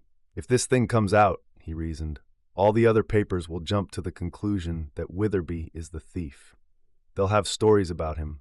I've got to keep this quiet until I find him and clinch things. I'll have to arrange with Mr. Bentfield for secrecy." He did so, planning to have it generally understood at the bank that the clerk had not yet returned from his trip to the town of Russellville where he had been sent. In that way, nothing came out that would spoil Larry's chance for a beat. He got a fine exclusive tale about the finding of the empty valise. "And now what are you going to do, Larry?" asked Mr. Emberg when Larry reported at the office of the leader. "I'm going to get after Witherby," declared the young reporter. "But how? I don't know yet. He must have left some kind of a trail. I'm going to Russellville and see what time he left and what train he took. He evidently came back to New York by all accounts. Yes, and I'm going to have my own troubles to trace him from there. New York is so big. I'm afraid I've given you too hard an assignment, Larry." "No, Mr. Emberg, I'll get to the bottom of this mystery yet. You just wait." But several days went by, and Larry had to admit that he was baffled at every turn. The Russellville clues availed him nothing. One afternoon, he came in from reporting a big fire to find a telegram awaiting him. Eagerly, he tore it open. "Anything of importance, Larry?" asked the city editor, who was passing through the room at that moment. "I don't know," answered the reporter, "and yet it might be. It's a wire from Bert Bailey, the old fisherman on the Jersey coast, who figured in the finding of Mr. Potter, the missing millionaire, you remember." "What does he say?" "Why, he tells me he has a story for me. I asked him to let me know whenever anything unusual occurred down there, and he wires me this. Queer man down here. Seems to be made of money. Better come down." "Made of money," cried the city editor. "Larry, get right after that. Get on the trail at once. I believe that is Witherby who is hiding there." 7 Mile Beach, on the Jersey coast, was the place where Larry had once had an assignment to cover a story about a wreck of a steamship, and was also his starting point in the hunt for Mr. Potter, the missing millionaire. It was there he had met Bert Bailey, an old fisherman who had helped him. And it was towards 7 Mile Beach that Larry now turned his attention. No sooner had he received the telegram than he reached for a timetable of trains that ran to that rather out-of-the-way coast resort. "Can you make it this afternoon, Larry?" asked Mr. Emberg. "Well, there's a train that will bring me there after midnight," answered the young reporter. "I'll take that." "Hadn't you better wait until tomorrow?" suggested the city editor. "No, indeed," exclaimed Larry. "I've done enough waiting on this case as it is. I want to get busy. This may be the beginning of the end. If that's Witherby hiding there, I'll soon be after him, and if I don't find the $1,000,000, I'll get the thief anyhow, and a corking good story, too." "Do you think this clue will amount to anything?" "Well, it's hard to say. Naturally, I'm hopeful, and when I hear of a queerly acting man in a lonely fishing hamlet who is spending a lot of money, it makes me think it might be Witherby. Of course, it may not be, but I've got to make sure. I'll let you know by wire as soon as anything develops." In order to lose no time, Larry telephoned to his mother that he had to go out of town and would not be back for several days perhaps. Then, having sent a boy up to get a few of his clothes in a valise, while Larry himself arranged about buying a ticket to 7 Mile Beach, the young reporter was ready to start. He had a last talk with the bank president, telling him of the new developments. "I'm sure I hope something comes of this," exclaimed Mr. Bentfield. "Things will come to a crisis soon if we don't find the thief. All our employees are uneasy, from being virtually under suspicion, and I don't know how long I can keep up the innocent little deception about Witherby being away on business. They will soon suspect that he had fled, and that he is the one who took the $1,000,000. "And yet, with all that, he may be innocent," said Larry, "though I don't believe it. Certainly he is the only one, in all the bank on whom such strong suspicion has fallen," declared the president. "And though the officers are still keeping a careful watch, not one of the other clerks shown any guilty uneasiness, nor has any one of them shown a disposition to go away unannounced." "If anyone does flee, I had better be notified," suggested Larry. "You can send a telegram in care of Bert Bailey." It was a long and not very pleasant ride to 7 Mile Beach. Most of it had to be made after dark, and Larry dozed fitfully in his seat, half thinking and half dreaming of the bank mystery on which he had worked so faithfully. The car was almost deserted, for there was not much travel at this time of night. It was close to 12 o'clock, and Larry knew that he must be near his destination. He dozed off and awoke suddenly to hear a dash of rain against the window. Almost at the same moment, the train came to a sudden stop. "Something's wrong!" exclaimed Larry, sitting up. He had traveled enough to know that the application of the air brakes with such force did not mean an ordinary stop, and peering out into the darkness, as best he could see no sign of a station. The young reporter was about to go out and see what was the trouble when a brakeman came in, and Larry made inquiry of him.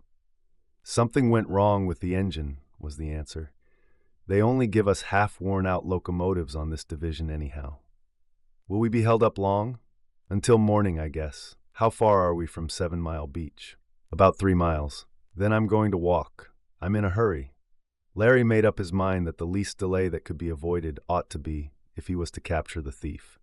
Witherby may skip any moment, night or day, he reflected.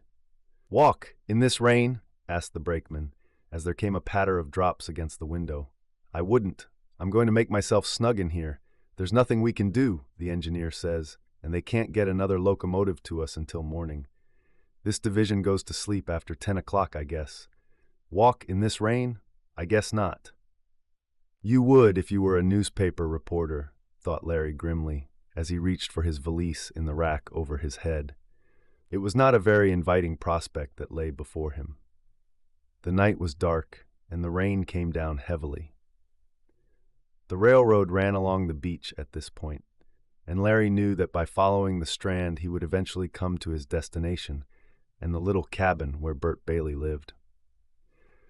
Fortunately, he had an umbrella, but as he stepped off the train he found that the wind was blowing in from the sea with such violence that it whipped the drops up under the umbrella, making it all but useless. Larry never forgot that long, dismal walk. When he had passed the locomotive, at which the fireman and engineer, with flickering lanterns, were tinkering, and got beyond the rays of the headlight, it seemed as if he had been plunged into a damp pit of blackness. Off to the left, the waves rolled and thundered on the sand, and overhead was the rain, while the wind blew with increasing violence. Larry kept to the railroad track, the walking being better there than on the sand. "Woo, this is fierce!" he exclaimed as a gust, stronger than any of the preceding ones, nearly tore the umbrella from his grasp. "This is the worst I've struck in a long time, but I've got to keep on. If Witherby hasn't skipped out yet, this storm may keep him back." Larry trudged on. He was almost wet through, and he was beginning to feel chilly, though it was summer. But he knew that his tramp must soon end, and a little later he saw the dim outlines of the few houses that composed the little hamlet where Bailey, the fisherman, lived. "I hope he has a fire and can give me some hot coffee," mused Larry as he stumbled on in the darkness. "This place has not changed much since I was here before. I don't see any skyscrapers," he added, "and the taxicab service seems to be put out of commission by the rain." He swung away from the track now and cut across the sands toward the fisherman's cabin. He looked, but could make out no light in it. "He's gone to bed, I guess," thought the reporter. "Well, I'll have to rouse him. I suppose I should have sent him a message saying I was coming, but I didn't have time." He knocked on the door and waited. There was no response. "Jove, I hope he isn't away from home," thought Larry. "I don't know where else I could stay tonight." He looked around on the storm-swept waste of sand and knocked again. This time a voice called. "Who's there?" "Larry Dexter," was the answer. "I came down after I got your telegram, Mr. Bailey. Where's the queer man with the money?" "Oh, landlubber's luck," exclaimed the fisherman as he struck a light and opened the door. "Good land, Mr. Dexter, and to think of you coming down all this way in the storm. Oh, Davy Jones! Oh, Lee Scuppers! Why, what's the matter? Asked Larry, surprised at the fisherman's words and actions. Is anything wrong? The man skipped! Exclaimed Bert Bailey. Skipped, cried Larry. Yep, lit out late this afternoon. I sent you a wire after my first one, but I guess you didn't get it. Sit down by the fire, and I'll tell you about it while I make coffee and get you something to eat. To think of your coming down all this way and getting fooled. It's too bad. The kitchen fire was going, and the fisherman turned on the drafts to brighten it. Soon a pot of coffee was boiling, while Larry got rid of some of his wet garments. Now tell me about the man, he urged. Maybe, after all, he isn't the one I'm after. He was a fellow of about your size, and he wore a sandy mustache, said the fisherman. He had a valise with the letters H.W. on the end, though he gave it out that his name was Thomas Dawson. He walked with a limp. Pshaw, then it can't be Witherby, cried Larry, who had been hopeful when he heard about the sandy mustache. That is, unless he adopted the limp as a disguise. But go on, tell me more. He came here a few days ago, went on the fisherman, and hired a small cabin of me. Gave it out that he wanted a rest. But say, you ought to have seen him spend money. Did he? Cried Larry eagerly, all his old suspicions reviving. How much? Was it in $1,000 bills? No, I couldn't say they was, replied Bert Bailey slowly. But he sure was lavish. Why, he used to buy 5-cent cigars at the store, and everybody around here smokes twofers. Twofers? Yes, 2 for 5 cents, you know, and they're expensive enough for anybody. And then this feller give Hank Solomon $50 one day, just for rowing him out in the bay after fish. He didn't get none, neither. Why, 50 cents. Hank never gets more than 25. Say that feller was just made of money. Once more Larry's heart sank. Clearly the old fisherman, with exaggerated ideas of the value of money, had brought the reporter down on a wild goose chase. You said in your telegram that he acted strangely, said Larry to Bert Bailey. What did you mean? Well, I guess you'd call it queer if you went past his cabin at all hours of the night and heard him ravin' about a big theft and the loss of papers and all such. Sometimes he'd be yellin' for someone to unhand him, whatever that is, and again he'd yell suthin' about he must get them papers. Once I heard him cry out, "Officer, do your duty." Now, if that ain't queer, I'd like to know what is. You heard him say these things? Asked Larry, a new idea coming into his mind. Sure I did. He was talkin' in his sleep, I reckon, for it was mostly at night I'd hear him. Then, too, he went about as if he didn't know what to do next, sort of looking up at the clouds and talking to himself. Oh, he was queer, all right, and he certainly blew in his money. I remembered you said you'd like to hear when there was any news down here, and so I telegraphed you. I'm sorry, though, you had your trip for nothing, but late this afternoon that feller went off, bag and baggage. I don't know that I've had my trip for nothing, said Larry, all excitement once more. In fact, I'm beginning to believe now that this man is the very one I'm after. Briefly, he told about the theft of the $1 million and the disappearance of Witherby. Whale's teeth and lobster's tails, cried the fisherman. $1 million, no wonder he bought 5 centers, whew! Do you know where he went? Asked Larry eagerly. No, but maybe you can find out at the depot in the morning where his ticket was to. The place ain't open now, and so you think he's the thief? I'm almost sure of it. He probably came here as the most out-of-the-way place he could find, to be under cover for a day or so. His talk, in his sleep probably, was because he has been continually fearing arrest for the last month. His conscience troubles him. I'll get right after him in the morning. Larry fell into an uneasy sleep, and as soon as it was daylight, he paid a visit to the cabin that the mysterious man had occupied. The reporter hoped to find some sort of a clue, nor was he disappointed. Among some odds and ends of trash in a box were the pieces of a torn envelope. Barry fitted them together and got the name Harrison Witherby. The envelope had been addressed to him in Hackenford. By Jove, cried the young reporter in delight. It was Witherby who was here. The trail is still good, now if I can only find out where he's gone. He hurried to the railroad station and made inquiries of the ticket agent. That official remembered the mysterious man very well, for he did not sell many tickets to strangers. And where did he go? Asked Larry with beating heart. To Chicago was the unexpected answer. You'll never get him now, exclaimed Bert Bailey, who went to the depot with the reporter. "Yes, I will," cried Larry determinedly. "Give me a ticket." "Where to?" asked the agent. "To Chicago. I'm going there on the next train." In the theater, Larry wired a brief account of his trip and the necessity for a change in his plans to Mr. Emberg and also to the bank president. Then, having said goodbye to the fisherman, promising to let him know how his long chase ended, the young reporter started for Chicago. The line running to 7 Mile Beach was a branch of the Pennsylvania Railroad, and it would be over that road that Larry would make his advent into the Windy City. So also would Witherby, he reflected. Only I'll be several hours behind him, Larry thought, and I'll have my own troubles locating him. It will be almost as bad as it would have been in New York, but I'll get him. Just how he was going to do it, Larry did not know. He thought it all over on the long trip to Chicago, but could decide on no plan that satisfied him. "I suppose I could walk through the streets, looking for Witherby, disguised as he was last," thought the young reporter. "I might come, 60 across him, but it would take a good while, unless luck was with me. Then, of course, I could go to the police, but I haven't much information to give them. And, if they got to looking for Witherby, the story would come out in the papers here, and the leader wouldn't get any benefit of it. No, I've got to play a lone hand in this game and see what I can do. Of course, when it comes to the end and I see Witherby, I'll have to call on an officer to arrest him. Then I can wire the story to New York."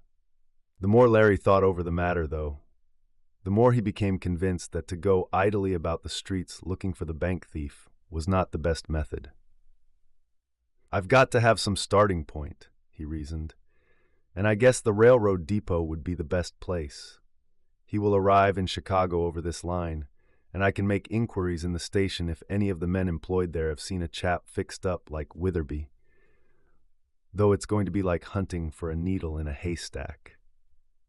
Larry indeed found this so when he reached Chicago and began his inquiries. No one in the big depot to whom he applied had seen anyone resembling the fugitive. "Say, young feller," said one of the door tenders, "there's thousands of people in here every day, and to remember any one, he'd have to be the President of the United States, or a man with a blue nose, or something like that." Larry agreed that this was so, for a person would have to have a distinct personality to be picked out from amid the ever-shifting throngs. "Well, that clue isn't going to amount to anything," he decided as he went to a quiet hotel, where he intended spending his time while in Chicago. Now for the next one. Let's see. What would be the most natural thing for a fellow who had run off with $1 million to do?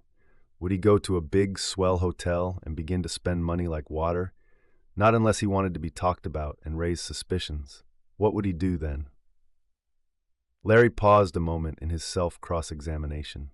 Why, he'd look for a quiet place, he reasoned. A place where he wouldn't be much observed. Not too quiet either, for in a place like that there are not enough people but what someone knows the business affairs of everyone else. He'd pick out a small hotel, or a fairly large boarding house, went on Larry, thinking to himself in the quiet of his hotel room. Then the thing for me to do is to make a round of these places and ask about all new arrivals. And I'd better get a letter or something from the chief of police here to show I'm not a second-story man or a gold brick worker. Larry easily arranged, after telegraphing to the New York chief of police whom he knew well, to get a letter from the head of the Chicago police, authorizing him to make inquiries. The young reporter did not tell just for whom he was looking, promising, however, that when it came time for an arrest that the Chicago police would be given due notice and credit. Then Larry began what was to prove a tedious search. He visited hotel after hotel and boarding house after boarding house. In each one he inquired for a recent arrival who might be disguised in a variety of ways. He could give a good description of Witherby's characteristics, which the young man would find hard to change, no matter what disguise he adopted. But the search seemed likely to end in nothing, and the young reporter was beginning to feel discouraged. Still, he would not give up. He wrote to Mr. Emberg to find out if the paper wanted to go to the expense of keeping him in Chicago on what seemed a useless assignment. He received word back to stick as long as he wanted to, and to rush the story whenever he found Witherby.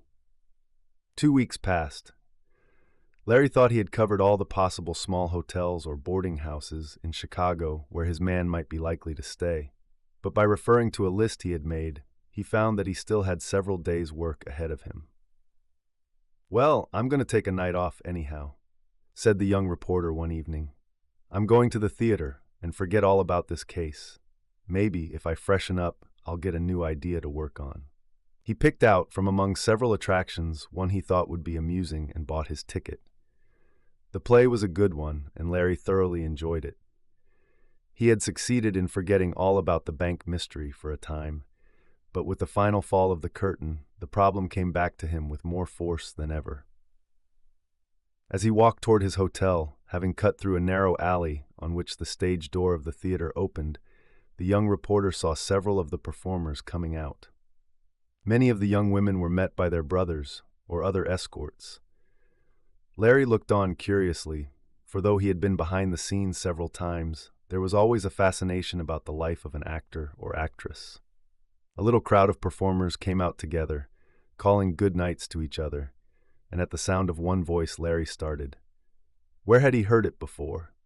A moment later he knew, for, as a young man leaving the shadow of the stage door passed under a glaring arc light, Larry saw the features of Harrison Witherby. And the bank clerk wore no false beard or mustache. In fact, aside from a rather loud suit of clothes, he was dressed ordinarily. For a moment, Larry could not believe his eyesight, but after a second glance, he knew he could not be mistaken. "It is Witherby," he whispered to himself. "I've found him. He must be paying attention to some actress. That's why he's been back of the scenes, but he's all alone. I don't understand that." For Witherby had moved off down the street, a solitary figure. "I've got to follow him," thought Larry desperately. "I've got to keep right after him until I find where he's staying. Then I'll have him arrested. To think that I've found him after all. I wonder where he has that $1 million. I wonder, if he went back of the scenes to escort some actress home, why she isn't with him." Then Larry realized that Witherby might have gone in merely to pay a congratulatory call, or there might have been some misunderstanding. He seemed to know several of the performers, reasoned the reporter, for he said good night to 2 or 3 of them. What can he be doing, getting so thick with theatrical people? Well, I'll find that out later. Just now I've got to follow him, and I mustn't let him see me. Then Larry started to trail the suspected bank clerk, who sauntered down the street, jauntily swinging a cane.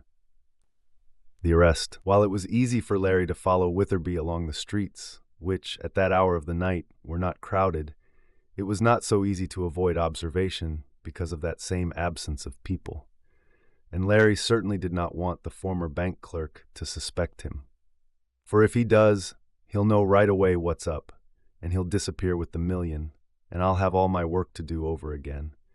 I certainly was lucky to spot him this time, and lucky lightning would never strike twice again like this. I've got to keep out of sight. It was only by cleverly dodging behind tree boxes and house stoops that the reporter was able to remain unobserved. Several times, Witherby turned sharply, as though he suspected he was being followed, but Larry was too quick for him. "My, he lives a good way from the theater," thought Larry, as he followed along, block after block. "I wish I knew what he was doing there.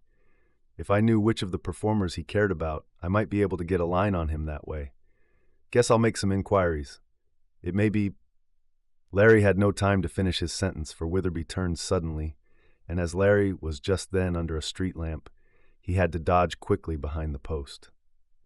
"I wonder if he saw me," mused the reporter. "He is certainly suspicious." But this proved to be the end of the chase, for, a moment later, Witherby went up the steps of a house which bore the sign "boarding" in a window.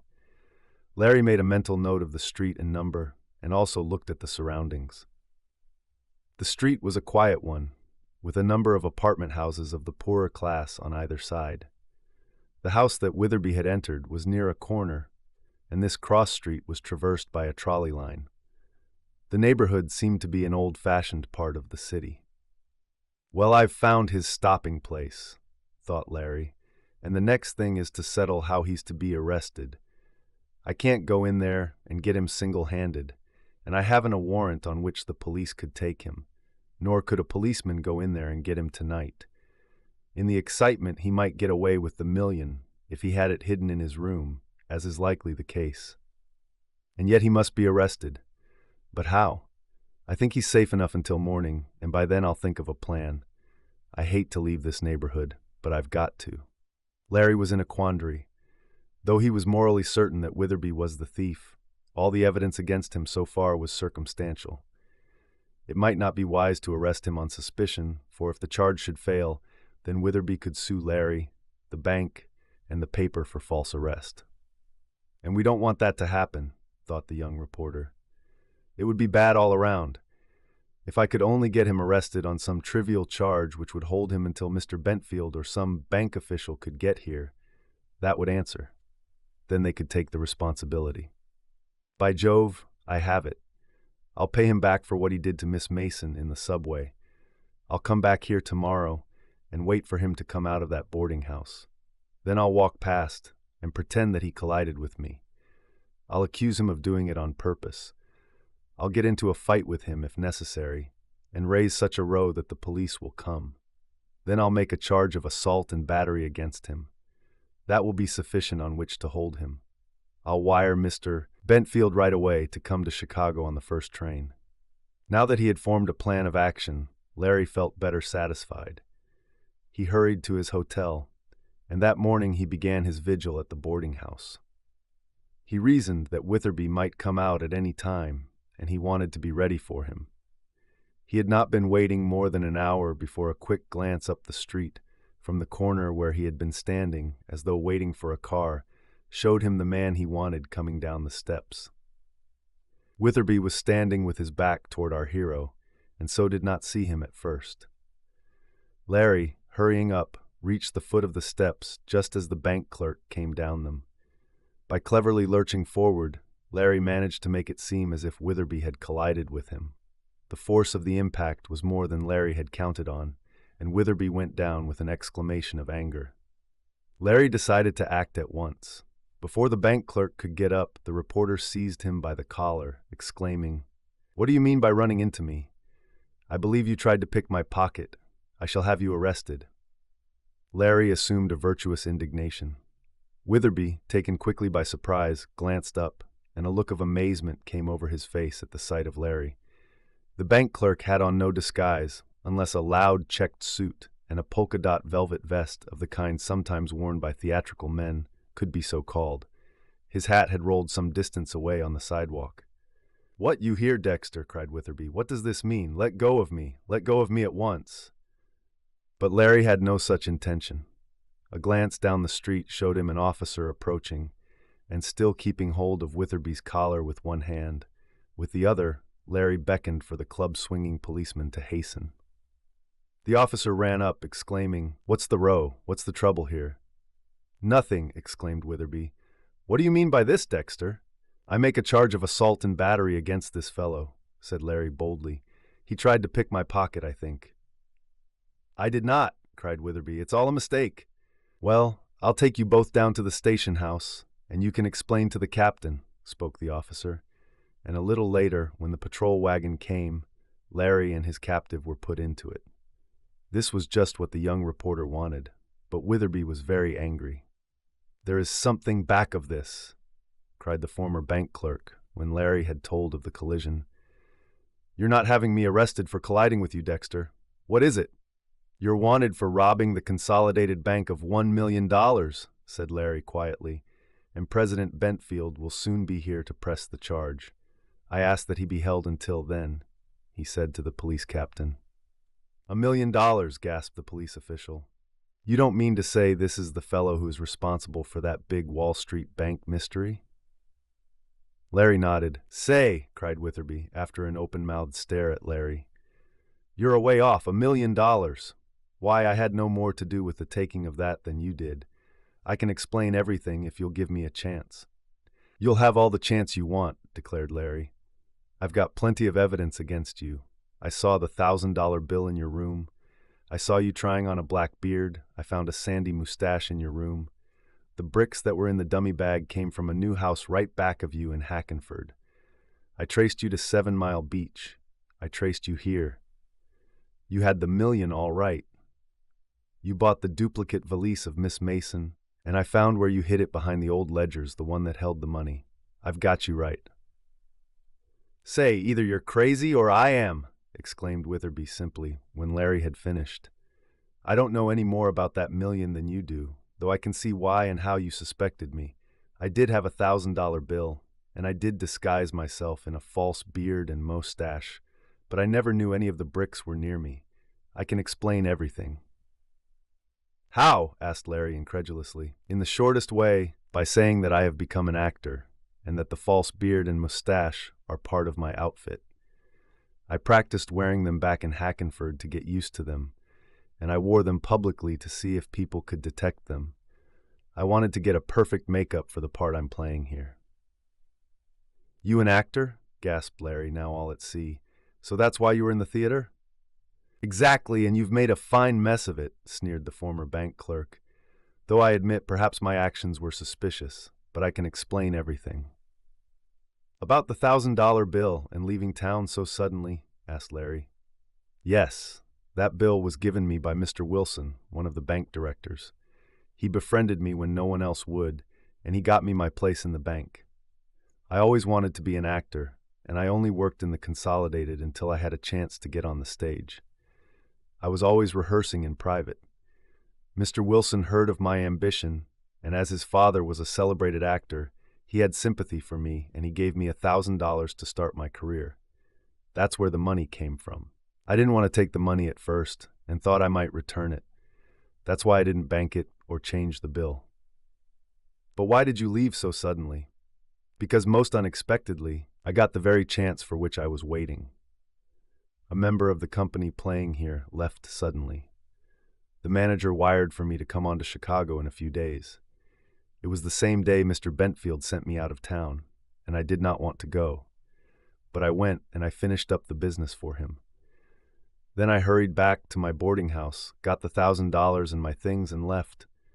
I went away disguised, as I did not want to stop and explain why I was leaving, and I did not want to be arrested and detained as a suspect. I heard about that quiet cabin at 7 Mile Beach, and I went there to rest up and get letter perfect in my actor part. What you say Bailey heard about me raving was probably when I was going over my part." "But why didn't you send some word to the bank about leaving?" asked Larry, after a moment's thought. "Because I knew any explanation I might make would be construed as an excuse for getting away to avoid suspicion of the theft. I was afraid they would suspect me if I left, and I was right. I know several of the clerks who want to leave the bank, but they are afraid to, for fear they'll be arrested. I took the first and best chance that came. I didn't even tell Mr. Wilson that I was going until I was away. But as for that $1 million, I never had a penny of it." "Then who took it?" asked Larry weakly. He saw his case, that he had built up with such care, tumbling apart. He did not know what to do next. And yet he was rather glad on the whole, for the sake of Grace Potter, that Witherby was not the thief.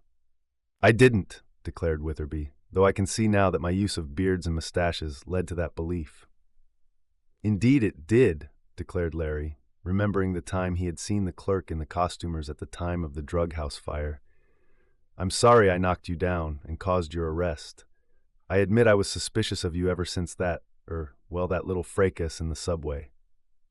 "I'm sorry about that," admitted Witherby. "I was in a hurry that morning and late. Besides, I had a terrible toothache, and I didn't care much what I did. I wish you'd apologize to that young lady for me."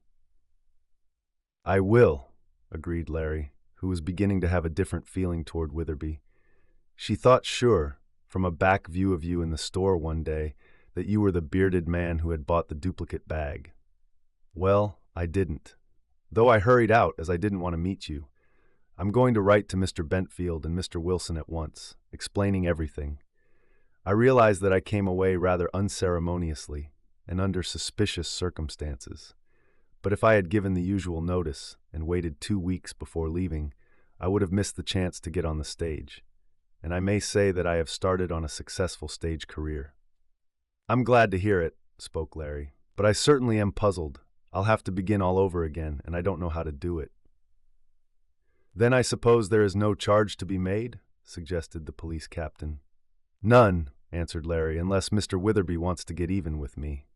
I'm satisfied to let the matter drop, was the answer.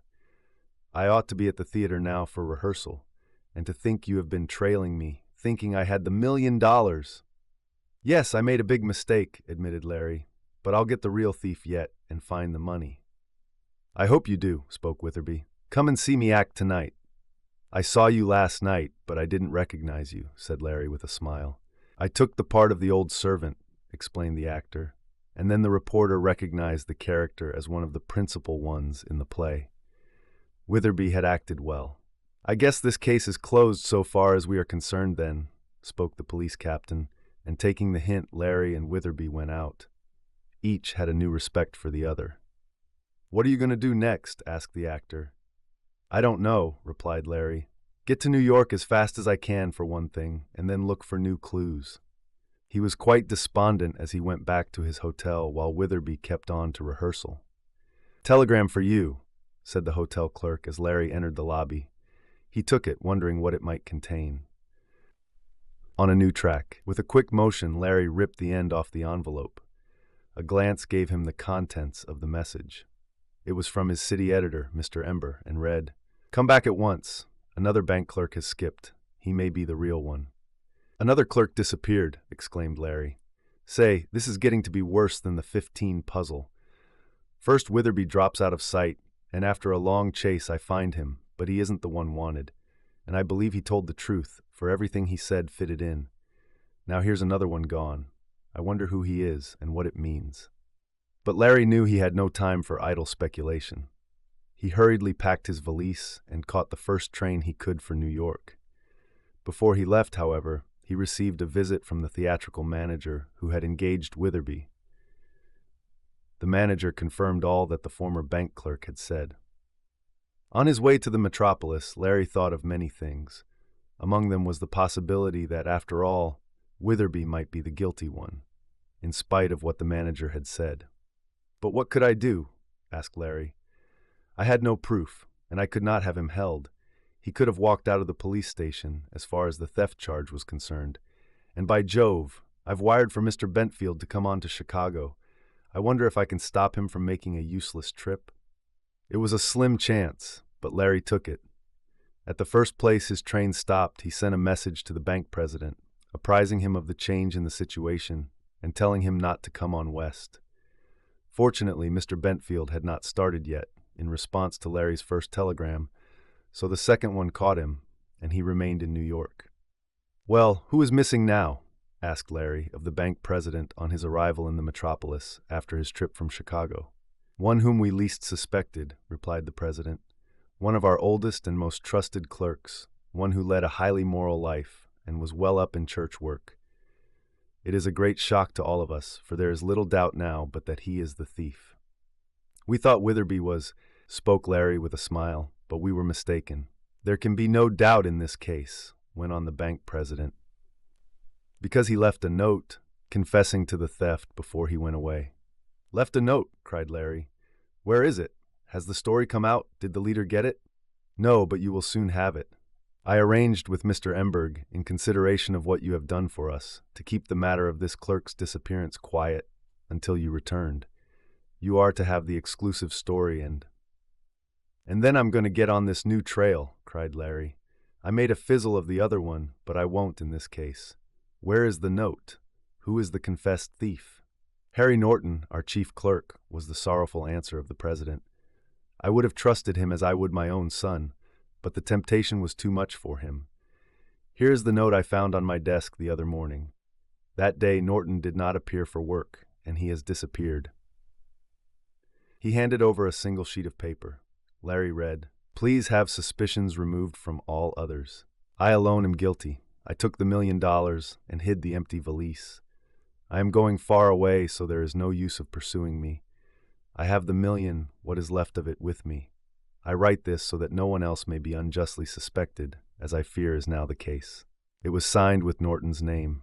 What do you think of that? Asked the bank president. Well, it looks genuine, admitted Larry, especially as you say he has disappeared. But I am not so sure about what he says here that pursuit is useless. Do you think there is a hope of catching him? Asked the president eagerly. I'm going to make a big try, replied Larry. We have several things in our favor. I'm going to get right on this case, but first the story must go to my paper."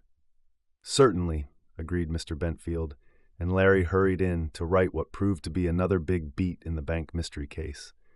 All the other papers were scooped. "And now to get after Mr. Norton," exclaimed Larry to his city editor as the young reporter closed his desk on his typewriter. "Have you any plan, Larry?" "Not much of one.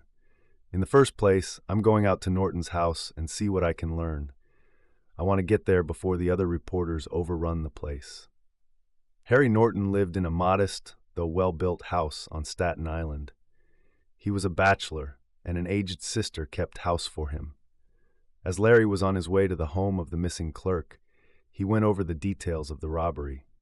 He realized that Norton, as well as Witherby, had been in a position to take the valise filled with money and substitute another filled with bricks for it, though just how the exchange was made was not yet clear to him. The first thing Larry noticed, on reaching the house, was a little pile of bricks in a side yard. He knew them at once as the same kind that had been in the valise. They were some left, of a quantity that had been used to repair a fireplace in the clerk's home, he learned later. So here's where Norton got them, he reasoned. He could pick them up at his leisure, and no one would be any the wiser. He could bring them to the bank in a valise any time. So far, so good. Larry found the aged sister in tears, for already she had heard of her brother's disgrace. At first, she would have nothing to say to the young reporter, but he finally prevailed on her to talk. She could say little of consequence, however, and Larry was sure she knew nothing of her brother's whereabouts. On his way out of the house, the young reporter saw something lying on a hall table. He picked it up, shoved it quickly into his pocket, and hurried away. "I rather think, unless I get fooled again, that this will help me find the man with the $1,000,000, mused Larry. As he passed down a side street, he saw Peter Manton, his rival, going up to the house. "Too late again," said Larry to himself with a smile. Every paper in New York was fairly bristling with the new development in the $1,000,000 bank mystery. All the stories concerned the note of confession left by Norton, his flight, and the possibility of catching him and getting back the $1,000,000. Of course, the leader had the story first, but it did not go into such spasms as did the other sheets. In fact, after the first account written by Larry, little was printed on the case. Not so the other journals. They went into the life history of the absconding clerk, from the time when he was a little boy up to the present, and some even had pictures supposed to be his, taken when an infant. Of course, pictures of him as he looked just before making his escape were scattered broadcast. They were even on the police circulars, offering the $20,000 reward, and good likenesses they were. The police of the entire country, private and public detectives, in fact the minions of the law of 2 continents, were on the alert to capture Norton, for the big reward was attractive bait. And yet, after 3 days had passed since he had left the note of confession, no trace of him was found. The police had gone over every clue with a fine-tooth comb, but had found nothing. All the missing man's associates at the bank knew that he had been among them one day, no more suspected that anyone was. The next day he did not come to work. Then the note was found. All his sister knew was that he had come home as usual one afternoon, had gone to bed early, and the next morning he was not in his room, nor had his bed been slept in. He had disappeared as silently and mysteriously as if the earth had opened and swallowed him, and the $1,000,000 was apparently with him. "And you expect, after all these others have failed, to find him, do you, Larry?" asked Mr. Emberg, as the young reporter and the city editor were talking over the case. It was a few days after Larry's return from his visit to the home of the missing clerk. "I'm going to find him," declared Larry. "That is, if you consent to my plan and furnish me with the auto." "Oh, you can have the auto all right, but I don't quite see how you are going to make good in it. What makes you hold to your theory?" Because of this, Larry held up the object he had secured on his visit to the clerk's home. It was nothing but an automobile catalog, but on looking through it, Larry had found a page turned down at an illustration showing a powerful car, and on the margin of that page were the penciled words, "This one." "Then you think," began the city editor, "I'm almost sure that Norton bought an automobile and that he is on his way to some place of hiding in it. In fact, I know that the car was delivered to him here in New York, and that he started off in it. You do? Then why haven't you started after him? Because I only learned that a little while ago. I was puzzling my brains over how to get on his trail, and I never thought of the perfectly simple plan of going to the headquarters of the automobile concern here. As soon as I thought of that, I went there, and they told me they had sold a man of Norton's description a powerful car. He drove off at once in it. He had a valise with him. Probably that contained the million. But look here, Larry. A man can't go in a place, buy an auto, and start off with it as if it was a baby carriage, objected the city editor. He has to know how to run a car, and he has to have a license and all that sort of thing. It isn't so simple as it sounds. It was in Norton's case. He lives in Staten Island. He has had a small runabout car for about a year and knows how to run it. He has a New York license, and not long ago he had his new car registered, and so all he had to do was to go to the place, get in it, and start off. Then why hasn't he been arrested before this, Larry? He is a big man and one easily picked out of a crowd. His picture has been scattered broadcast. Why hasn't he been arrested? For the simple reason that he left his car in his garage. I mean the little runabout. I believe no one suspects that he has a new and powerful one. He bought it under an assumed name. Then, too, with a cap on, an auto duster, big gloves and goggles, he has the best disguise in the world, and a perfectly natural one. His best friend wouldn't know him. Then how are you going to arrest him? I have the number of his car. He may change it. I don't believe he'd risk that. But you don't know where to look for him. I think I do, replied Larry confidently. I believe there is but one place where he would head for with the stolen million in his possession, and that is Canada. For, though it is easier to extradite absconders from there than it used to be, still it is the safest place he could go to, within a short distance of New York. So, if you'll furnish the auto, I'll take after him, and I'll follow on the shortest and best roads that lead to Canada. Larry, I believe you're right, cried Mr. Emberg. Start as soon as you can, and there's no limit to your expense account. Only get a scoop story if you can. I will, and with that the young reporter began his arrangements. 2 hours later, he was driving alone in a powerful car out of New York. Larry was an expert autoist and had driven several makes of machines. He held a New York state license, so there was no delay. After thinking the matter over and consulting a map, Larry picked out what he thought would be the road Norton would most naturally take. But he may have switched off, he may have doubled on his trail, and have done any of half a dozen things to baffle pursuit, reasoned Larry, as he skimmed over the road in the powerful car. So I've got to make inquiries as I go along. He followed this plan, stopping at roadhouses and hotels along the way. His task was not the easiest in the world, for the trail was several days old, and autoists were so numerous at this time of the year that it was difficult for proprietors of hostelries to recall any certain one. But the young reporter was persistent, and by his tact and skill, he learned more than an untrained questioner could have done. But, with all this, he had been traveling for 2 days before he got his first clue. A man who had charge of autos, whose owners stopped at a certain inn, remembered the powerful car Larry described. It was here 2 days ago, said the attendant. Then I've gained 1 day on him, thought Larry, for he had 3 days' start of me. I guess his car isn't as fast as it's supposed to be, or else he isn't getting all out of it that he might. I'll get him yet. And so the pursuit was kept up. Larry was up early, and he drove until late, taking only short periods of sleep in the hotels along the road. He made constant inquiries, meeting with many disappointments, but occasionally hearing of the man on whose trail he held himself relentlessly. Hour by hour, Larry cut down the distance between them. I'm gaining! I'm gaining! He cried in delight when early one morning, after a stop at a roadhouse, he learned that Norton was but a few hours ahead.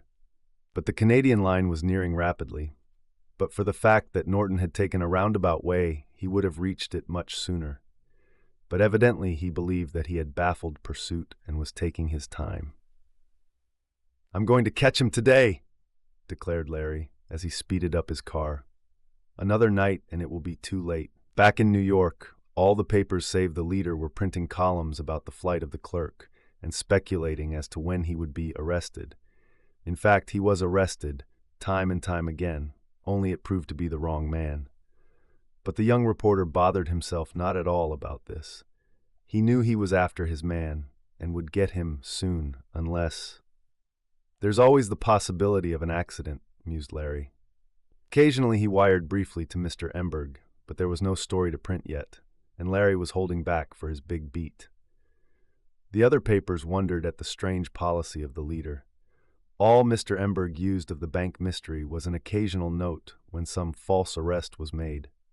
"Larry has something up his sleeve," declared Peter Manton to some other reporters. "He'll beat us yet." "Nonsense!" exclaimed a veteran correspondent. "We'll beat the leader." But Peter shook his head dubiously. Meanwhile, Larry was hot on the trail. That afternoon, on stopping to replenish his supply of gasoline, he learned with delight that Norton had done the same thing not half an hour before. "Here's the end of the chase," exulted Larry, and jumping into his car he shot ahead, totally disregarding the speed laws. "And I'm glad for the sake of Grace Potter that it's someone else besides her relative whom I'm after," he murmured. 5 miles farther on, coasting down a hill on a lonely stretch of road not far from the Canadian line, Larry saw a big car ahead of him. Steering with one hand, Larry focused a pair of opera glasses on the dangling back number of the machine in front.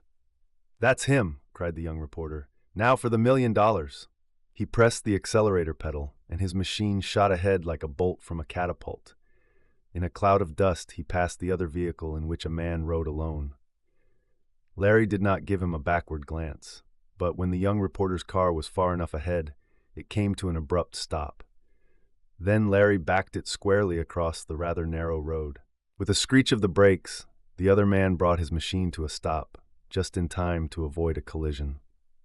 "What do you mean?" he snarled at Larry. "Are you crazy? Have you had an accident? What are you blocking the road for?" "So you can't get past," replied Larry calmly. "So I can't get past. What do you want to stop me for?"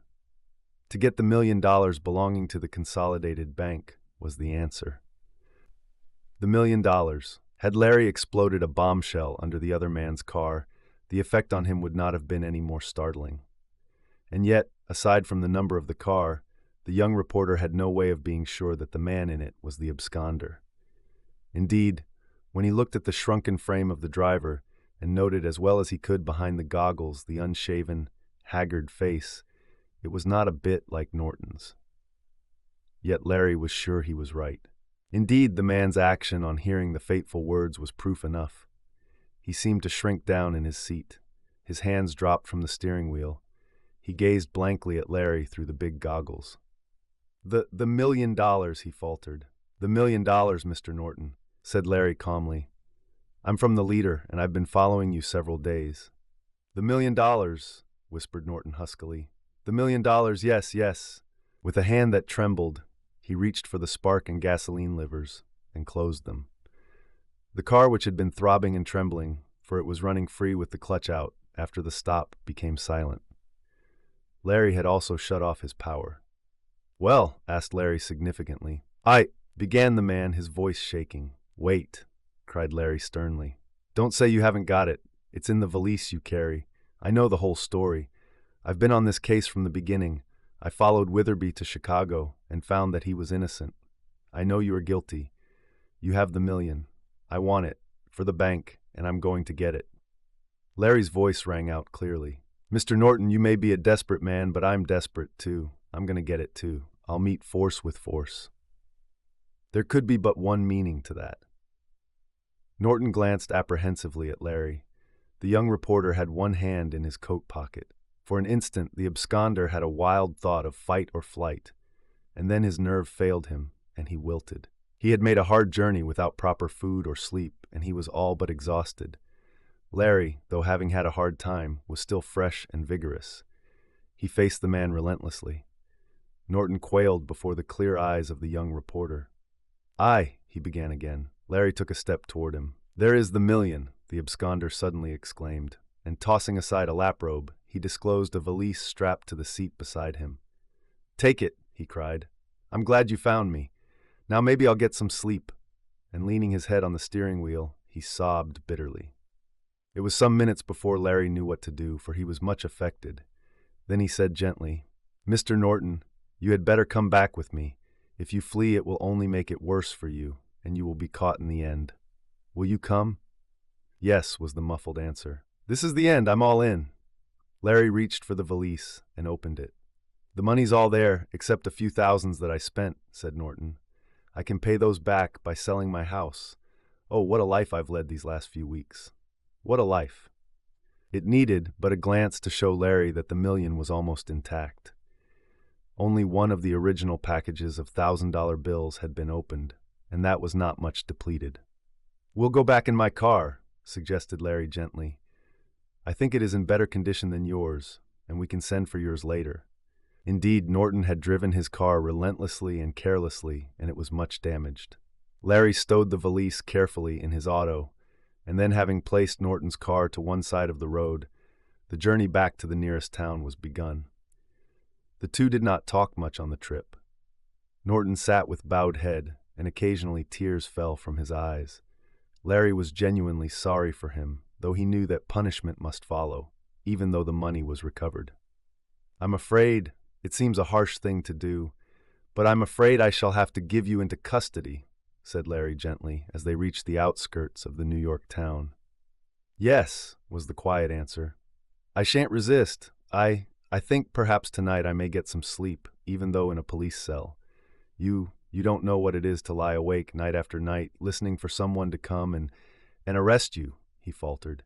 Poor, weak Norton was taken to the town jail, and out of his own pocket, Larry arranged for better care of the prisoner than would ordinarily have been given. For Norton did not retain 1 cent for himself. He insisted on emptying his pockets into the valise containing most of the million. "It all belongs to the bank," he said simply. "I'll make up the rest." "I'm sorry that I have to write unpleasant things about you," said Larry, as he thought of the necessity of getting a story to the leader. "But it is my duty." "I know," answered the absconder simply. "I'll tell you all that you don't know, which isn't much, I guess," and he smiled sadly. "I'll tell you how I got the money." Which he did. It was very simple. For a long time he had noticed that large sums were often put in the bank's valise, to be taken by messengers to various financial institutions in New York. This valise, after being filled and locked, would be set down near the cashier's desk until the messengers called for it, or until the consolidated men were ready to take it away. It was from this that Norton got the idea that he could take this bag unobserved and substitute for it another just like it, but containing bricks instead of bills. He resolved to take a large sum instead of a comparatively small one, and bided his time. Though he had lived a quiet life up to the time of his temptation, he had in the past few months lost much in speculation, and he needed a large sum to meet his debts. So he decided to take the million. The first thing needed was a valise exactly like the one used by the bank. Norton got off one day, put on a false beard, and bought the valise of Miss Mason. The fact that he and Witherby looked alike from the back had deceived the young lady. Once he had the duplicate valise, Norton filled it with bricks from some left by a mason who made repairs at his house. No one saw him take them, as he wrapped them up after dark. On the day before the million was to be taken from the Consolidated to the other bank, Norton came to work in the morning carrying the duplicate valise. As the clerks often came to the bank, thus equipped to go off on a weekend trip, nothing was thought of Norton's act. He put his valise, filled with bricks and newspapers as it was, in a small cupboard under his desk, which was a portion of the long, high one in the rear of the grilled cage. Previously, Norton had taken 2 of the old ledgers from the vault and had cut off their leather backs. He also had a bottle of liquid glue in readiness.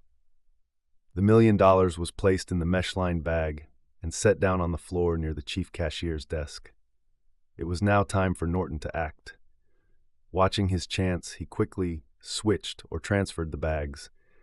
The one containing the million he placed in his cupboard, and his own, with the bricks in, he placed beside the cashier's desk. Then he closed the cupboard door and went on with his work.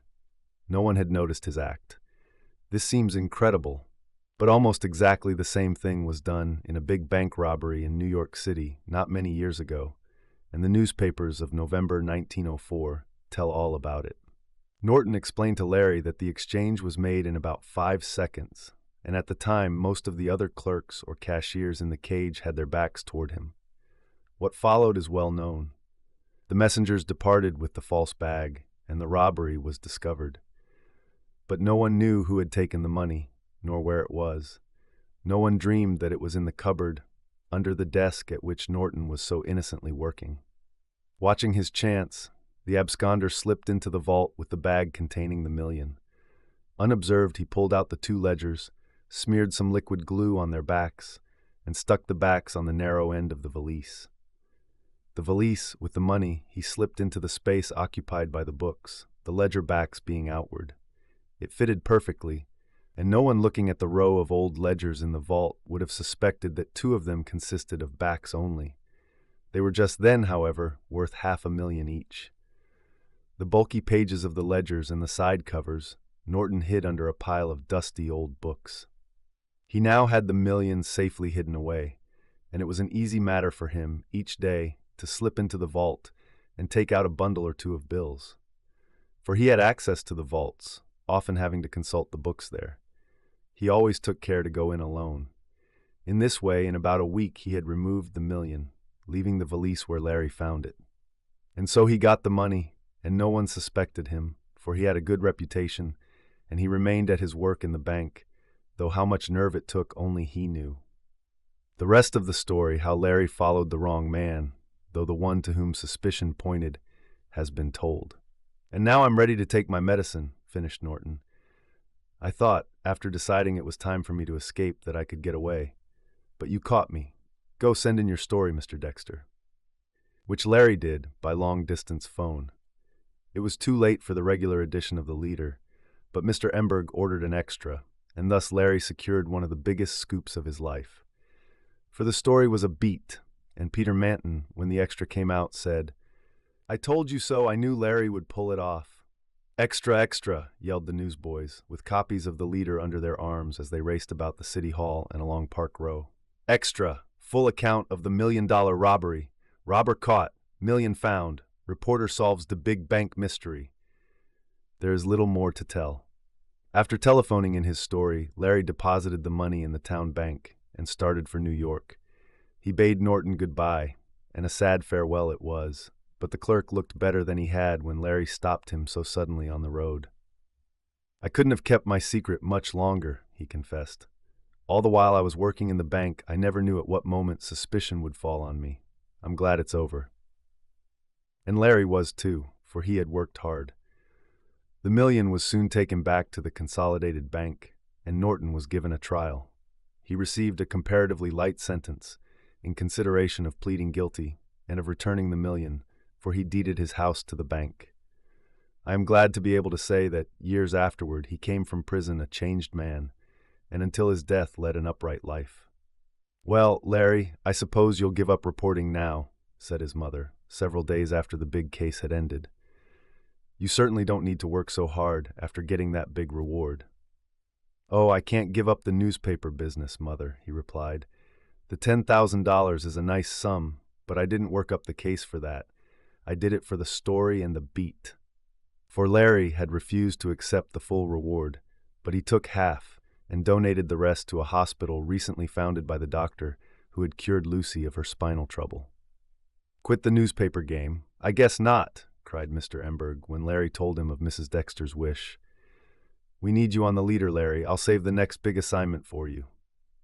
And what that assignment was, and how Larry covered it, may be learned by reading the next book of this series, to be called Larry Dexter and the Stolen Boy, or A Chase on the Great Lakes. "Mr. Dexter, I congratulate you," said Director Wilson to Larry one day. "I admit I didn't take much stock in you at first, but you have won me over. It was a great piece of work, and to think you thought my protege Witherby was the thief." "Well, even he admitted that I had a good case against him," said Larry. "By the way, how is he coming on?" "Splendidly. He is going to be a great actor someday. I am glad I helped him, though I don't say he did just right in leaving the bank so suddenly." Larry thought the same thing, and as he recalled the various steps he had taken in solving the bank mystery, he had no regrets, for he knew that he had acted for the best and had followed only natural clues. And now, for a time, we will take leave of the young reporter. The end.